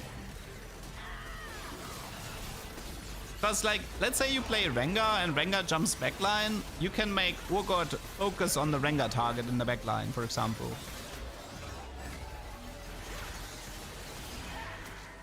Ugh, I'm dying to Xayah. That's embarrassing. Oh, this is a build different board, right? Xayah, Aphelios do carry build diff. The recast only happens with 7 Syndicate.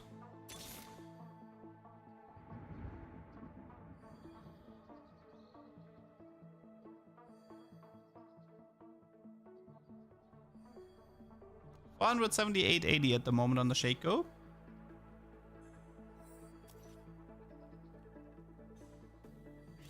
Spectral, Cutlass, Urgot, are we cooking? Honestly, it's probably not even that bad. I can see Spectral being pretty good in this set. Are black augments rare? To a reasonable amount. We've seen a few black markets already. They're not gonna happen every game, but... I mean, I think you should see one at least one in every 5, maybe?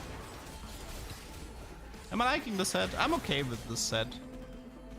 Darkness to darkness, light to light. Like, I'm not gonna quit it early.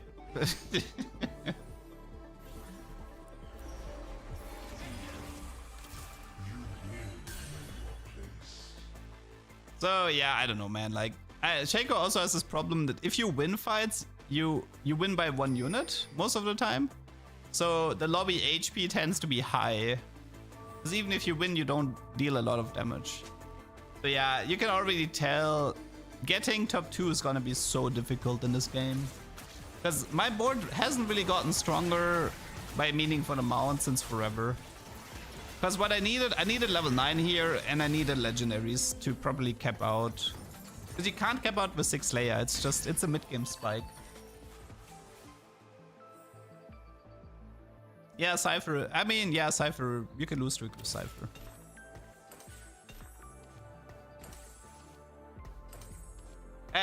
You can also see I hate Zed.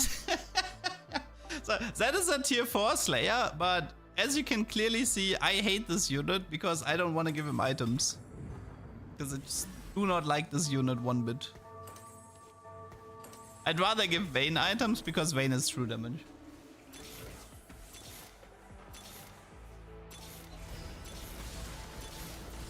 What am I even looking for? Senna 2? I don't know. I'm desperate at this point.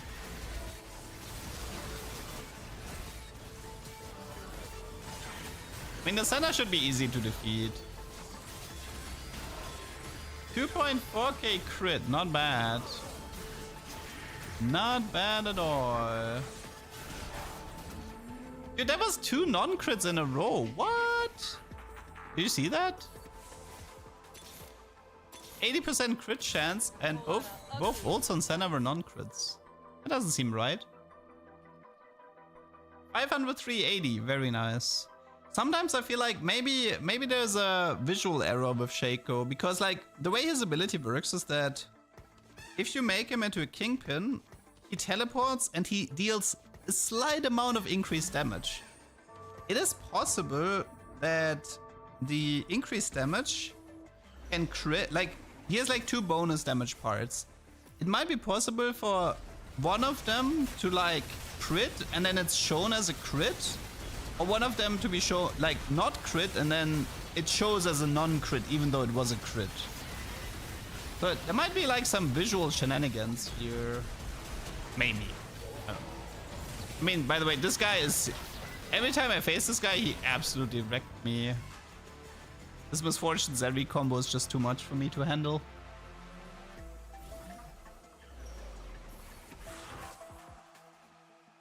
$510.80, but it's not enough because the rest of my team is too weak. It is possible for a carousel to get hacked and to get Ornn Anvils there, but that's like a 1 in 200 game.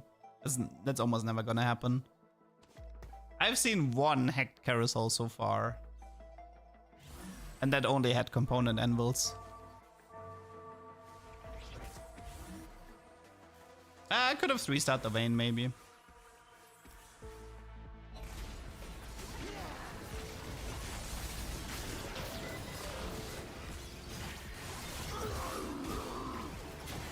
Yeah, but you can see like the Shaco is kind of like stuck in the he's too stuck in the front line. He still has not reached the Veigar. He just teleported to the Veigar and then he died. Rip.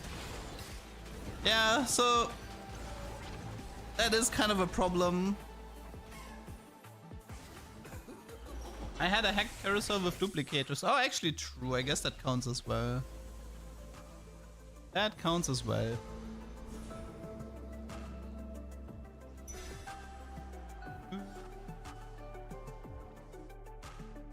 I guess 2 cost, yeah. Vayne is 2 cost as well. I think I'm level 8 at this point though. Getting a Vayne 3 is gonna be rough. I could do Senna 3, but I don't like Senna enough, so...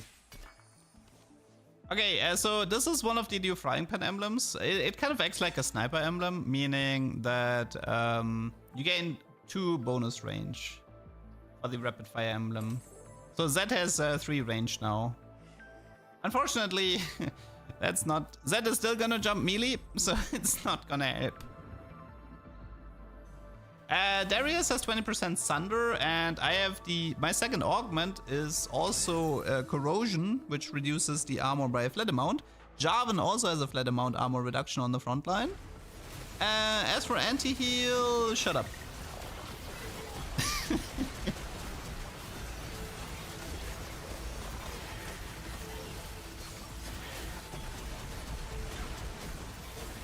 I did get the backline this time.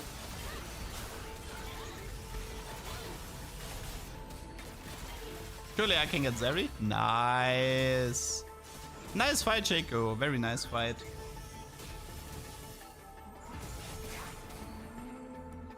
No, like if he crits, he's usually in the 2k range.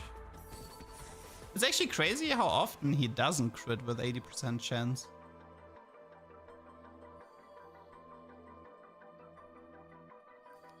Does Shaco TP interact with the emblem? Which emblem you mean? Oh, you mean rapid fire? No, he jumps melee. It's bad. Rapid fire can... It's not a reprint of rapid fire can Shaco from set 3, unfortunately. No Darkstar Shaco. Darkstar Shaco was smarter.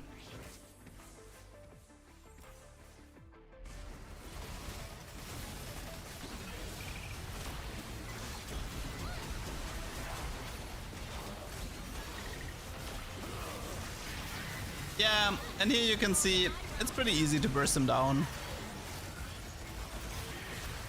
That's why I don't think Shaco is gonna be that much of an issue. Especially if the player is lacking legendaries to cap out. And that's only a third place. 580, Shaco, only third place.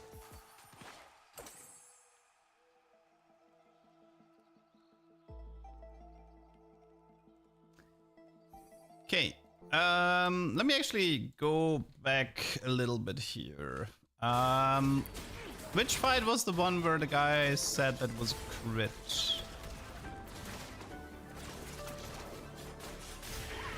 None of these were crit so far.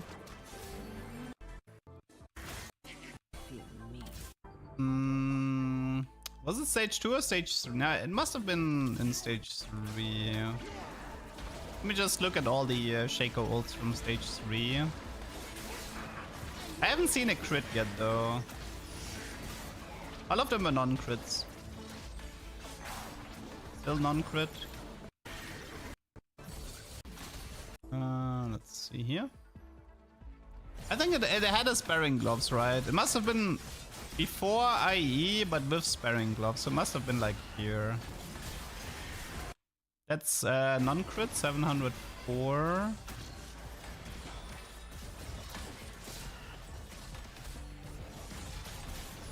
Nope, non-crit.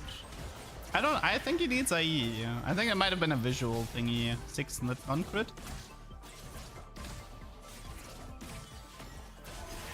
Nope, non-crit. I'm pretty sure he needs IE. Let's see what happened in that one fight where he supposedly crit. 6-5, that's a non-crit.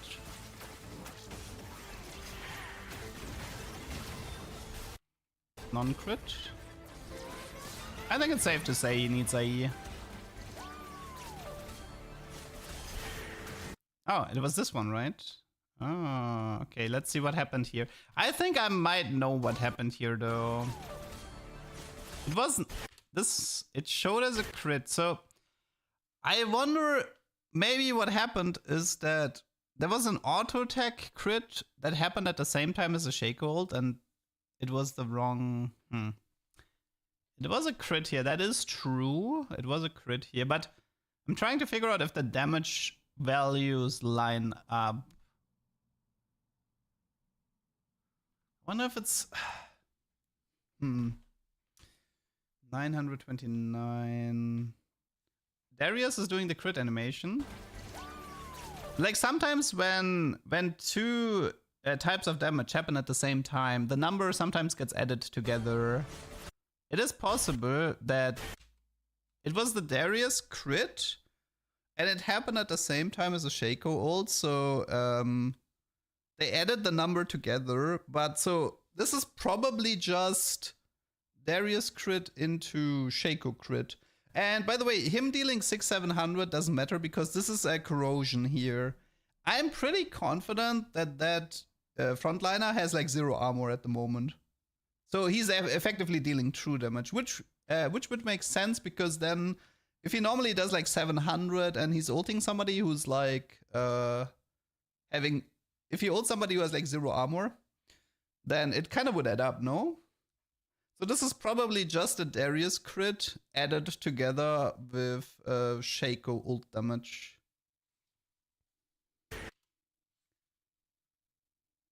Because it would add up damage wise. Like he's autoing the guy for 171. And we've never seen any other example of Shaco critting. Except one example where we knew Darius crit at the same time, so... I think he needs IE. I think this was just a visual, not a visual error, but it's like a, what do you call it? A quirk? A quirk? Oh, it's a hard word. It's like, I wouldn't even call it a bug. It's just an annoying way of how damage is sometimes showcased in TFT. Okay. Let's see. I think we have the Fishbone game still. This was Shaco. And I want to show the Ionic Zack Fishbones game. That was a pretty good game. Just gonna take a tiny break before that. Okay. Just gonna make like a tiny coffee and then I'm gonna be back. We still have a few more games to watch, so don't go anywhere. Be right back.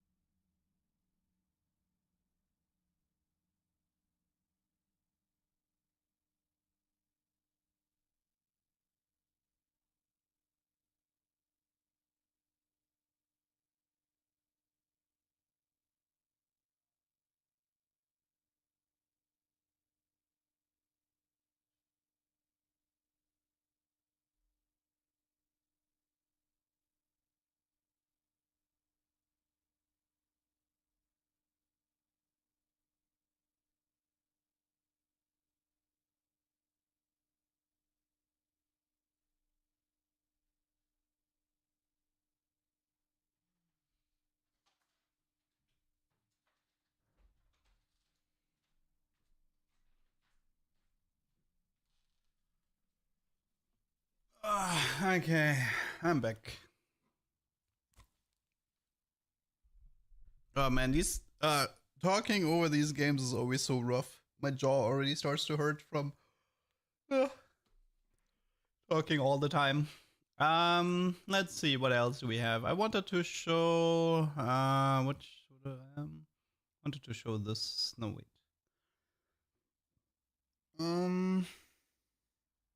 Which game did I want to show? Should be this one. Okay. Okay. The augment rounds have been moved earlier. So another glitch.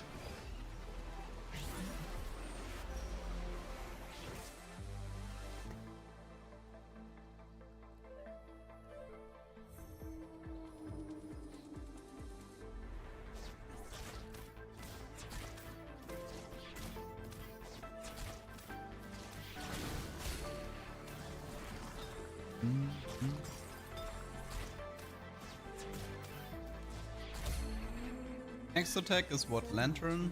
Eh. Such a busy world. Lilia encounter PTSD.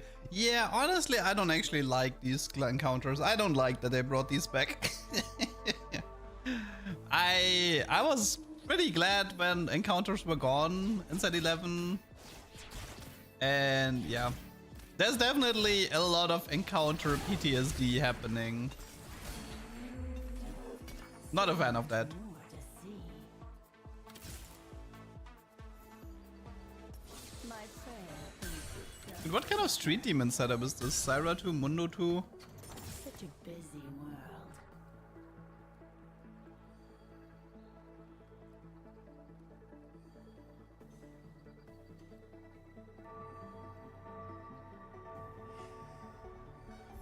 I mean, Street Demon Vertical is only worth it with like the dummy, I think. Having a dummy with an emblem. Otherwise it's not worth it to go for it. And yeah, from what I gathered, and Street Demon can actually lose the fight as well. It's not a free win. What do we got here? Probably Pandora, no? Oh, this is the Vi Hero Augment, but at this point I already tried the Vi Hero Augment. And I came to the conclusion that it's the worst augment that I've ever taken. So I didn't want to take it again. Yeah, that augment needs like a lot of buffs. I can show it later. The Vi hero is just complete useless.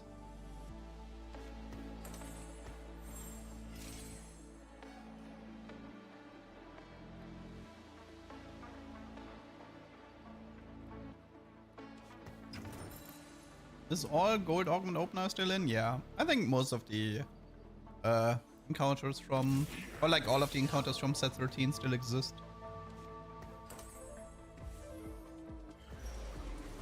Like Street Demon is just KDA, right? It's literally KDA.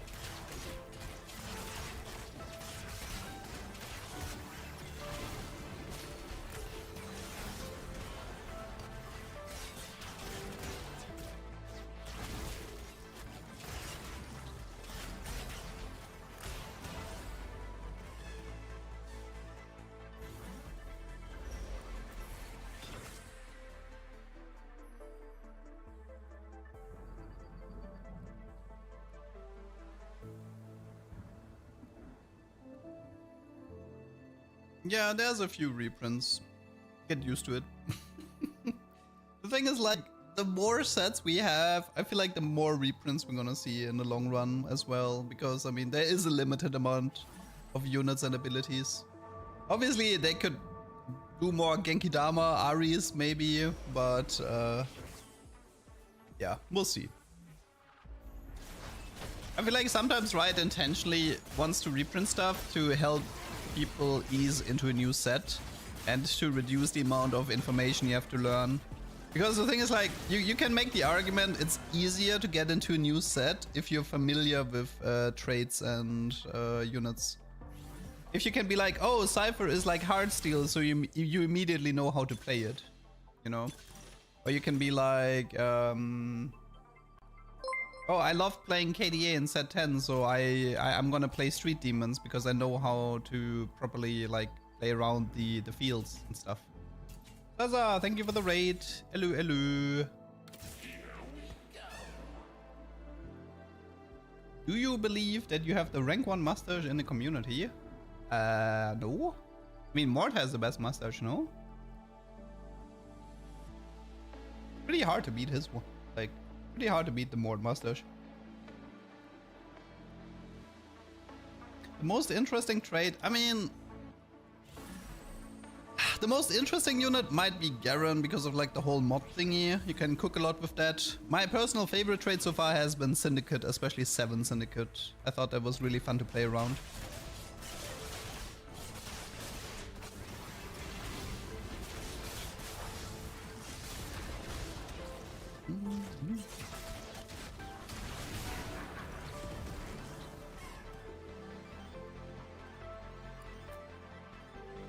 I wonder, you think it's possible to get an augment hack where you have to choose between a gold and 2 silver augments? And the 2 silver augments is Pandora item and Pandora bench. Like, how cool would that be? to get Pandora item and Pandora bench into one. I would love it. PB is tomorrow in the evening. Oh, that is a lot of text.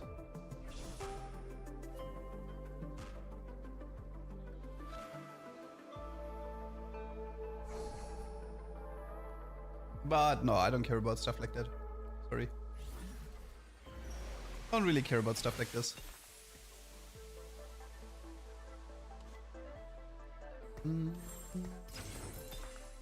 Shojin red buff Zira opener, but was pretty weak so far. I mean, I don't even have Street Demons active. Is 14 better than 13? Pretty sure no. Pretty sure that the set will rank lower than 13, but that's partly because 13 was a pretty decent set. Like the first patch of 13 was like a 10, for sure. It got worse, but at least the first month of set 13 was a lot of fun. I loved playing around anomalies. I thought it was a really fun set mechanic at the beginning. Like the thing is, like, for me the set 11 encounters were one of the worst set mechanics, and Hex is effectively encounters again. It's a bit more interesting, like it's a better version of encounters, but it's still encounters. In my head, it's still encounters. So yeah. The thing is, like, some of these encounters, for example, like you get 2-star units in your shop. That's gonna be like a level 8, level 9 rush fiesta, and whoever gets the 2-star T4 and 2-star T5 units gonna have a massive advantage. Like, and because like we don't have portals, we can't avoid these types of encounters, and that's gonna be really frustrating. So yeah, I don't think the set is terrible. It is reprint heavy, and the set mechanic is kind of mediocre, I would say.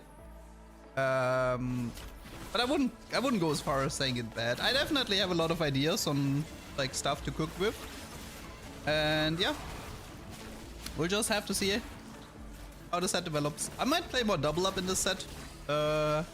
I'm definitely quite interested in the revamped double up mode.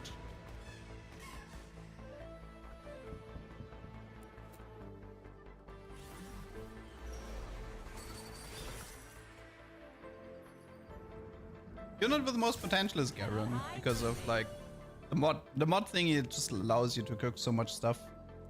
How do they change double up? They do a lot of like quality of life changes.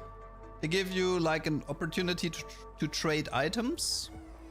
They rework the gift thingy so it doesn't cost gold anymore. I think there was like 1 or 2 more changes that are also kind of nice. So overall though, I think double up might be more fun. And I mean, they're also adding custom games for double up, which means we might actually see some double up tournaments now.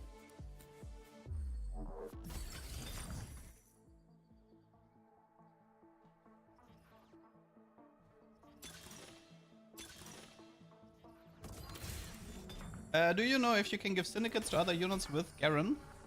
So that one I actually don't know. So the problem is like this, right? A syndicate emblem gives you the special Kingpin ability with the shield and the attack speed buff. But I don't think the syndicate mod does the same, which means could you make somebody with a syndicate mod into a Kingpin and would you get a buff? I do not know the answer to that. I feel like it should work, because like I also feel like if you make somebody into an exotech unit, you should be allowed to give that unit exotech items. So I feel like it does act like an emblem, except it doesn't have the +1. So in conclusion, I think you might be able to make somebody with a syndicate mod into a Kingpin, and you probably get the same bonus as the emblem. Because we've already had this game earlier, where I had a unit with an emblem and I gave it the mod, and then the emblem popped off, which means there was clearly like the mod was acting like an emblem and triggered a rule. But yeah, I have Pandora's items with high voltage, which is kind of nice, which means we can do some ionic stacking.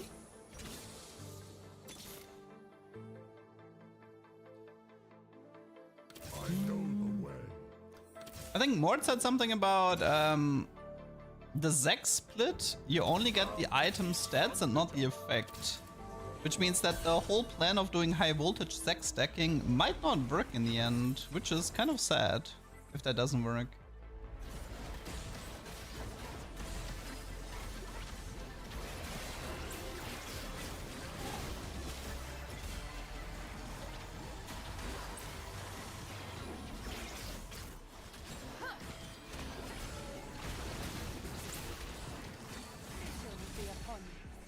But yeah, now we get to LeBlanc being a unit. To explain LeBlanc, when she ults, she does like she targets 2 units. Wait, oh, it's the prisoner dilemma again. When she ults, she targets like 2 units, and every time she ults, she gets 1 more sigil than before. So she has like an infinite scaling during the combat. And she also has a strategist, which is one of the best traits in the game, which makes her into a really scary reroll comp.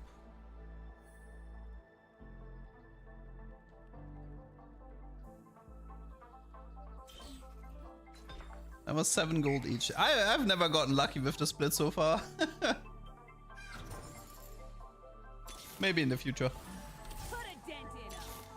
Did I try a TF? Yeah, I played some Twisted Fate carry, but the games didn't go very well.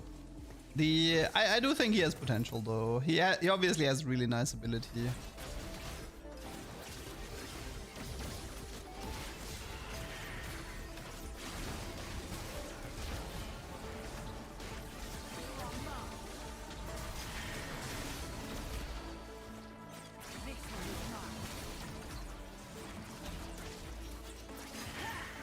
It's so funny though. Like there were so many YouTube comments like, "Hey, it's the new LeBlanc model. It's the new LeBlanc voice." I'm like, "What?" I did not know that. I did not pay any attention to that.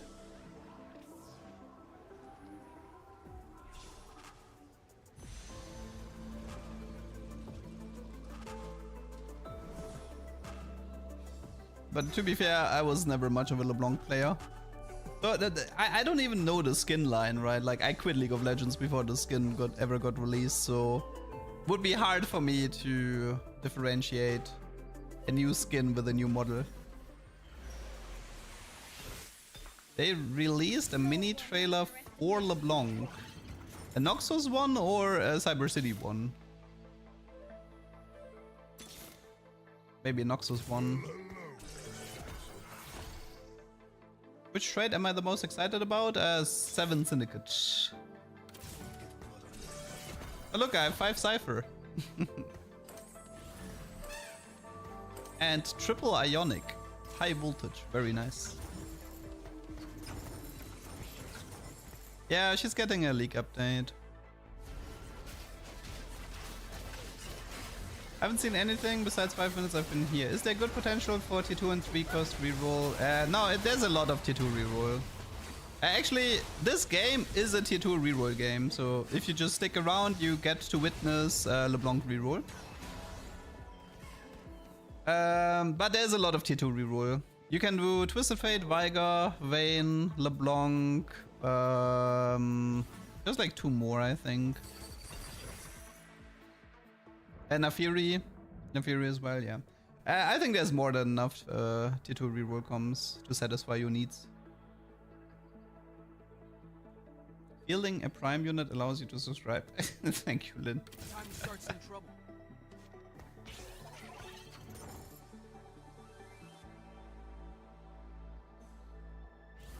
Should get also, I should be getting an artifact anvil somewhat soonish.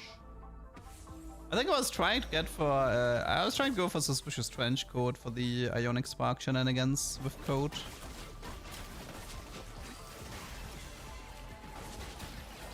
Yeah, how much damage does Jinx take? 255. That's not that much.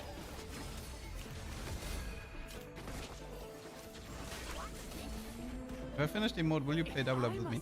I will probably play double up with a lot of people then on the PvE server. So you don't need to do an emote for that. I can just do some viewer double up games, no problem.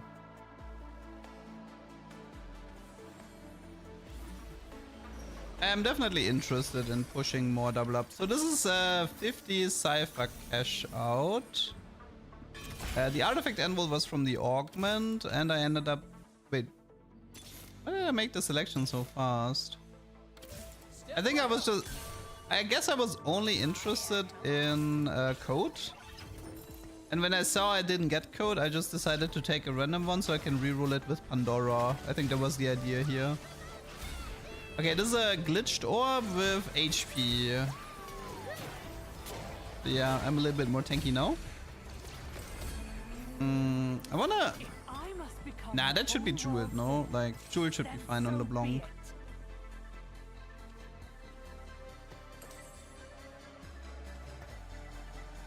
I mean, LeBlanc is probably like a Shoujo Nesho Jewel, Shoujo Nesho Archangel type unit, if I had to take a guess. Well, hello there, handsome. And that's a LeBlanc 3 in 4-1. Pretty nice. Oh, in case you're wondering why I took the Cypher cash out, if you cash out with Cypher, you get an AP bonus. So right now I'm playing 3 Cypher, which I think it's like 20 AP or something. I get a bit of AP by playing 3 Cypher. Now, this is something you want to pivot out of in late game, but it is a nice extra bonus for your main carry in the mid game, so that's why I did it. Yeah, you can see this LeBlanc is already... I mean, the red buff is sort of like a replacement for Nesho's Tooth at the moment. You shine brightly.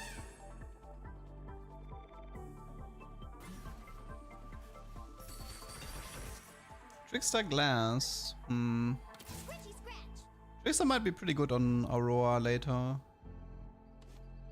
Can you win off Cypher cash out? Yeah, there should be some game-winning Cypher cash outs in late game.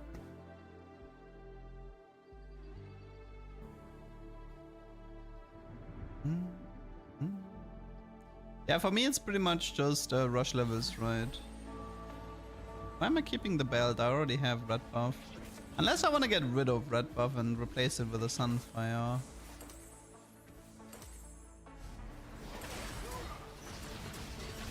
And that brand lost almost half HP from the first cast because of the Ionics.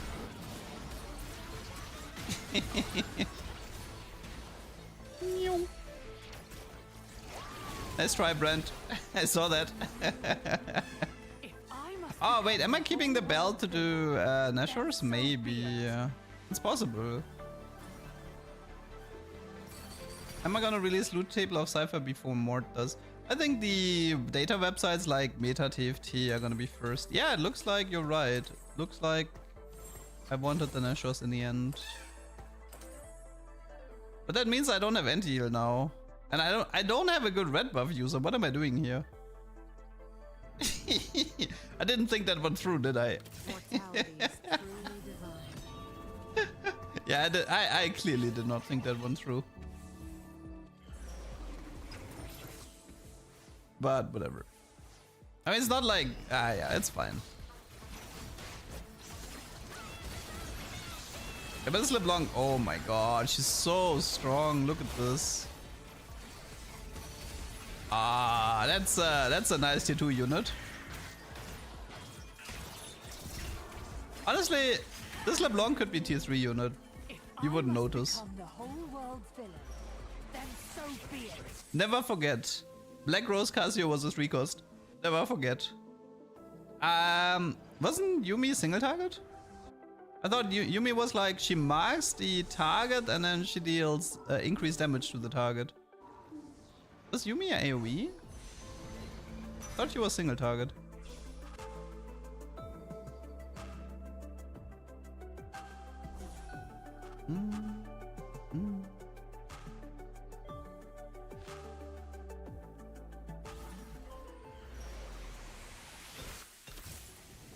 Gold collector, that's a bit late for that.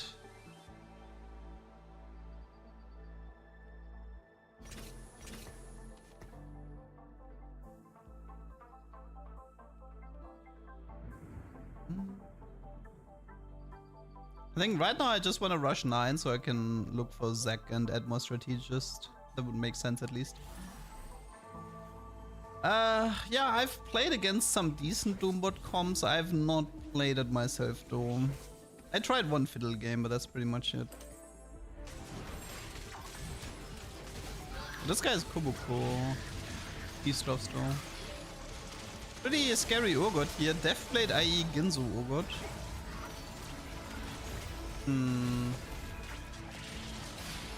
Oh, thankfully he is. Oh, look, the Urgot is stuck in his animation.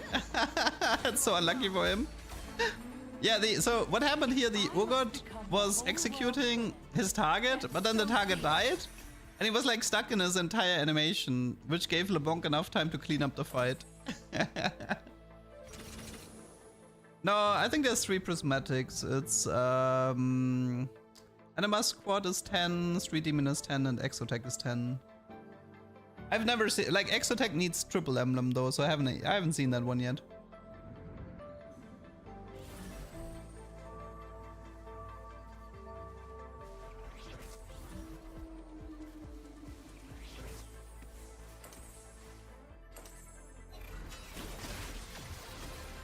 No, the frying pan emblems have bonus abilities, spatula emblems are normal. The idea is that spatula, like the origins tend to be more powerful and the, oh my, look at that LeBlanc, holy, that is so nice. Then so be it. What a beast. Yeah, so LeBlanc carry, that's gonna be viable for sure. That's a tier 2 unit, so I think it's safe to say that, like, her having Strategist is already amazing, because Strategist is like one of the best rates in the game. Because it gives you both frontline and backline. But like, it makes your frontline more tanky and your backline hits way harder. Never forget, guys, Black Rose Cassio was a 3 cost.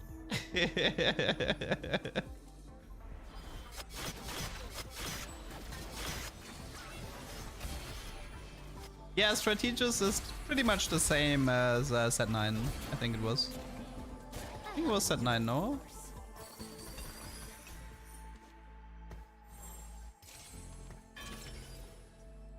We clearly need more Ionic Sparks, because we do not have enough Ionic Sparks. I feel like, what am I rolling for? Am I rolling for Ziggs at, yeah, I think I'm rolling for Ziggs at the moment. Or maybe some frontline. So I think playing Garen is actually worth it here. I think you kick out Cypher for Garen. Because, so what you can do here is, you play Garen, you look for Strategist, and then you give like, you make a frontliner into a Strategist for the durability buff. So you can even make Garen into a Strategist if you want to. I feel like this at this point, stage 5, you should not be playing 3 Cypher anymore. I should definitely kick out Cypher now and look for better units. And I should be playing, like, this would have been an acceptable game to play Garen. You can even do something like a Strategist Aurora or a Strategist Zac. That would also be acceptable. This is field research. Oh, I think I was, oh wait, I was looking for Ziggs and Nico too, right? Because I wanted to upgrade my frontline as well. Because I was really unhappy with how squishy my frontline was. Yeah, just kick out the Galio. Do Leona 2-star for more front, or kick out, that's fine as well. Yeah, I mean, I feel like I rolled too deep. I should have kept enough gold to go 9 here, but I was very unhappy with the lack of my frontline here. You can only cash out Cypher once. There's like 4 timings when you can cash out, with 4-7 being the last one. And once you cash out, you can't cash out again. I was looking for the artifact Suspicious Trenchcoat, because I have high voltage and I like the combo. And Nico's tier 4 Strategist Street Demon. She's a frontliner. She's like a magic tank type frontliner. She's not super tanky. She's like very split into tanky and damage. Hello, Nicholas. I assume if in 4-7, I think you're forced to take it because there's no upside to not taking it. I'm pretty sure in 4-7 you're forced to take it.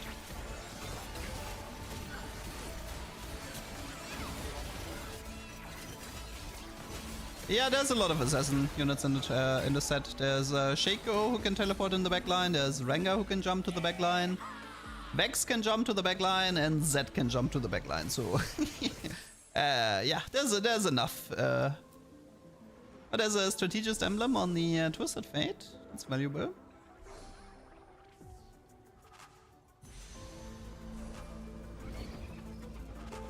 Nice. You can do like strategist Leona, for example. So she's more tanky.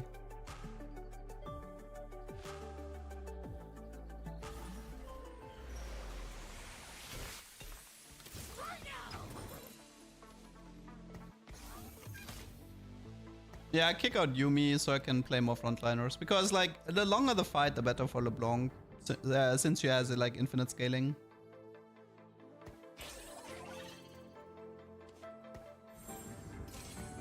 I think I overstayed the best the Cypher. Like I said, like Cypher gives like 20 AP or something, so it's not worth to keep Cypher around for this long. So the next time I'm in a situation like this, I definitely feel like after stage 4 you should not be playing Cypher anymore. You can probably kick them out in 4-5 already. It's really just... So for example, what you can do when you're playing LeBlanc carry is you can activate Cypher in 3-2. You cash out in 3-3 for the AP bonus. And then you just play it until like 4-5 and then you kick it out. So this is probably how you're supposed to be playing Cypher if you're playing it with LeBlanc reroll. BB is out tomorrow evening. It's like 30 hours from now or something. I don't know. Yeah, it's around 30 hours from now.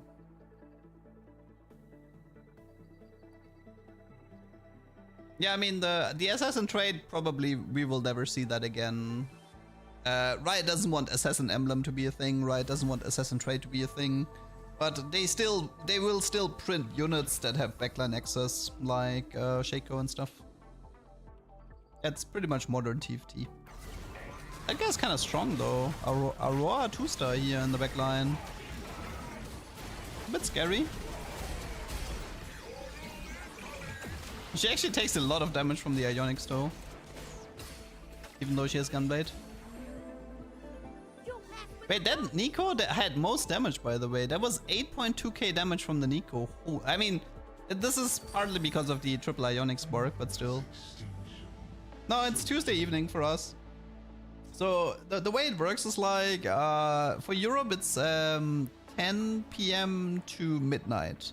In that time frame, the set goes live.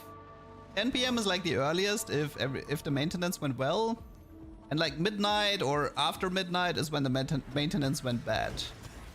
But yeah, usually it's between 10 PM and midnight for European time on a Tuesday. But if you don't want to bother with like potentially long maintenance and whatnot, you just go to bed. You wake up on Wednesday and then you can play on PBE. I like how the fact I've been re-rolling this artifact since forever. Oh yeah, I think that might have been a... Nah, I guess that's fine too. I think doing Ziggs 2-star as an additional carry is probably worth it. You don't want to completely rely on LeBlanc from start to finish, so... And Ziggs is not that bad. But there's a pretty big mistake here, which is I need to... if I play Ziggs, I need to activate Battle Boss. Which means I need to play Kobuku or Bastion or Veigar. Because the difference is like, if you play Ziggs without Battle Boss, he only has like this really small ult. But if you activate Battle Boss, then he ults one row and one column. And that's definitely worth it, so... It's pretty easy to remember. If Ziggs has items, there needs to be one more Battle Boss on your board. Did someone just die to Aurelion? Maybe. Aurelion is not that weak. He was surprisingly scary against some setups. I will tear the world asunder.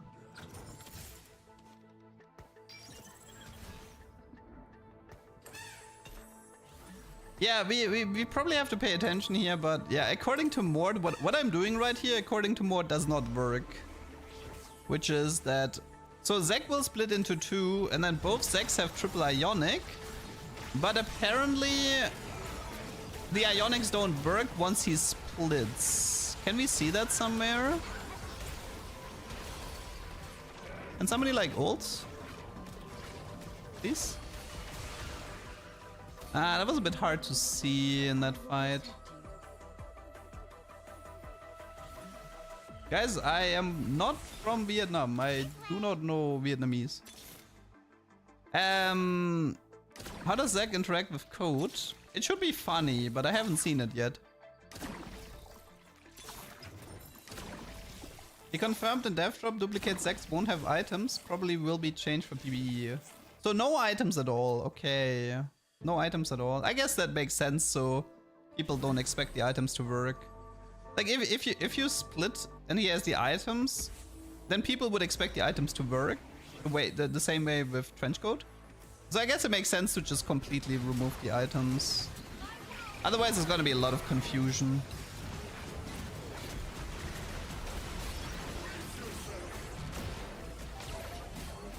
Dude, this LeBlanc is so nice, but Ziggs 1-star is actually dealing some pretty nice damage as well. If I must become the whole world's villain, then so be it. Garudre, thanks for the prime and the 31 months. Hello, hello. The Zek split happens at 10% HP. Code happens at like 60%, so code would happen first for sure. When like my streams tend to be normally I have a schedule from 14 to 21. During the PvE cycle it might be a bit longer. Like for example today I started the stream at like 12:30 my time. But yeah, usually during the PvE cycle you can expect me to start the stream around 1 PM my time, and then I'll probably just stream until the PvE goes into maintenance.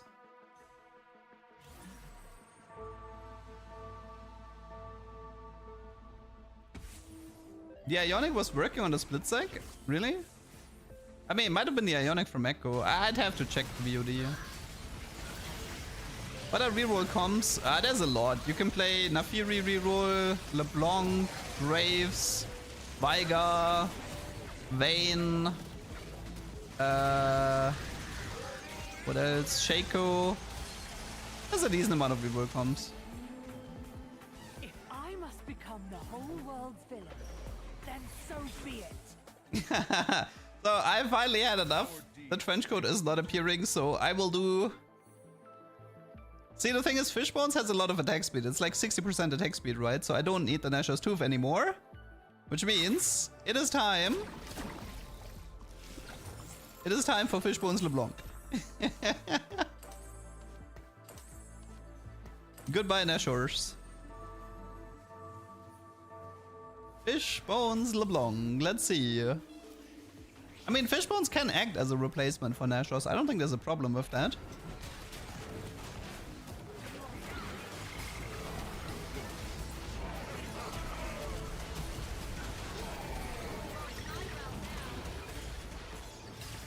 Ah, but Fishbones kind of betrayed. Like, this guy has so many units. I can't reach the... Dude, I've never managed to get an ult into like the top right there. Also, see, the problem is when I was playing this game, I didn't know, like, I didn't pay attention. I was so focused on LeBlanc, I didn't really think about how important battle boss is for Ziggs. But watching it now, it's kind of cringe that I'm still playing 3 Cypher and not playing battle boss. But yeah, feel free to flame me in the YouTube comments.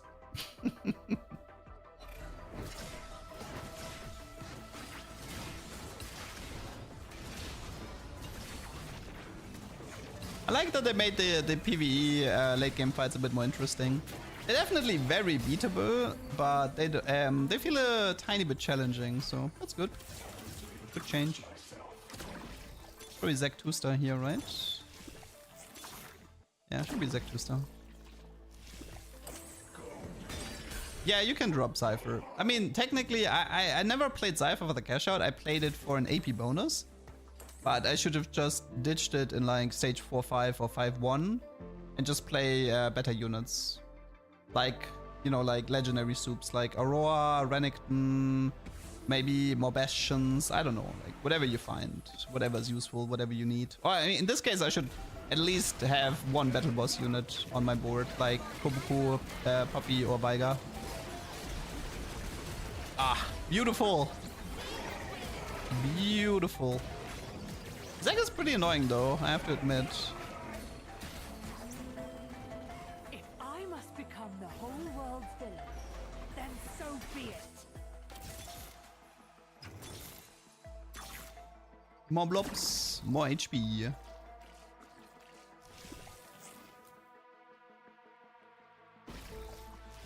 Not TFT related, but I love the way you laugh. Thank you. Have you tried Kalista reroll? There's no Kalista in set 14.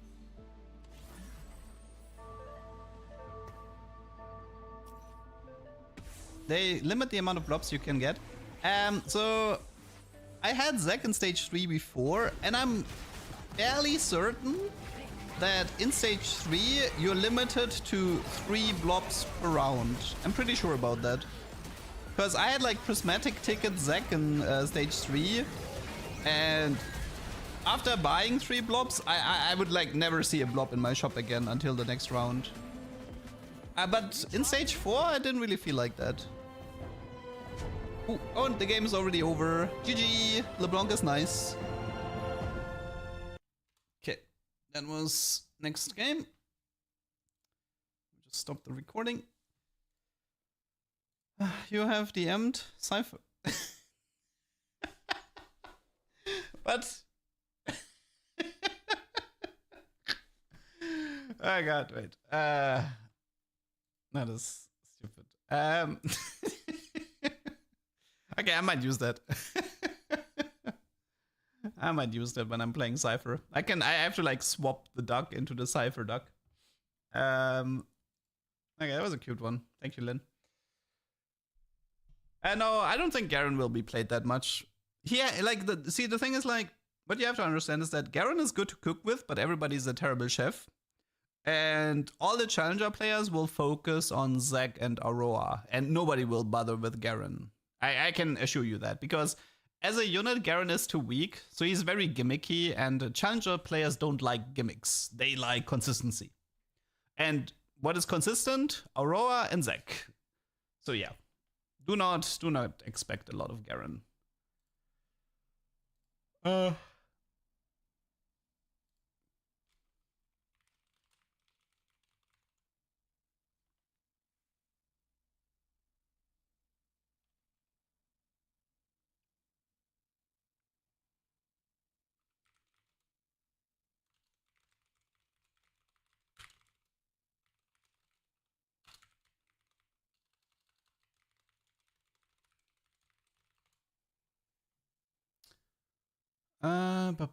Okay, wait.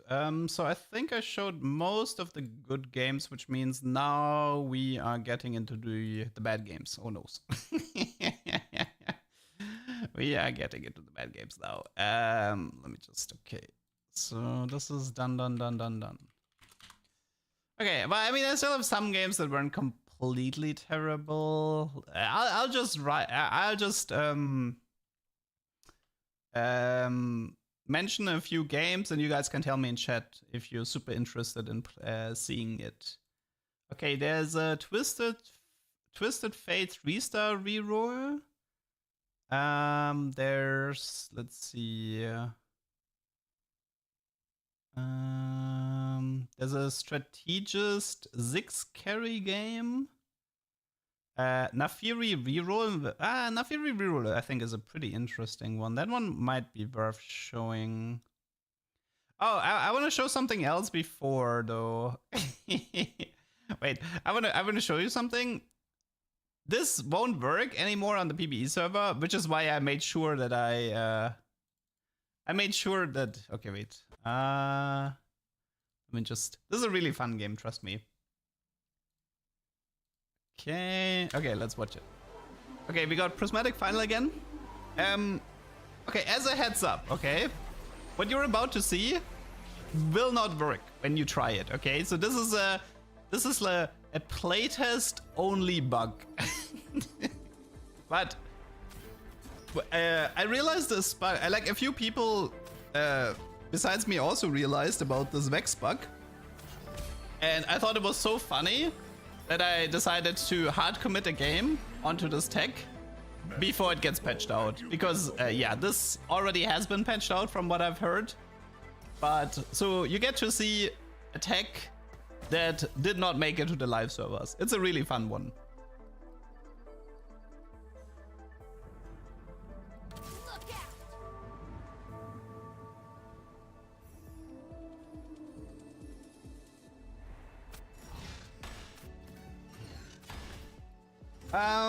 I've tried a lot of hero augments, so like I've tried Vi, Jax, and Silas. I've not tried Gragas yet, and I've not tried the Kayn one yet. I am interested in the Kayn one. I feel like the Kayn one with Prowler's Claw could be super interesting. Secrets are coins better saved than spent. I mean, Zac should be great with Trickster. The problem with Code is, honestly, Trenchcoat is kind of bad now. Guys, we kind of have to accept the fact that Trenchcoat got nerfed really hard. And there's a problem with Trenchcoat that people are forgetting. Trenchcoat takes base HP. Meaning the bonus HP you get from the Bloblets is not taken into account when Zac splits from the code. So effectively what's gonna happen is if you put a Trenchcoat on Zac, then you're gonna get a bunch of copies with like 500 HP that will all immediately die.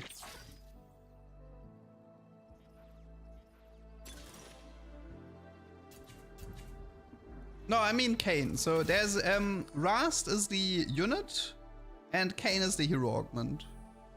So if I'm talking about Kayn, I'm usually talking about the hero augment. Because he has like a spin to win type ability. The thing is, Rast is just a tank. Like he's Rennie in disguise, effectively.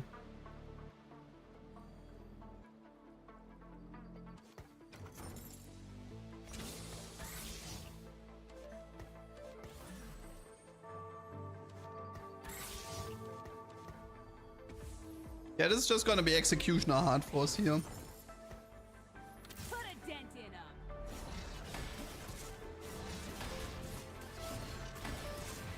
This one is mine.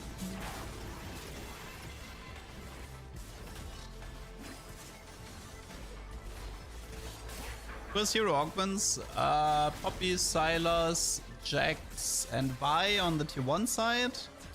Kayn on tier 2 and Gragas on tier 3. There might be one or two more that I've missed.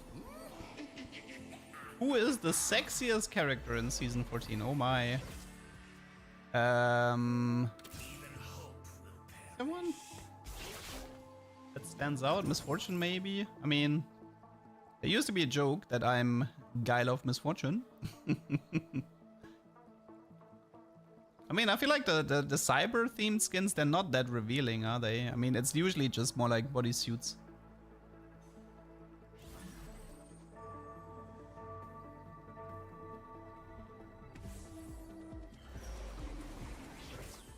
What about Mundo?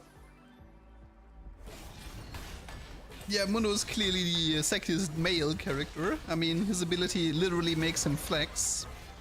By the way, Lusha, there was somebody earlier in chat that complained about your music taste. I just wanted to mention that.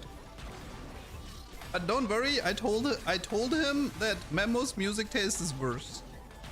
Make that what you will. Make of that what you will. If I must become the whole world's villain, then so Oh, right, so somebody noticed that in the augment selection it said I would get a Graves and I didn't. That's actually intended. I asked about this as well and they said that none of the augments is supposed to give you units, which means that the tooltip was outdated. So not getting a Graves is intended and they they had to update the tooltip.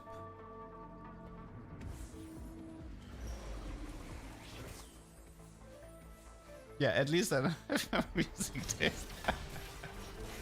I mean, I don't have the greatest music taste either, but... Quite frankly, I do think my view count has gone up since I stopped listening to music. You have perfected the cipher. What did you do?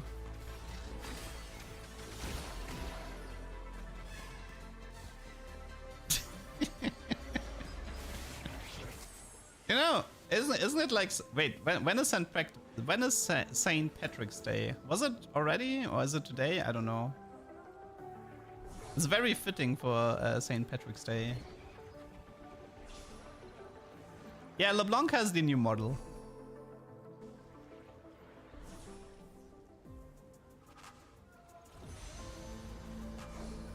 It's today? Oh my. I just saw on Reddit that they painted the river green from that. Was it Chicago? No, I don't remember.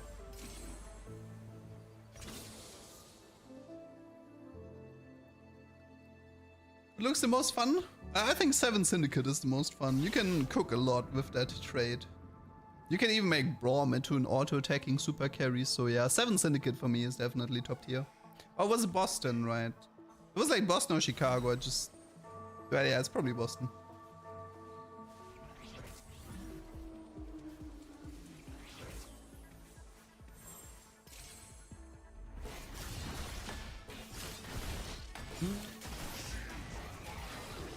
Wait, it was Chicago? Oh my.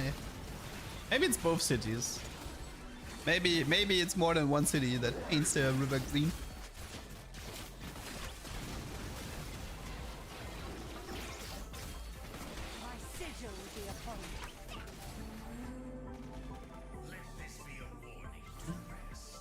Bastion and Vanguards do what? The sections have armor on MR, which is increased at the start of the fight for like a limited duration.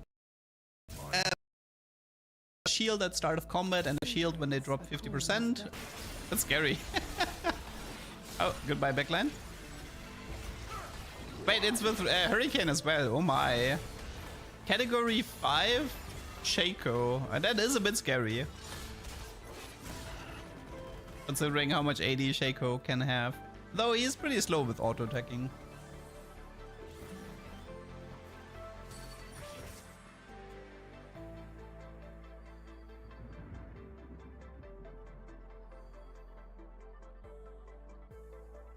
Yeah, so in this game, just to explain my game plan at the moment, I pretty much just want to rush 8 and look for Vex. Unfortunately, I don't have the items that I'm looking for because I need a very specific item build for my game plan. And for that I need a lot of tiers and crits, but preferably tiers.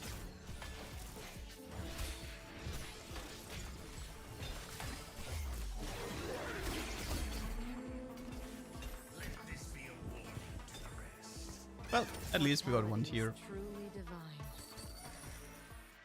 It's all rust now.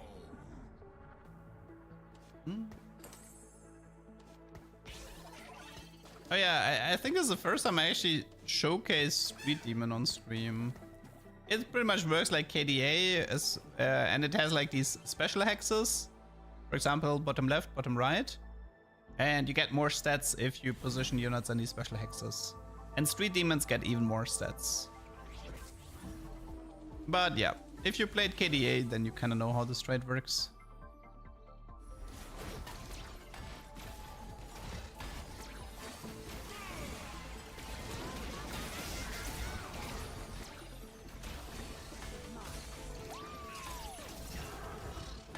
This is playable starting tomorrow evening in like 30 hours. It's playable on PBE for 2 weeks and then it goes live for 4 months on 2nd of April.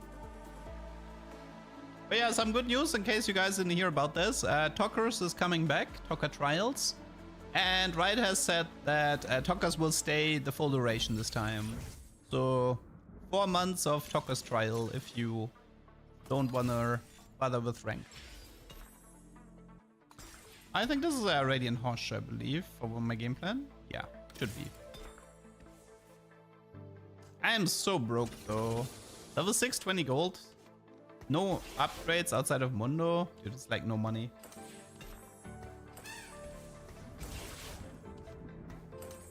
Now the chunk game mode usually only happens in the last patch of each set. Chunk and Tokas are different. Tokas is like a pure PvE mode. And Chunk is just like inflation.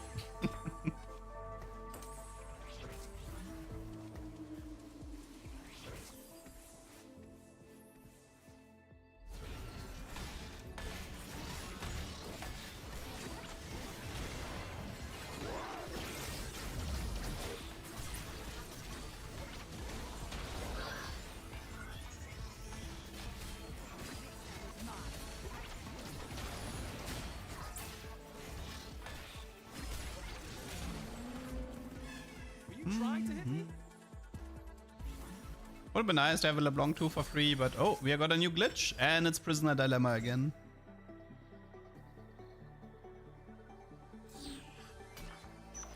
$10 gold each. So wait, everybody got the same amount, right? 4 people clicked left. Oh no, it was 5 people left, 3 people right, and everybody ended up 10 gold. It's like the maybe I wonder. You guys think we can like gaslight people into? You can like write, hey guys, if 5 people do left and 3 people do right, we get the same amount of gold. And then you tell people that you gaslight people into taking the left side.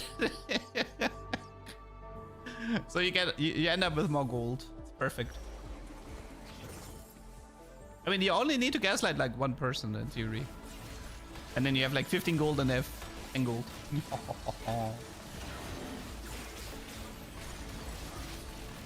Is Annie strong? She's okay. I kind of wish Tibbers was stronger. We like the problem is like every time we had cool Tibbers usually was crazy strong. Because it was like the main ability of Annie. But now Annie's main ability is different and Tibbers is more like a side note. And as a consequence, Tibbers isn't very strong, which feels a bit bad.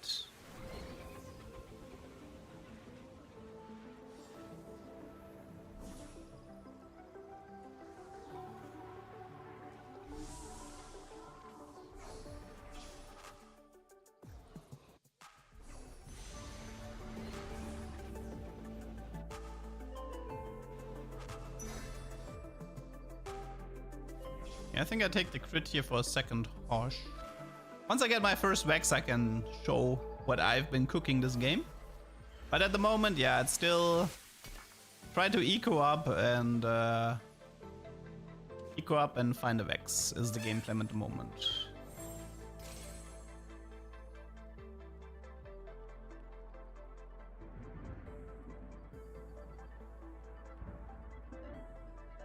Yeah, set to Annie with Mage Emblem. Whew, that was good stuff. That was very good stuff.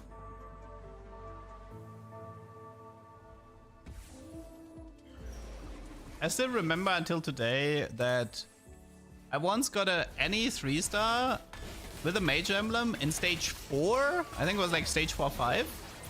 In set 2 it was, right? And this was absolutely insane back then because getting a 3-star tier 4 was crazy rare.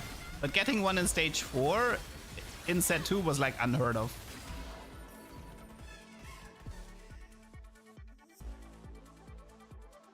But nowadays, like, I mean, a 3-star tier 4 is still nice, but it's definitely nothing too special anymore.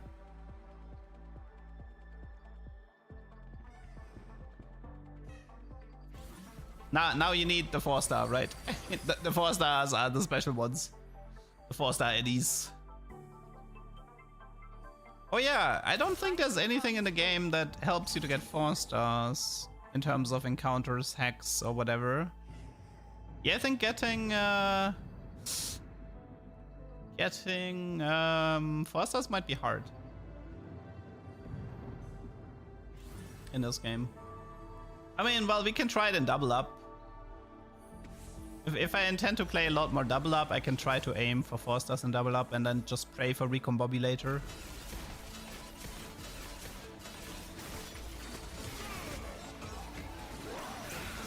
What is the set from a 1 out of 10? It's like rating a set this early is kind of weird. I'd say maybe a 7.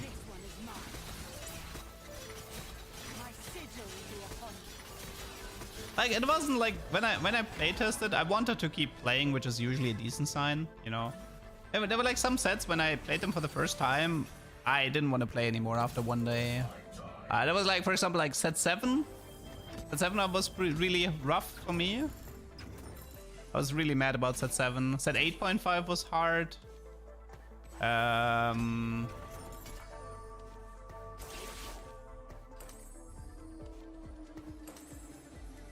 But yeah, in this playtest, I definitely wanted to keep playing, so I had a fairly decent time. Like I said, it's like I don't like the whole Encounter 2.0 part. Not the biggest fan of that set mechanic. I like if players have more agency about their own fate, which is why I love the anomaly mechanic in the beginning. Darkness to darkness, light to light. Yeah, Greater Moonlight is in the game, but I mean it only applies to tier 1 units. I was like speaking of tier 2, tier 3, and tier 4 units and stuff.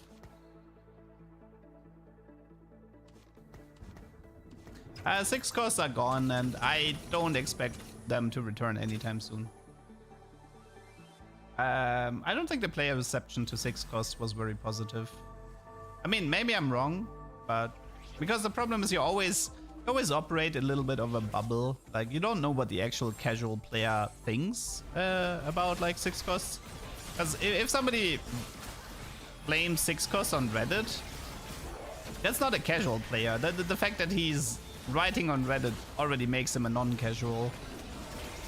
So yeah, but from what I gathered, I don't think 6 costs were that popular as a set mechanic, and I wouldn't expect to see them return anytime soon.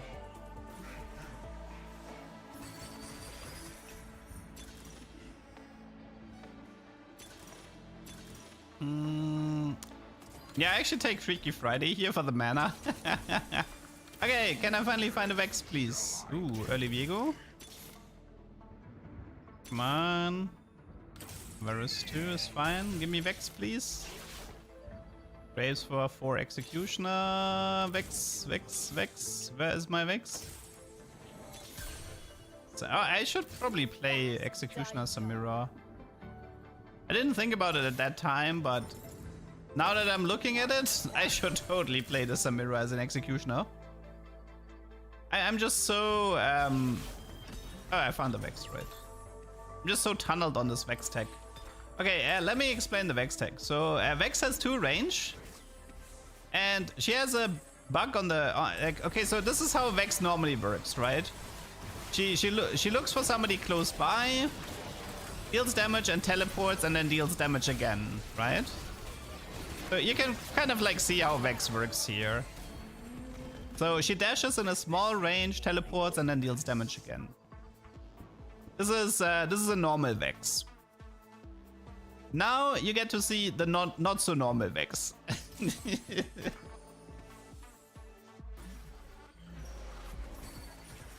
So the thing is, if on the playtest, again, this does not work anymore, okay? This is already patched. But on the playtest, if you had a full mana Vex and you positioned her in the back row so she didn't have anybody as an auto attack target, she would default the targeting to furthest enemy. Which means a full mana Vex on the bottom left will ult into the top right. So for example, here we can see this should be Jax, I believe. Jax is the furthest. So she goes for, like, the first ultimate goes on to Jax. So in theory, if you want to be like on that playtest, if you wanted to be funny, you could do like, I don't know, blue buff double Rabadon Vex or something, and then one-shot the enemy carry at the start of the fight. My items were a bit bad for this. I didn't really get like stuff like Rabadons. And I struggled enough with getting the tiers.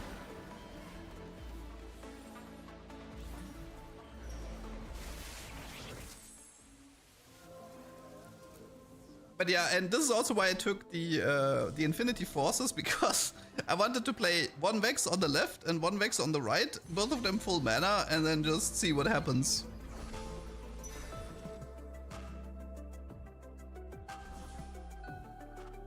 Divinity Corp is a reprint for Heavenly from set 11 or Guild from set 7.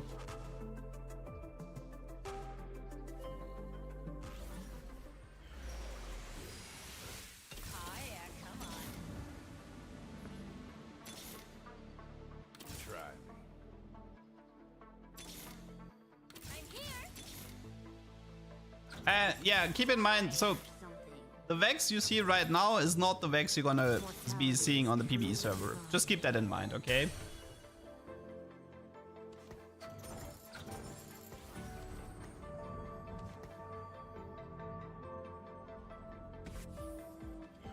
Okay, watch this Aphelios in the top right, okay? Hello, Aphelios.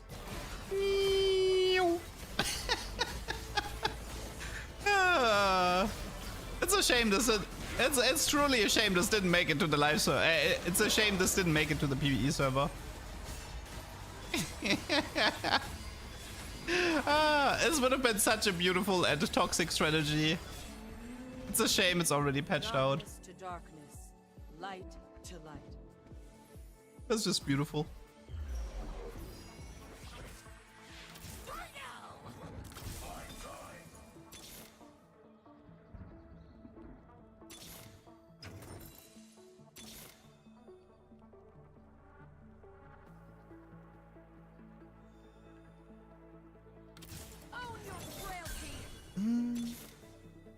Oh yeah, I guess Morgana gives AP for the Divinity Corp, and Senna was attack speed or 80? I think it was attack speed, I'm not sure.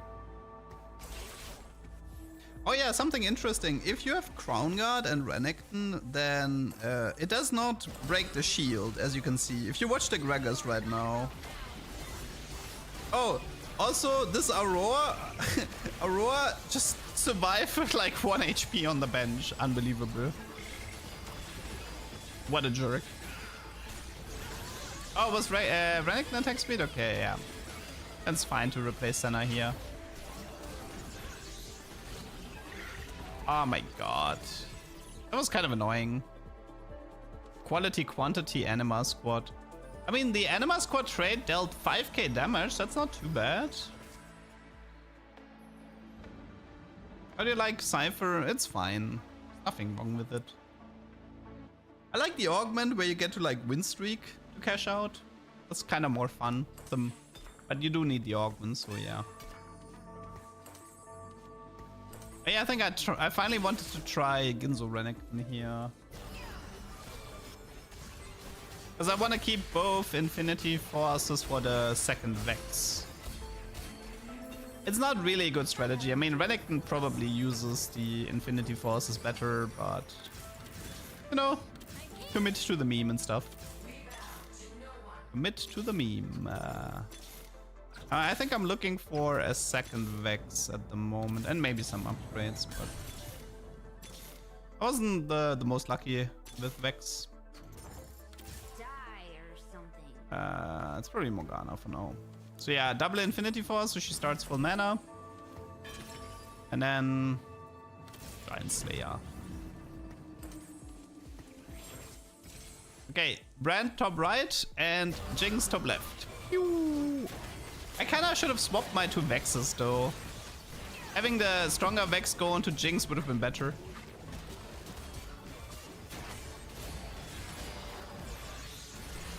Yeah, but I don't think I'm... Wait, actually, maybe? Maybe? Oh my god, look at that. Vex. Woof. Nice.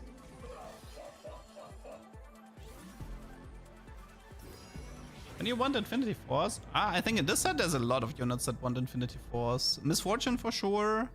I think Zaya wants Infinity. Shaco wants Infinity. Jinx can also use it. Yeah, but don't try to copy the backline Vex. Vex is a second row unit.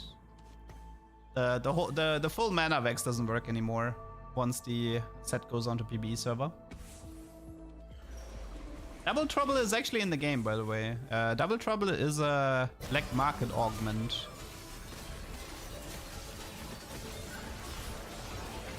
I think the way Vex is designed, I think she's supposed to ult the backline on the second cast, not on the first cast. At least that's the intended ability. Yeah, that Renekton audio sound. Oof.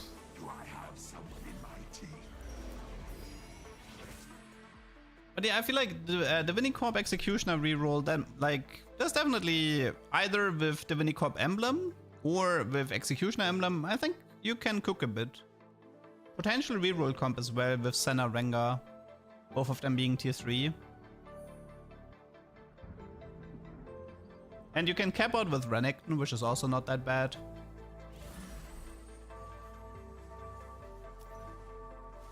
Vex mana is 40, I believe. Yeah, the thing is, Vex might have gotten reworked since we played her. But we will have to test that tomorrow. Or like, I mean on Wednesday most likely.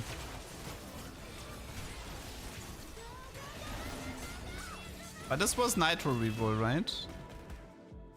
Yumi 3, Nidalee 3, Kindred 3, T-Hex, Shyvana 3. That's pretty nasty.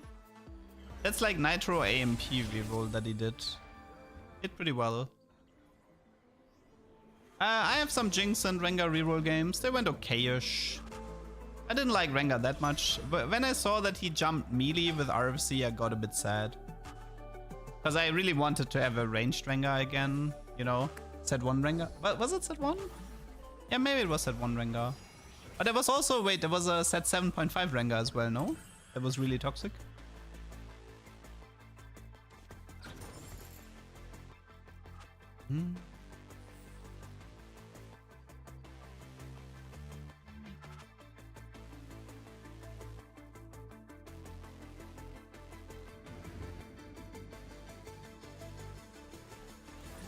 Can I explain black market augments? You need a prismatic augment selection, and it needs to get hacked. Like, hack is the set mechanic. And then your left augment choice can be black market, which gives you options that wouldn't be possible otherwise. So you get like access to an augment pool that can only be reached with the hack. And this can happen in 2-1, 3-2, or 4-2. So if I say Double Trouble has to be a black market augment, then it means it needs to be a hacked prismatic augment selection. Dude, that was so tanky. 17k on the Vex, not bad.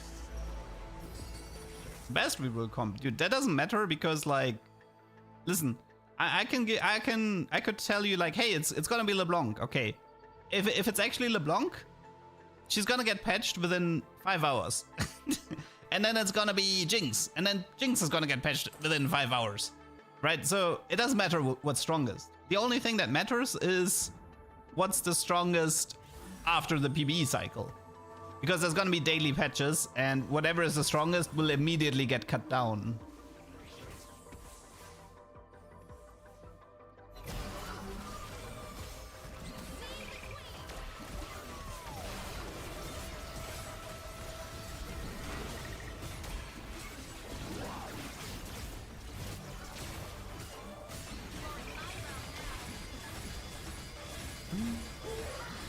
Dude, I feel like I might not want to play Renekton purely because of audio. That Renekton audio is so annoying. Keep in mind that 3-star 5 costs do not have their flavored ability yet. This is intentional. Riot has said this time and time again, that the flavor for 3-star legendaries is added at the very end. It's not a priority for them. It's something they add towards the end once everything is like patched and balanced. So if you see a YouTube video about a 3-star legendary, expect to get disappointed. Oh, my Vex here has a mana bug. I think it's because there was no viable...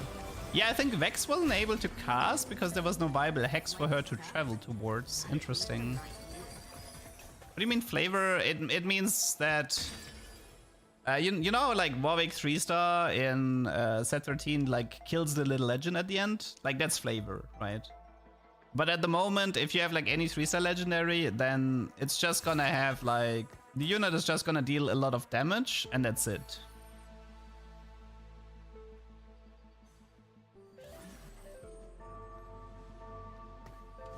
Will Deeproot work on Vex?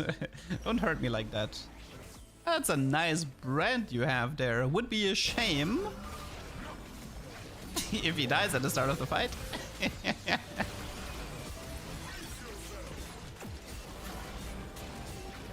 I think I'm still losing this fight though, yeah. I'm still losing. I'm getting farmed by a Jinx. Even though I one-shot the brand at the beginning. I mean, the guy is like a Zac 2-star with some pretty nice combat augments. Yeah, not 3-star Garen sounds really sad. That guy definitely needs a lot of flavor.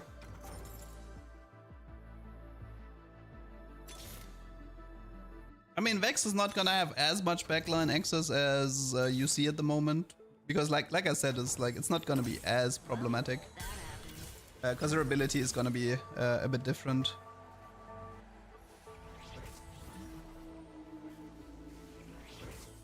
Jinx is tier 3 unit.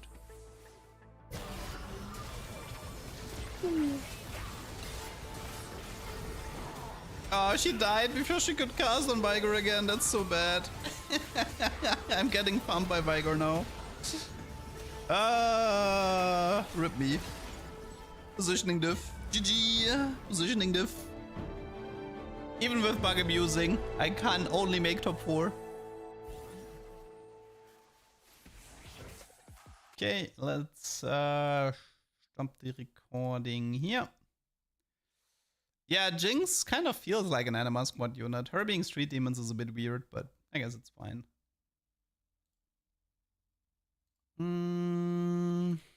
Okay, let's see. What else do we have? Let's see. Oh, I wanted to show enough Fury. Well, maybe I'll show enough Fury tomorrow. I think I'm gonna do like 2 more games and then take a break. The thing is, like, having to narrate the games is actually kind of exhausting as well. I mean, I still have a decent amount of games to talk about. I mean, I don't want to show all of them, because, like, some of these games are just straight up not worth showing. Wait, this was Vex. Right, done. I guess I haven't really shown hero augments yet. Let's do a hero augment game. I think it's this one. Okay, let's go with this one. Okay, that's a hacked encounter. 2-star units can appear in your shop.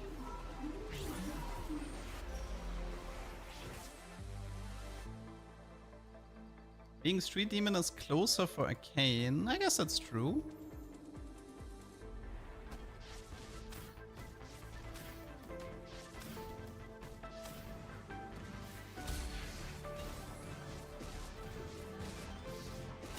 Dude, I just tried to click on that orb because I thought I was playing.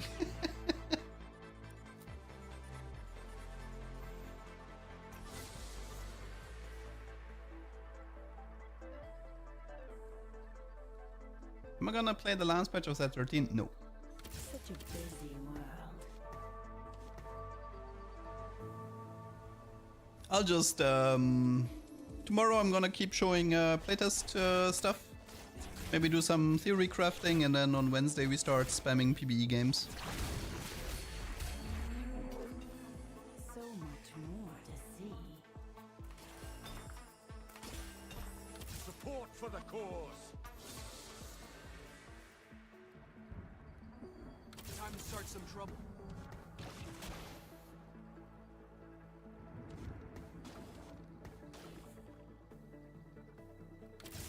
for the cause.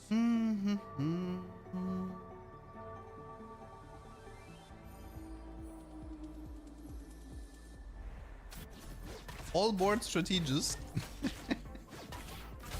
I mean, with double trouble, maybe. The problem is like strategist. I think their tank is Echo Nico, which is not that great. Like, ugh. Oh, we have a right. We have a hacked here, so I can choose a gold augment and 3 gold, or I can choose 2 silver augment. Let's be real. I mean, that has to be the double silver, like almost always.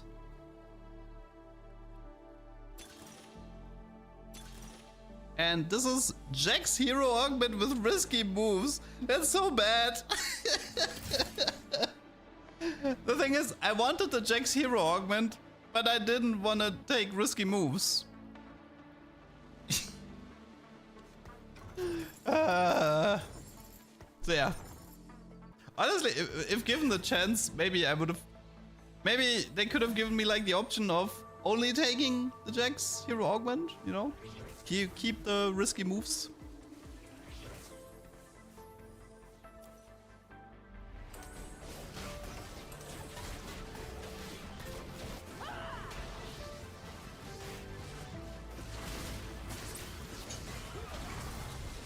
The reason why I don't like risky moves is because I'm a lose streak type player.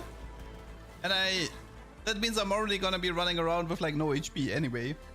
If I lose additional 20 HP, I'm almost dead in stage 3. And if the problem is also I'm playing tier 1 reroll, which means I can't level, and it's gonna be really difficult to prevent hard losses in the early game. So yeah, so this is the hack encounter here. So the game offered me a Mundo 2 star for free.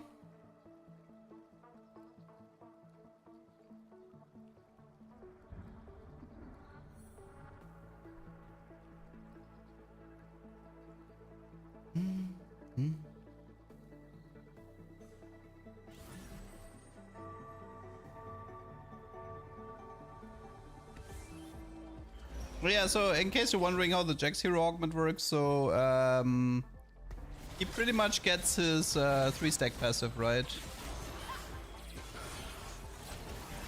So it's like, I think it's every 3 auto attacks, it's magic damage, and it keeps scaling during combat. Something like that. So he's an auto attacker, which means that usually it should be something like Ginzo Jeweled Hosh, I would say, but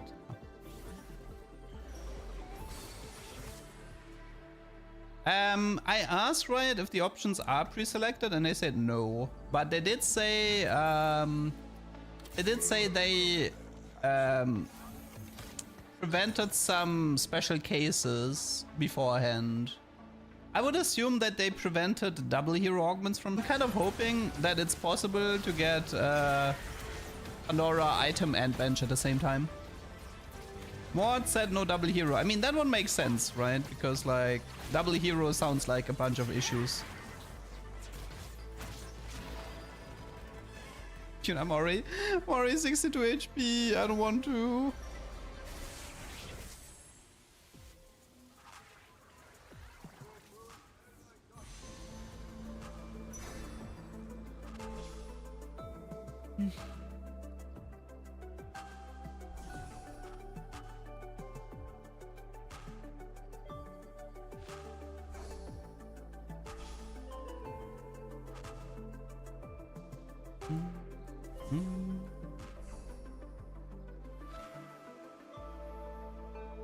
I mean, Eon should be good on Jack's hero as well, in theory at least.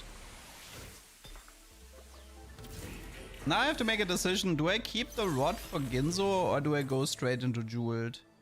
And here we have another problem, which is this Exotech item is actually kind of bad for Jax. Or like he doesn't care for it. Honestly, I'm not even sure.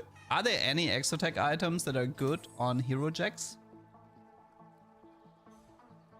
This is like the one that I think it gives you crit chance and executes stuff, but it's definitely not an item you would want on Jax in the end.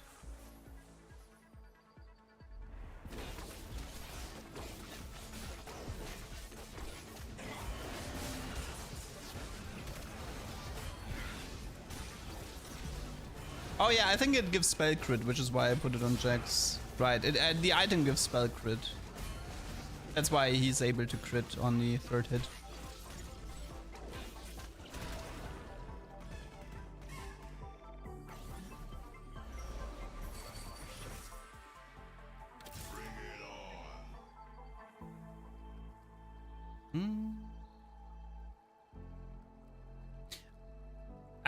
I'm pretty sure also like 5 augments is impossible, right? I assume that Riot has a rule in place that prevents the additional augment in combination with the 2-1 augment.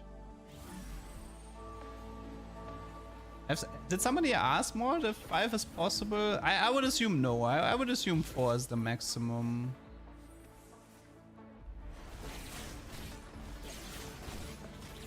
Thank you, Electro.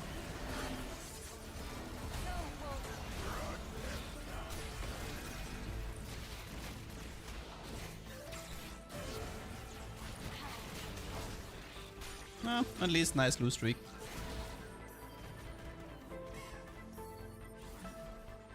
How much games did I play? I mean, I counted like 40 during the playtest. I grinded pretty hard, to be honest, so I have a lot of material to show to you.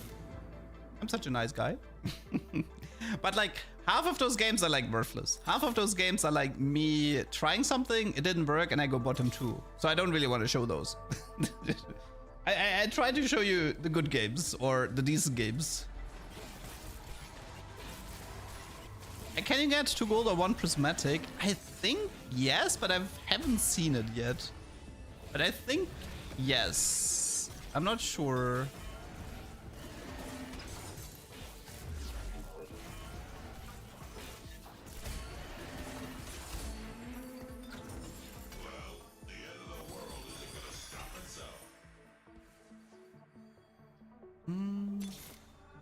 I would love to show a Kane Hero game, but I haven't gotten one. I can't offer you one. I'm so sorry. Oh yeah, now I think I'm getting carried by the encounter mechanic now. Because I got this is so stupid. I got 2 upgraded Jax from the hacked encounter. And now I ended up having to sell my original Jax because I had a 3-star on the bench. That is so stupid. I had to sell a Jax 1 for a Jax 3. But yeah, I mean, at least I have a Jax 3 now with 40 gold, so that's good. So, okay, let me explain something, by the way. The correct game plan from this position is slam items on Jax, use the power spike, rush levels, go like level 8, level 9, and then use this stupid hacked encounter mechanic to get 2-star tier 4 and 2-star tier 5 units. That's the correct gameplay if you want LP. Spoiler, this is not what I'm doing this game. Okay, I see a Mittens and I decide, okay, our Prowler could have been interesting on Jax as well, but considering Jax is an auto attacker and I don't have a Ginzo yet, I figured, you know what, Mittens might be good here. It gives a lot of attack speed and I think there's like 3 units in set 14 that have attack speed debuffs. Braum has attack speed debuff. Nico has attack speed debuff, and I think there's 1 more. So I figured, you know what, maybe Mittens is actually really good here.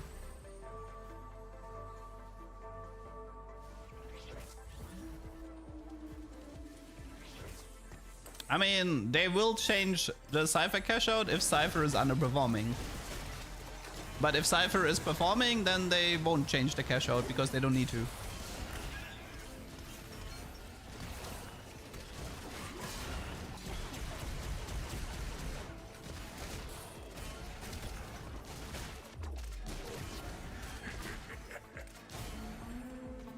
Oh, right, in case you're wondering, so Jax still has mana.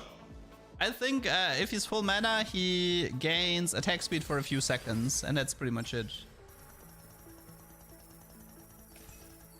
Okay, this is the gold from the risky moves, which means we can push levels. Like I said, it's like, you know, this could have been great. I could have rushed level 9 from this position. No, this guy got 30 gold. He actually got 30 gold by himself. What a jerk. Should have went for the split.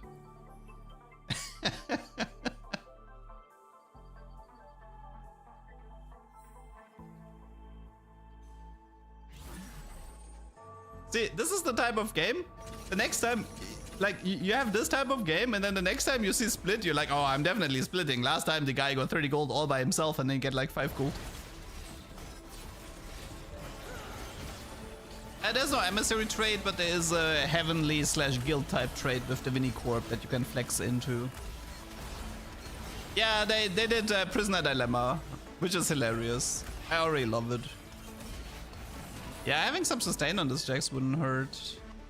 That's why I said maybe he needs like jeweled Hosh. Jeweled for the spell crit and then Hosh for some sustain so he can like stay alive longer.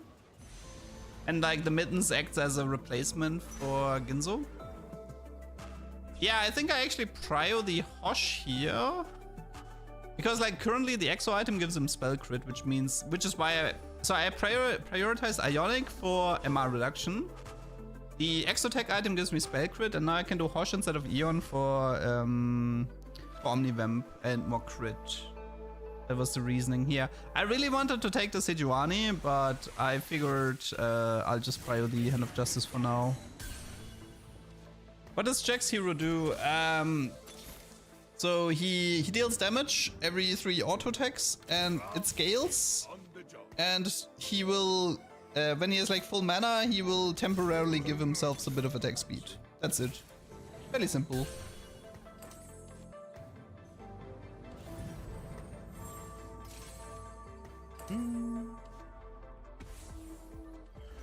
Yeah, who takes the Eon now is the question. So Jax is a Bastion, which means you can go vertical Bastion to make him tanky. That's why Eon is... I don't think Eon is that necessary on Jax carry, because if you go vertical Bastion, you have so much defensive stats that he should never be in danger of getting one-shot. And as you can see, this guy is currently in a crazy power spike. If only there was a smart player behind the PC right now that would realize the fact that he could rush level 9 from this position. If only.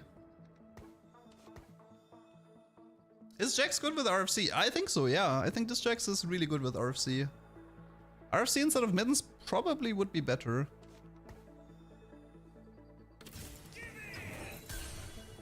I'm back, what a nice surprise. Yes, I am back for the next 2-3 months.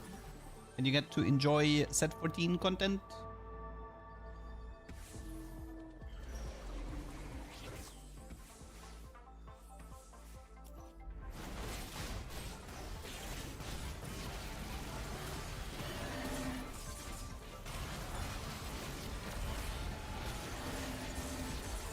Oh yeah, and this doesn't always happen, but if the third auto attack of Jax lines up with his target dying, he will jump to the next target.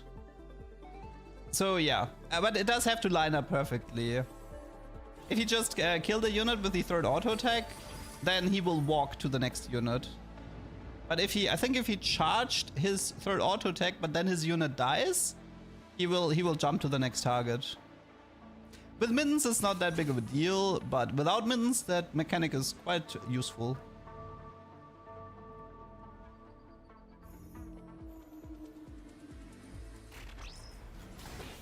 No, I think Syndicate plays quite different compared to... what was the old Syndicate set? Was it 8? Nevertheless, it feels quite different.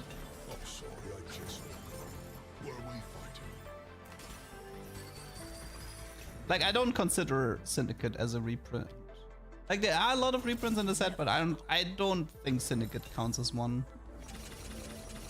Yes! You managed to go level 8. Now, don't waste your money This is field research. and just go level 9. Surely you can go level 9 from this spot. Yeah, something that's a bit nasty with level 8 and this hacked encounter is you can get 234 units on 8, which is pretty disgusting. I think I'm missing Sejuani, right, for 6 Bastion. Yeah, I skipped one in the carousel too, but I don't think. I think prioritizing Hand of Justice was fine. I don't mind that.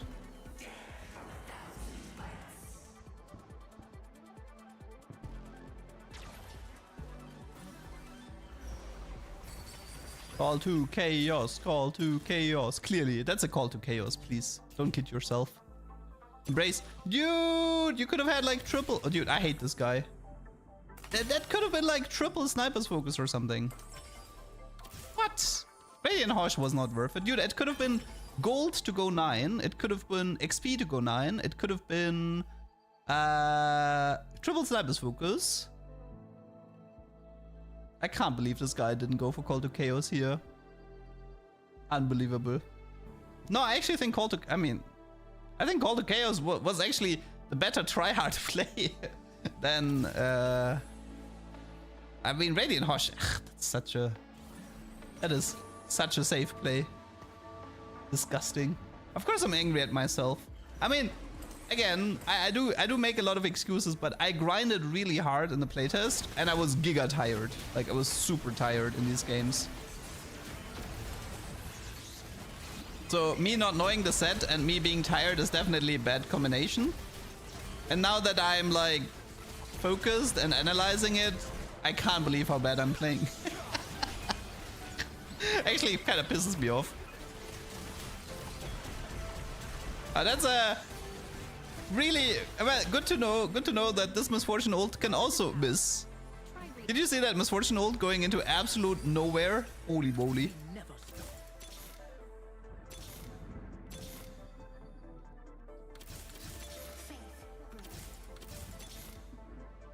Please stop rolling. Go 9, you idiot! You can get 2-star legendaries for free in this encounter. Let's get this over with. Stop wasting. Stop rolling. It's not worth it. Just go 9. You wasted all of your money, you idiot. Just go 9. I know you want Sejuani, but it doesn't matter, man. Also, I found Aurora 2-star before Seju, huh? Interesting. Oh, that guy crushed me. Holy. Wait, Locket dummy with Nitro. Oh, that's so disgusting. That is such a disgusting combo. Holy moly.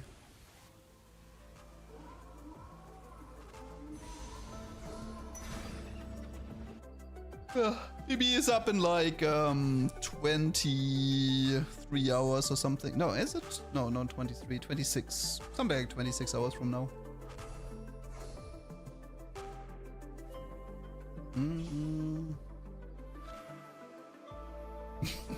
Lesha, you know what's funny? I think you have the chat with the highest average LP, right? I think I know for certain that the average LP for my chat must be pretty low, because every high elo player who watches my gameplay, he just physically cringes to death and leaves the stream.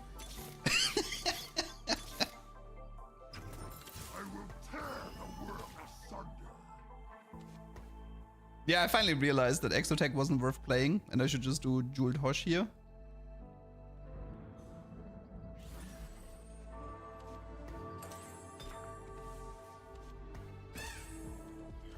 Honestly though, wait, I just realized something. No, this is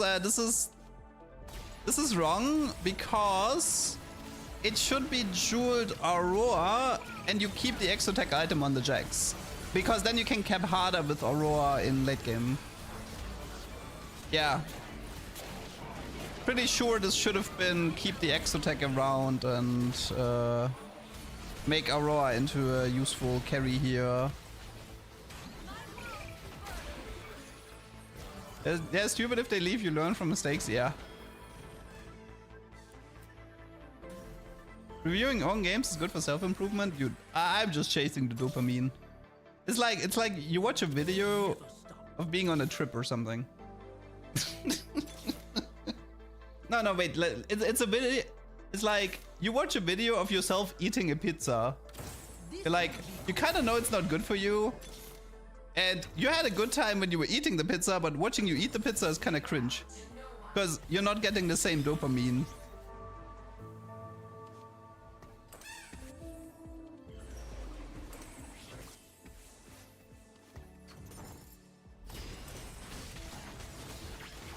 A lot of challenger players are lost if no one solves the game for them, I guess. I mean, it's definitely, there's a lot of theory crafting to be done at the beginning of the set, that is true. There's definitely, there are some players that usually struggle when the set comes out. Because like there's a pretty big difference between being good at theory crafting and being good at honing whatever is established. So yeah, the beginning of the set usually belongs to the people who are creative, and then the later we go into the set, the honers take over. Now Exotech needs to be on Exotech units. So Abi, you can circumvent this with Garen mod or Exotech emblem, but I needed to put that item, or like I need to put that item on Varus, Jax, or Seju. But yeah, like the correct play here is to do the item on Jax and the jeweled on Aurora. That would kept me the hardest here. Knowledge is power. Try reading books.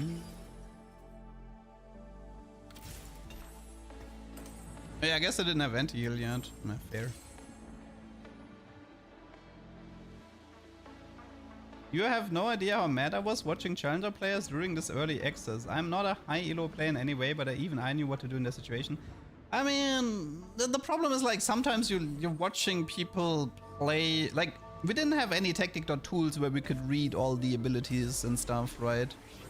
Learning a set, like, and some people just struggle a little bit with learning a set. Like some people take longer to input all the information and remember everything. I don't think you should judge anyone too harshly by playtest gameplay, simply because it is so much information, and we definitely, like, we did not have any tables, we didn't have any documents, so everything is pretty difficult to learn. Like, we didn't even have a team builder, right? Like, just having a team builder alone can be so useful.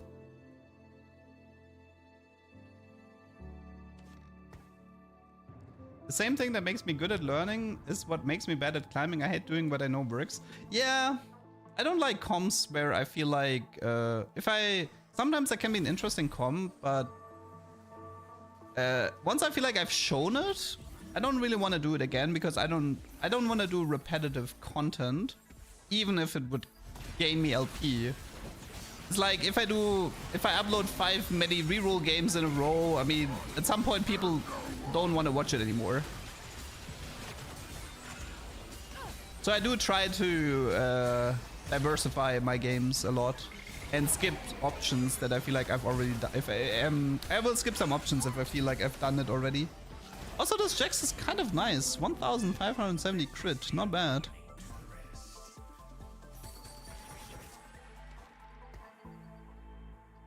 My hype for set 14, a reasonable amount, yeah. I'm hyped to do stream, to stream again. It was kind of boring, not streaming. Yeah, the beginning of the set is the most fun. It's usually also where I grind the most. I will definitely put in some crazy hours the next weeks. The beginning of the set tends to be the best for me. And the first patch of each set tends to be the most fun for me, so... Because, like, Riot tends to cut down techs and strategies the deeper we go into a set. So at the beginning of the set, you need to identify what Riot is gonna remove and then spam the crap out of it. he can't get bursted down. That's nice. That's a bad carousel for me though. I have like nothing to add at this point. Other people can just add another 2-star legendary. No, as far as I know, What the Forge, Artifactory, and Trash to Treasure are not part of the black market augment selection, unfortunately. I really wish I really wish that black market What the Forge would have been a thing, but apparently it's not.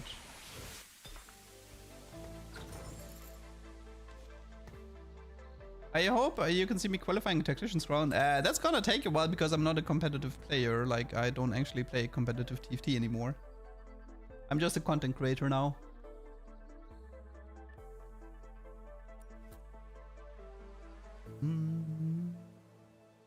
I think flex players are gonna have it okay-ish in this set though. Especially because, like, if you're a flex player, all you have to do is learn AD flex, no? And then you're gonna be like, oh, I can play Zaya, I can play Aphelios, I can play Zeri, I can play Misfortune. 80 flex seems really easy, or like, not easy, but it seems you have a lot of variety. So it's pretty hard to low roll. Oh yeah, right, I remember why I lost now. It's Aphelios 3-star. Right. Double Ginzo Sniper Focus Aphelios 3-star with probably 6 golden ox. Goodbye! Nice try, Jax. Nice try. Okay, was a good game though.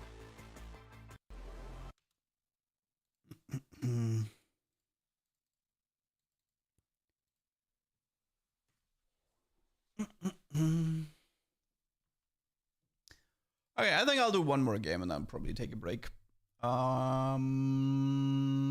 Let's see. What do we want to see? I already showed one hero augment.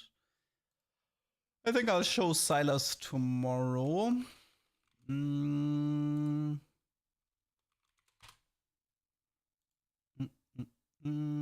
think I show enough Fury tomorrow. It's an interesting game to show.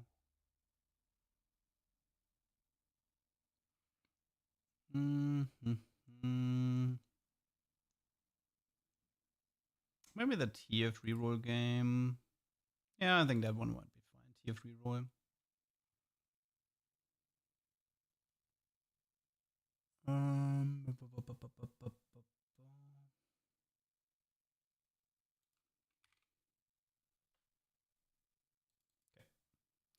Yeah, don't worry. You know, I already pressed record on all the games that I wanted to upload to YouTube. So at this point, like none of the games right now are gonna make it to YouTube. I already went. I mean, maybe the Nefuri one, but I already went through all the important games and recorded them. So don't worry about it. Okay.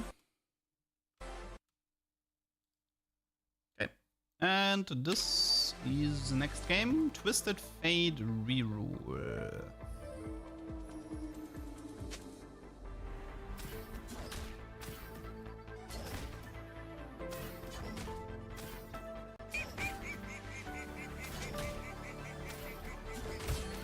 Ari, thanks for the sub and the 51 ones. 49 more to go. That is a lot. Maybe in 49 months, New World will have a new zone, and then we can play together again.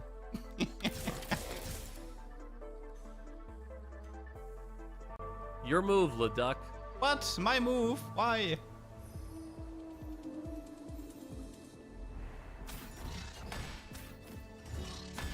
Oh yeah, so the first Exotech item is Hyper Fangs, the second is Coil, the third is the Hollow Bow. By the way, it's really easy to remember. So there's like 7 Exotech items, and they're all tailored to one Exo unit, right? And they are like designed after the unit. So the Lantern is for Jax. The green thingy is for Mordekaiser. The bow is for Varus. The fangs are for Nafiri. The coil, the butterfly thingy, that's for Seju. And Zeri takes the Flux one. So technically, every Exotech item has like one best user. And you can figure out who the user is based on what the item is called.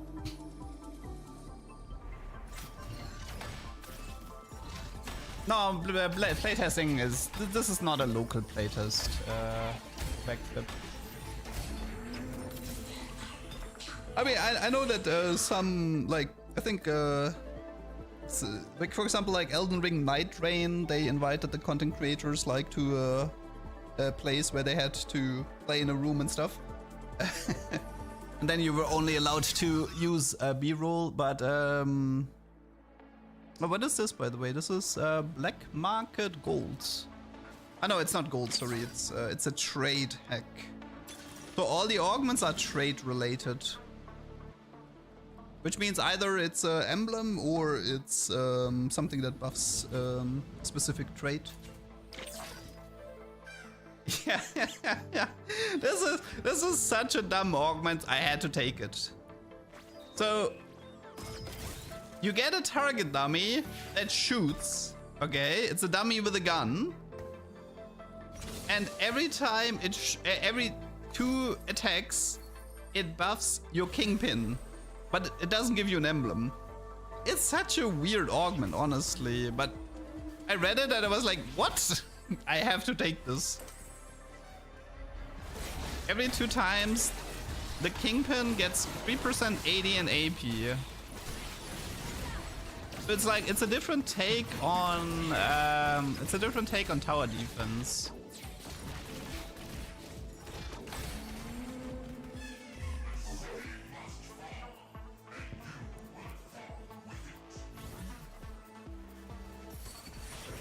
I need a... Oh, wow. I have TF 2-star before Shaco. Holy. No wonder I play TF... And I have a Ginzo. No wonder I play TF reroll in this game. Yeah, having attack speed on this dummy would be good. But the question is, how do you get attack speed on this dummy? Outside of, like, Zeke and stuff. What has Lynn posted in memes? Did she post a Cypher Duck or what? What did she do? Oh, that thing! Yeah, that's my Korean AI counterpart, apparently.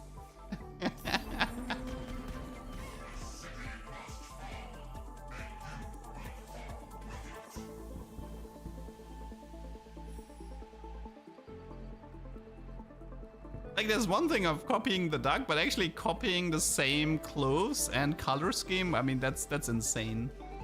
But it probably is AI. Like, they probably just told them to create a duck in an... It definitely looks like AI to me.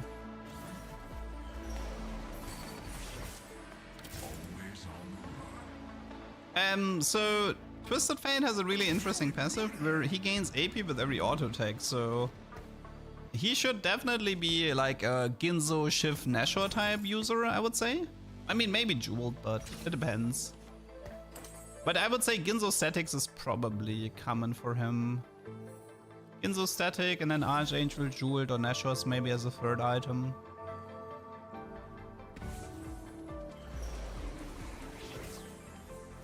No. This is not average duck color. A blue vest with a red tie is not average duck. That has nothing to do with an average duck. That is clearly stolen from... and red glasses, by the way. So, yeah. That's very specific.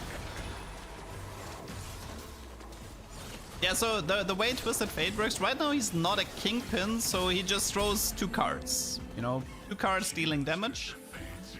Oh, this is a hack carousel with... Okay, duplicator.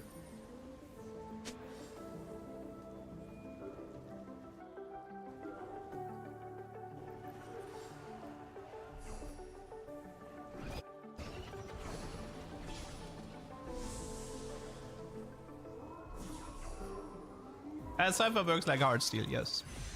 Give me the Twisted Fate. Nice, that's like +2 Twisted Fates. Guys, I have like 6 Twisted Fates and 2 5. That's insane.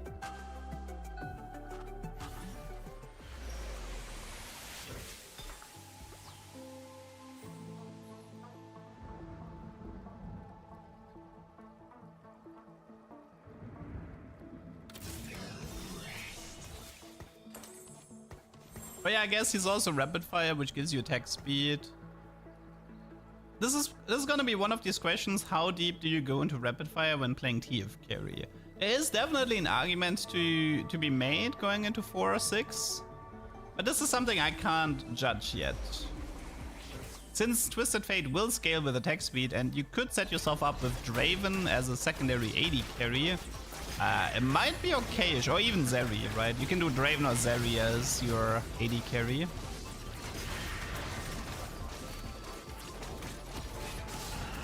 It's not a TF reroll if you don't reroll. That's fair.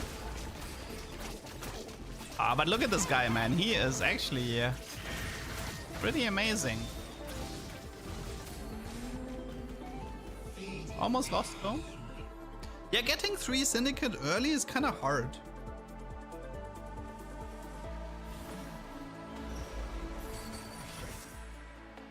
I have Darius, I have Twisted Fate, I don't have Shaco. How did I not manage to... Okay, there's Shaco. The Seraphine has to go. Techie doesn't matter that much. To make him into Kingpin, and now his actual ability starts.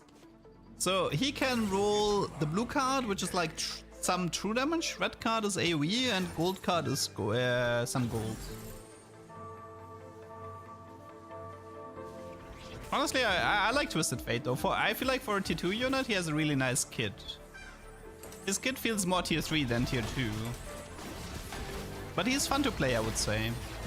So this blue card, which means his initial target gets some true damage.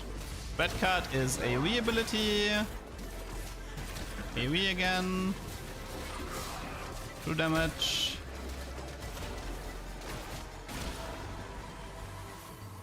They should give the dummy a gun.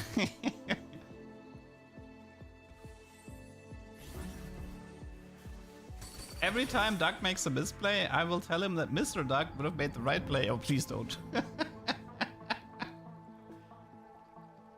Yes, a head on a head, yeah. Do you guys know what a head on a head means? It's a term for writing. I learned this from the South Park. You're not supposed to put a head on a head.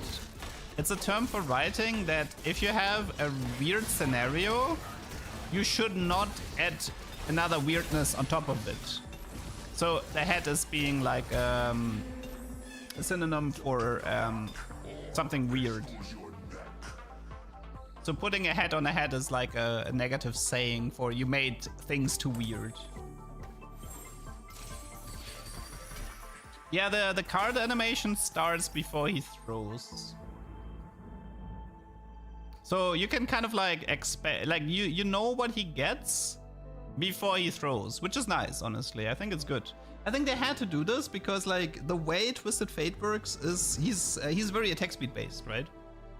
And that means you can expect like he's rapid fire trade with attack speed based ability. So they needed to ensure his ability would flow with high attack speed. And I think this is the reason why the card selection happens early. I will move the dummy later. Also, I mean, I can't move it at the moment because it's a recording. If you feel free to refer to all complaints to Mr. Past Duck. I can't change this anymore. I think I will put the dummy into the backline later. The thing about the dummy is, though, it's not that great. The dummy grants, like, what, 3 AP every 2 auto attacks. While TF himself pretty much gains AP with every auto attack, so... yeah, can't say no to Pandora. Probably need, like, statics here. Statics would be good. And more frontline would be nice. I think it might be Alistair here for... oh no, wait, we have Bruiser. Mordecai, so Darius is Bruiser. I mean, I could do 4 Bruiser here with the Gragas as well. Nah, whatever. Miss 3-2 Tailored Emblem. Yeah. No, you can't do any mods on non-champion units. Does not work. There's no 5 cost for Syndicate? No. It's a 5-unit trade with 2 emblems for the 7 piece. Still a very good trade though.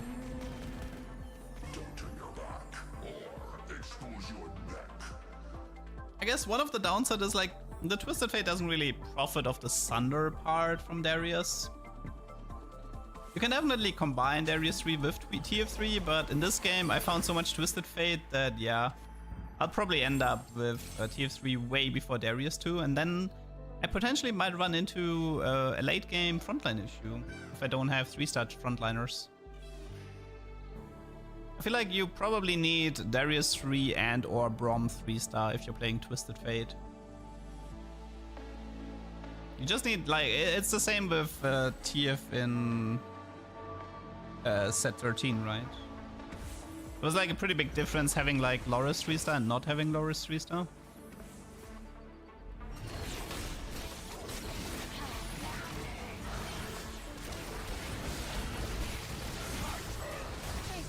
Oh, we got a gold card. Yeah, it grants you 1 gold, right? Yeah, gold card grants you 1 gold. Ah, 2 gold. Nice. Nice.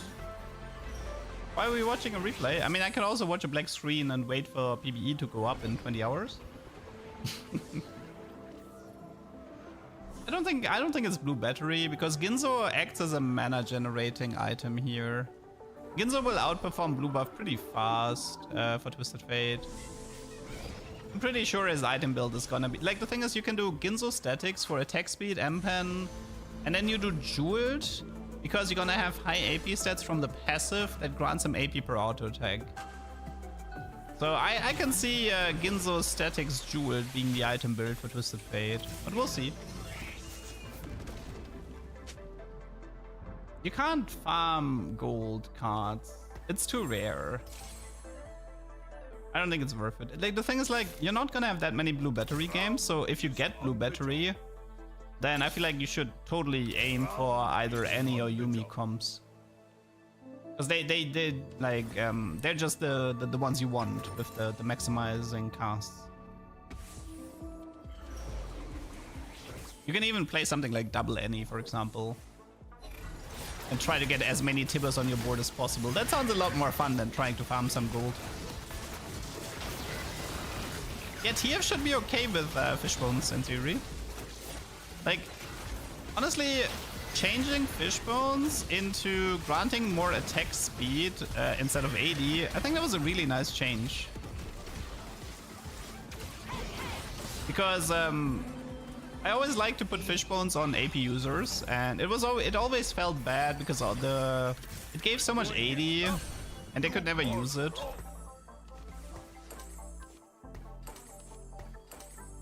Yeah, I think Cho'Gath can stack infinite during a combat. Not getting a single Twisted Fate for 1 stage? Yeah, that's fine.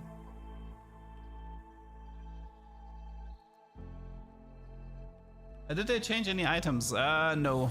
The main item change is that Frying Pan emblems have a special effect now. That's the main change on the item side. This guy has a Renekton already.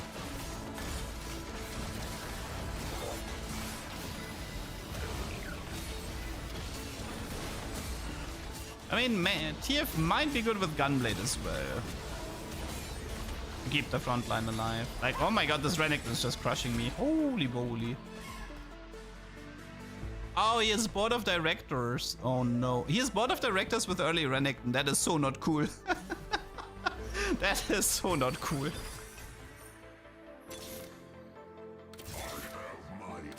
I think it's one more TF, right? I have a duplicator orb. Yeah. TF 3-star. Nice.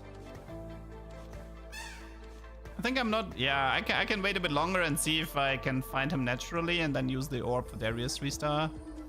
But honestly, at this point, I feel like the better play is to just ignore the Darius, go 8 and maybe try to finish Braum 3-star as main tank. Might be better. Because like going 8 allows me to do more rapid fire units or more frontline, one of the two. I feel like keep rolling on 6 here is a mistake because the Darius doesn't actually scale that well in this setup. Okay, good. I did not stay 6, that is correct. Wait, what am I doing here? Why am I going another bow? I should be going jeweled here, but I'm not doing it. Am I going for red buff or second Ginzo or Giant Slayer? What am I doing here? I'm pretty sure the correct play is to do jeweled.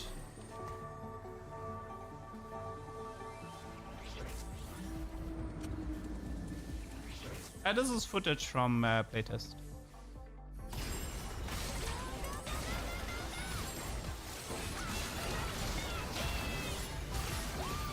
Yes, Yumi, we heard you the first time.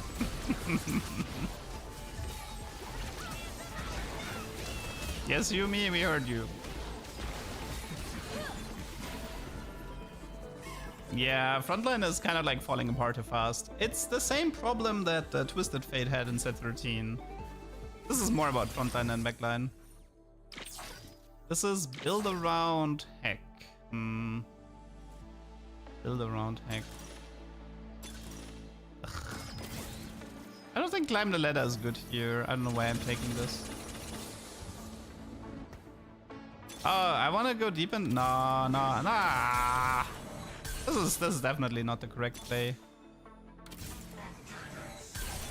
I wanted to go deeper into the syndicate, but nah, that's not correct.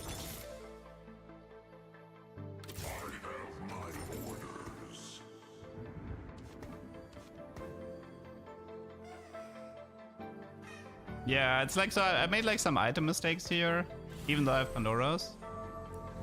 The last augment here was bad. That's not gonna help me a lot. And I spent too much gold here, even though I just had that 2 power spike. I mean, I don't mind going 8, but probably after Carousel, and then maybe try to like slow roll Brom 3-star. Maybe throw in a Sejuani or something. Buy me more time. Yeah, I can kind of see.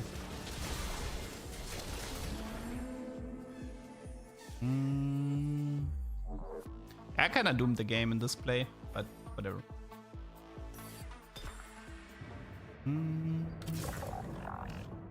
Oh, Nashos. Nah, Nashos was not worth it here. That's definitely... That has to be Jeweled or Archangel, but I'm pretty sure it's Jeweled. Bane is a decent unit in the set.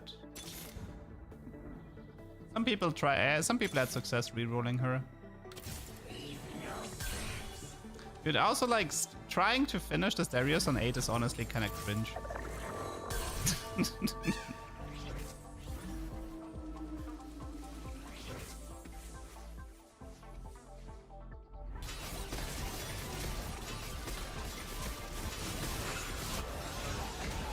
How good is the trade web in the set? Honestly, pretty good. I think the trade web is strong. The filler units are strong.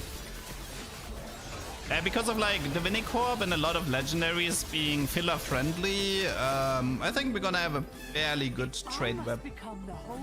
Like the casuals can still do vertical Anima Squad and vertical Street Demons, but the challenger players can definitely flex around with a lot of carries. They can flex around with the trades. Even like, for example, like Ox Force is surprisingly good even as a 2-piece. You can always tech in heavenly units. Strategist is like a nice tech that you don't have to commit onto. So overall, I think it's very positive, the trade web.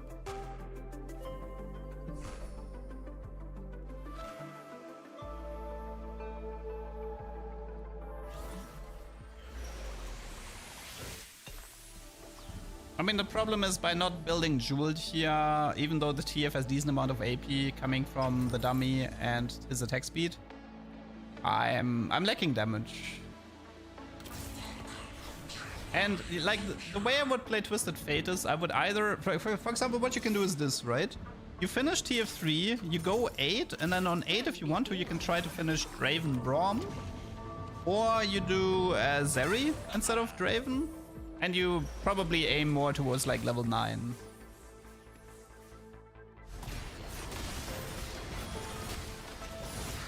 What are my first impressions to the set compared to 11, 12, 13? I like it more than 11, for sure. It's similar to set 12, and I like it less than set 13. I just think the thing is like Anomalies is a set mechanic with player agency, which is something I love. I love having player agency. So the more agency I have, the happier I am, and the more I have to deal with random RNG gates, the less happy I am. So I think the units is fine. I think the set mechanic is better than set 11, but worse than 12 and 13 for sure. Because for me, this is Encounter 2.0. It's an improved version of Encounters, so it's not as bad as set 11, but it's definitely worse than 12 and 13 because Charms and Anomalies was actually kind of fun to play around. Because you as the player, you got to make the decisions. Which charms do I go for? What am I looking for? Which do I buy? It was fun. And cooking around specific anomalies.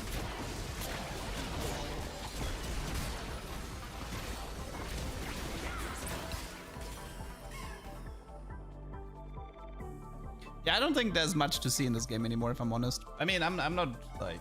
let me just go a little bit forward. But I don't think there's much to see because like my board is probably not gonna change much, and I can already tell.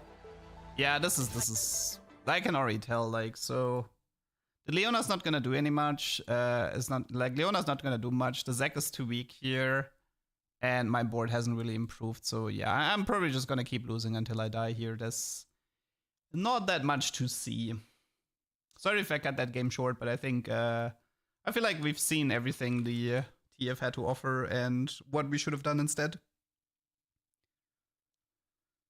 Is there like like maybe there's a game where I can show something that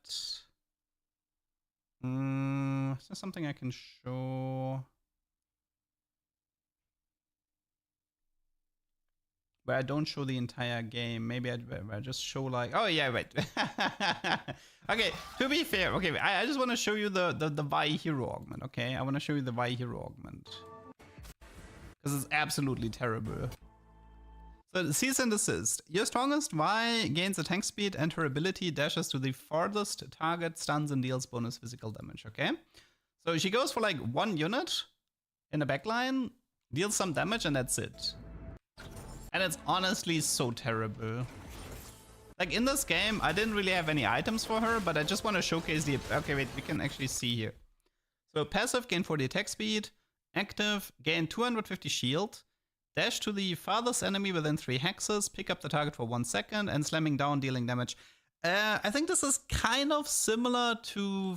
Was it Fated Yasuo? I think it might have been Fated Yasuo. I think the ability is really similar here, right? Except it feels way worse to Yasuo, because it's like tier 1.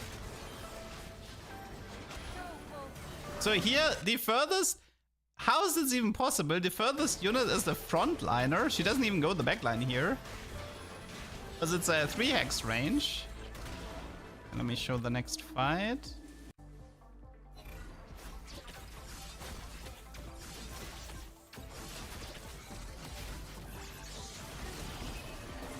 So that's the Vi ult.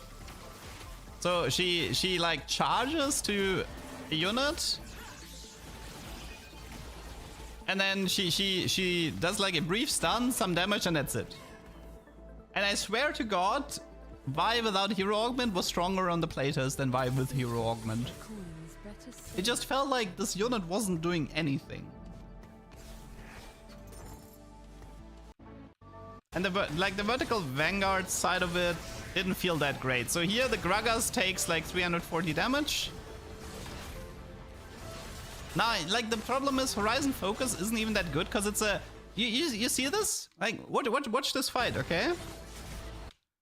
There's no damage for units passing through. There's no CC for units passing through. It's a single target ability. And that's why it's so bad.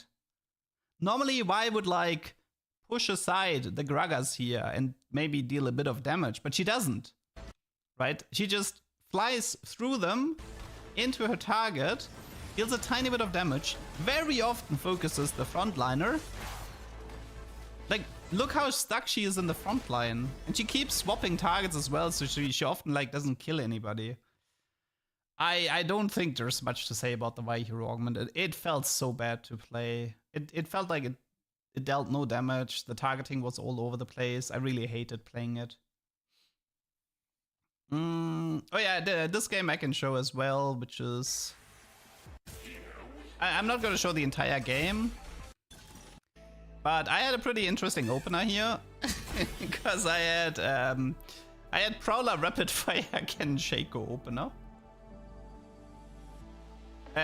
But it was not as good as I thought it would be. I just show a few fights on this complete mess of a game. So the first problem in this setup is I need Infinity Edge because Shaco can't crit without IE. So having these 2 artifacts is actually really bad because I have to do IE and then I don't have any Omnivamp because my only Omnivamp comes from Slayer, which is not enough. So the only way for this item build to work is if Shaco stays safe with RFC. But the problem is he jumps melee with RFC. See, he jumps melee. And this is why this item build can't work. because you need some sort of like sustain. Like Prowler is probably good on Shaco. I'm not saying anything against Prowler, but RFC is legitimately not a good Shaco item because it just doesn't do anything for him. He still jumps melee. You give up sustain or crit item, you know.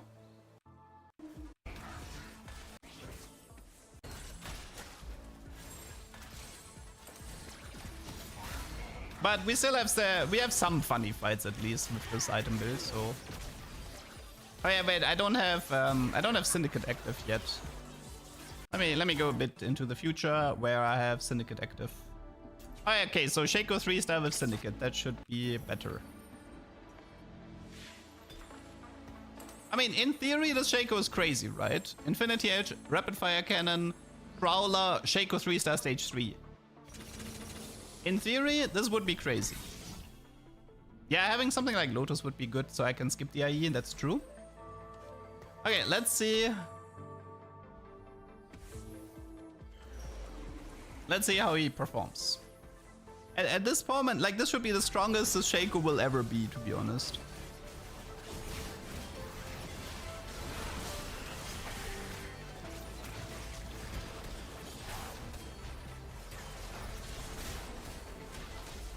I mean, it looks a bit all over the place. 10k damage, but yeah, obviously, this is for Slayer, and as you can see, this guy just doesn't heal enough. He's taking damage, he's like close where the damage is, and this doesn't result in very good fights. The beauty of ranged Shaco usually was that he kept safe, but this Shaco doesn't keep safe. Yeah, that was a Prowler crit on the Veigar. That was 1.8k. That was a Prowler crit. Let's go a bit forward. I don't want to show the entire fight. I just want to show. Okay, this one is kind of funny because the guy has a trench coat.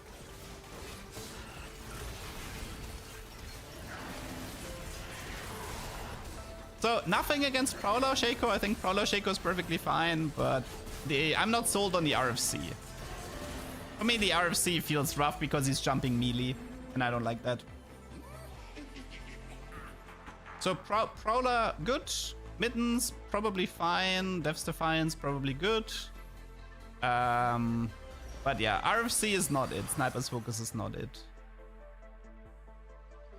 Yeah, I could have tried playing this without Syndicate. That is true. But I think Prowler would still make him jump melee if there's somebody in range. I mean, the way Prowler works on ranged units is pretty weird. Like, sometimes he will jump and sometimes he won't jump. It's kind of dependent on if somebody's close to him.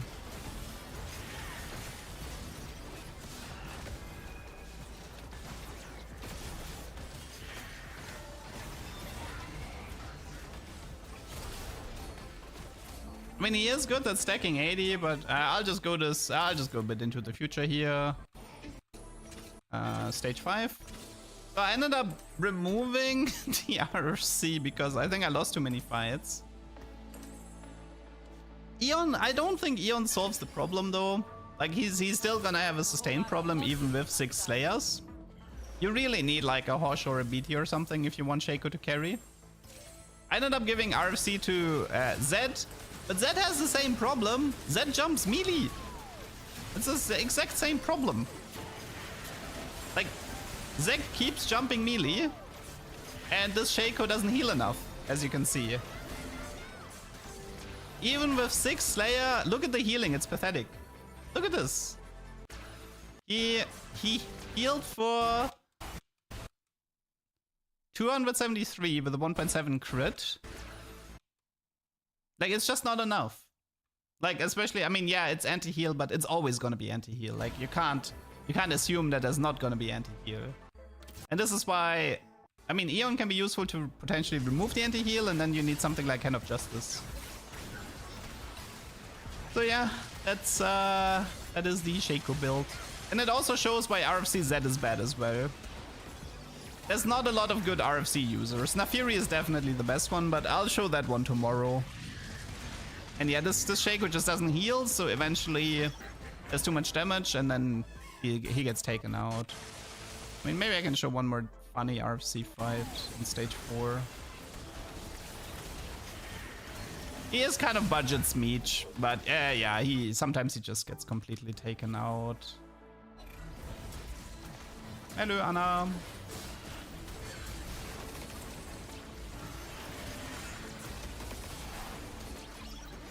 I mean, that fight was kind of cute. It looks cool. I mean, that fight looked pretty cool, I'm not gonna lie, but as you can see, the late game just isn't there.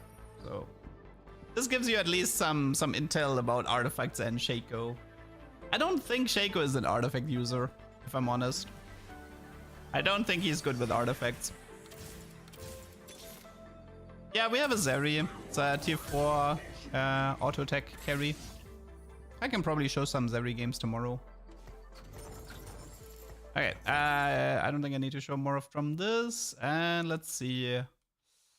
Maybe one more. I can show the fiddle carry attempt a bit. Okay, so the idea here was I went vertical techies with pure... Oh yeah, right, this was Axiom Arc Fiddlesticks. Like, actually, let me go to Fiddlesticks 2-star, maybe. So this was... I mean, Techies is Sorcerer. So if you read Techies, just think Sorcerer, which is like pure AP gain. And, yeah. The Fiddlesticks like pure DPS with Axiom Arc.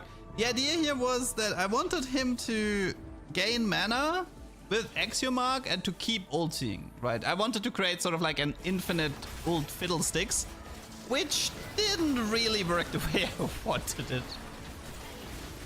Let's see. There was some fun fights in there. Let's see. So here he does ults. And then he does ult again. So this one actually worked. Like here the Axiom Arc game plan worked out. He did ult into ult without delay. Because I managed to kill enough units during his first cast. Which was nice. So next fight. Yeah, Zeri carry is perfectly fine in this set. I am pretty sure that you can have a lot of success with Zeri carry in set 14. There's good traits and a good ability. So here... yeah, it wasn't full mana yet. This one I didn't manage to kill anything.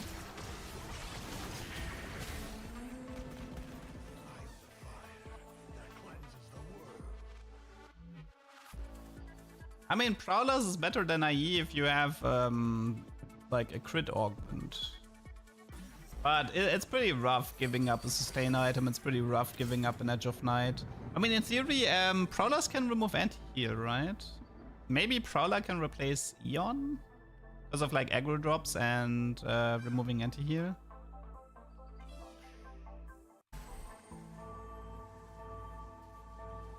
RC gives him access to backline? No. His Syndicate trait gives him access to the backline. RC doesn't do anything in that regard.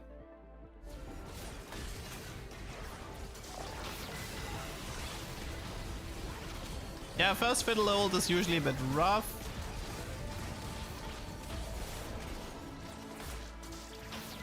I mean, he has a, like, this looks pretty cool to be honest. Seeing Fiddle beat up like 15k damage on his Fiddlesticks, that's pretty cool. Now Techie is Sorcerer. It's just pure AP trait. Future is right. Let's go forward a bit. This guy looks a bit scary. Shojin, Gold Collector, Jewel, Ziggs. I think my fiddle is dead already. Next ult, yeah. Gold Collector, Ziggs, that's nasty. This guy crushed me, holy moly. It's like a strategist Ziggs carry with Battle Boss. That was rough. Unfortunately, I low rolled the fiddle's 3-star. I don't even. Like, did I die in that game before finding him? Not sure. This guy is playing Veigar carry with... He has a Zephyr dummy and a Shroud dummy. How did that happen?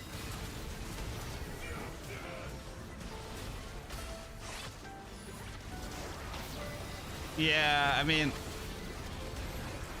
This kind of shows the limits of Fiddlesticks. Very squishy. Completely outperformed by Brand. Brand has like a wait, what was the brand items? Shojin, red buff, jeweled, yeah, and the brand is just so much more useful. This is gonna be like a theme for TFT that tier 3 reroll is just not very fun to play. If you want to reroll, like play tier 2. Tier 2 reroll is the safe bet, and if you want to play techies, just play around Brand. It just makes more sense to play around Brand than to play around Fiddle. Brand 1-star and 2-star is surprisingly good, and Fiddlesticks with having only 2 range, she's like usually in the middle of the fight and too weak as 2-star for the mid game. So you're relying on hitting an early Fiddlesticks 3-star, which is almost never gonna happen. So yeah, tier 3 reroll, Fiddlesticks reroll or whatever is usually not that recommended. There are some tier 3 reroll comps that are acceptable, mainly Jinx, like Jinx, Rengar and stuff like this. See, the thing is, like, I feel like going for reroll in the hacked encounter with the 2-star shops is a mistake. And the reason why it's a mistake is because it's actually a better encounter for flex players. Because if they rush 8, they can get 2-star tier 4 units in their shops and then play around the 2-star tier 4 unit, which means they're gonna have a crazy power spike in stage 4 too. And then they can rush 9 and get 2-star legendaries. And you're sitting there hoping that the 2-star mechanic hits one specific tier 3 unit, which is never gonna happen, and you're gonna lose. So trust me when I say this. If you see the encounter with the 2-star units, rush levels. It's way better to do that. Just go full flex. Play around the 2-star tier 4 units you hit on 8, and then just play the game from there. Battle Boss Strategist will be a good comp, yes. Ziggs carry Strategist is very viable. Okay, I think I talked enough for today. I've been streaming for 6.5 hours. I wanna end the remaining games that I have. I wanna show off tomorrow because we still have an entire day tomorrow where there is no PBE access, which means I will be saying my goodbyes here. I hope you guys had some fun. I hope you guys learned something from this terrible gameplay. What an idiot. And let's see, is Mr. Shoko online? I think he's still in his break, right? Send you guys to Memo, maybe. What is he doing? Yeah, I think I'll just send you guys to Memo, whatever. Okay, so Twitch is getting sent to Memo. And I will be taking my leave until tomorrow. Probably stream start around 1 PM my time. See you guys tomorrow. Bye bye.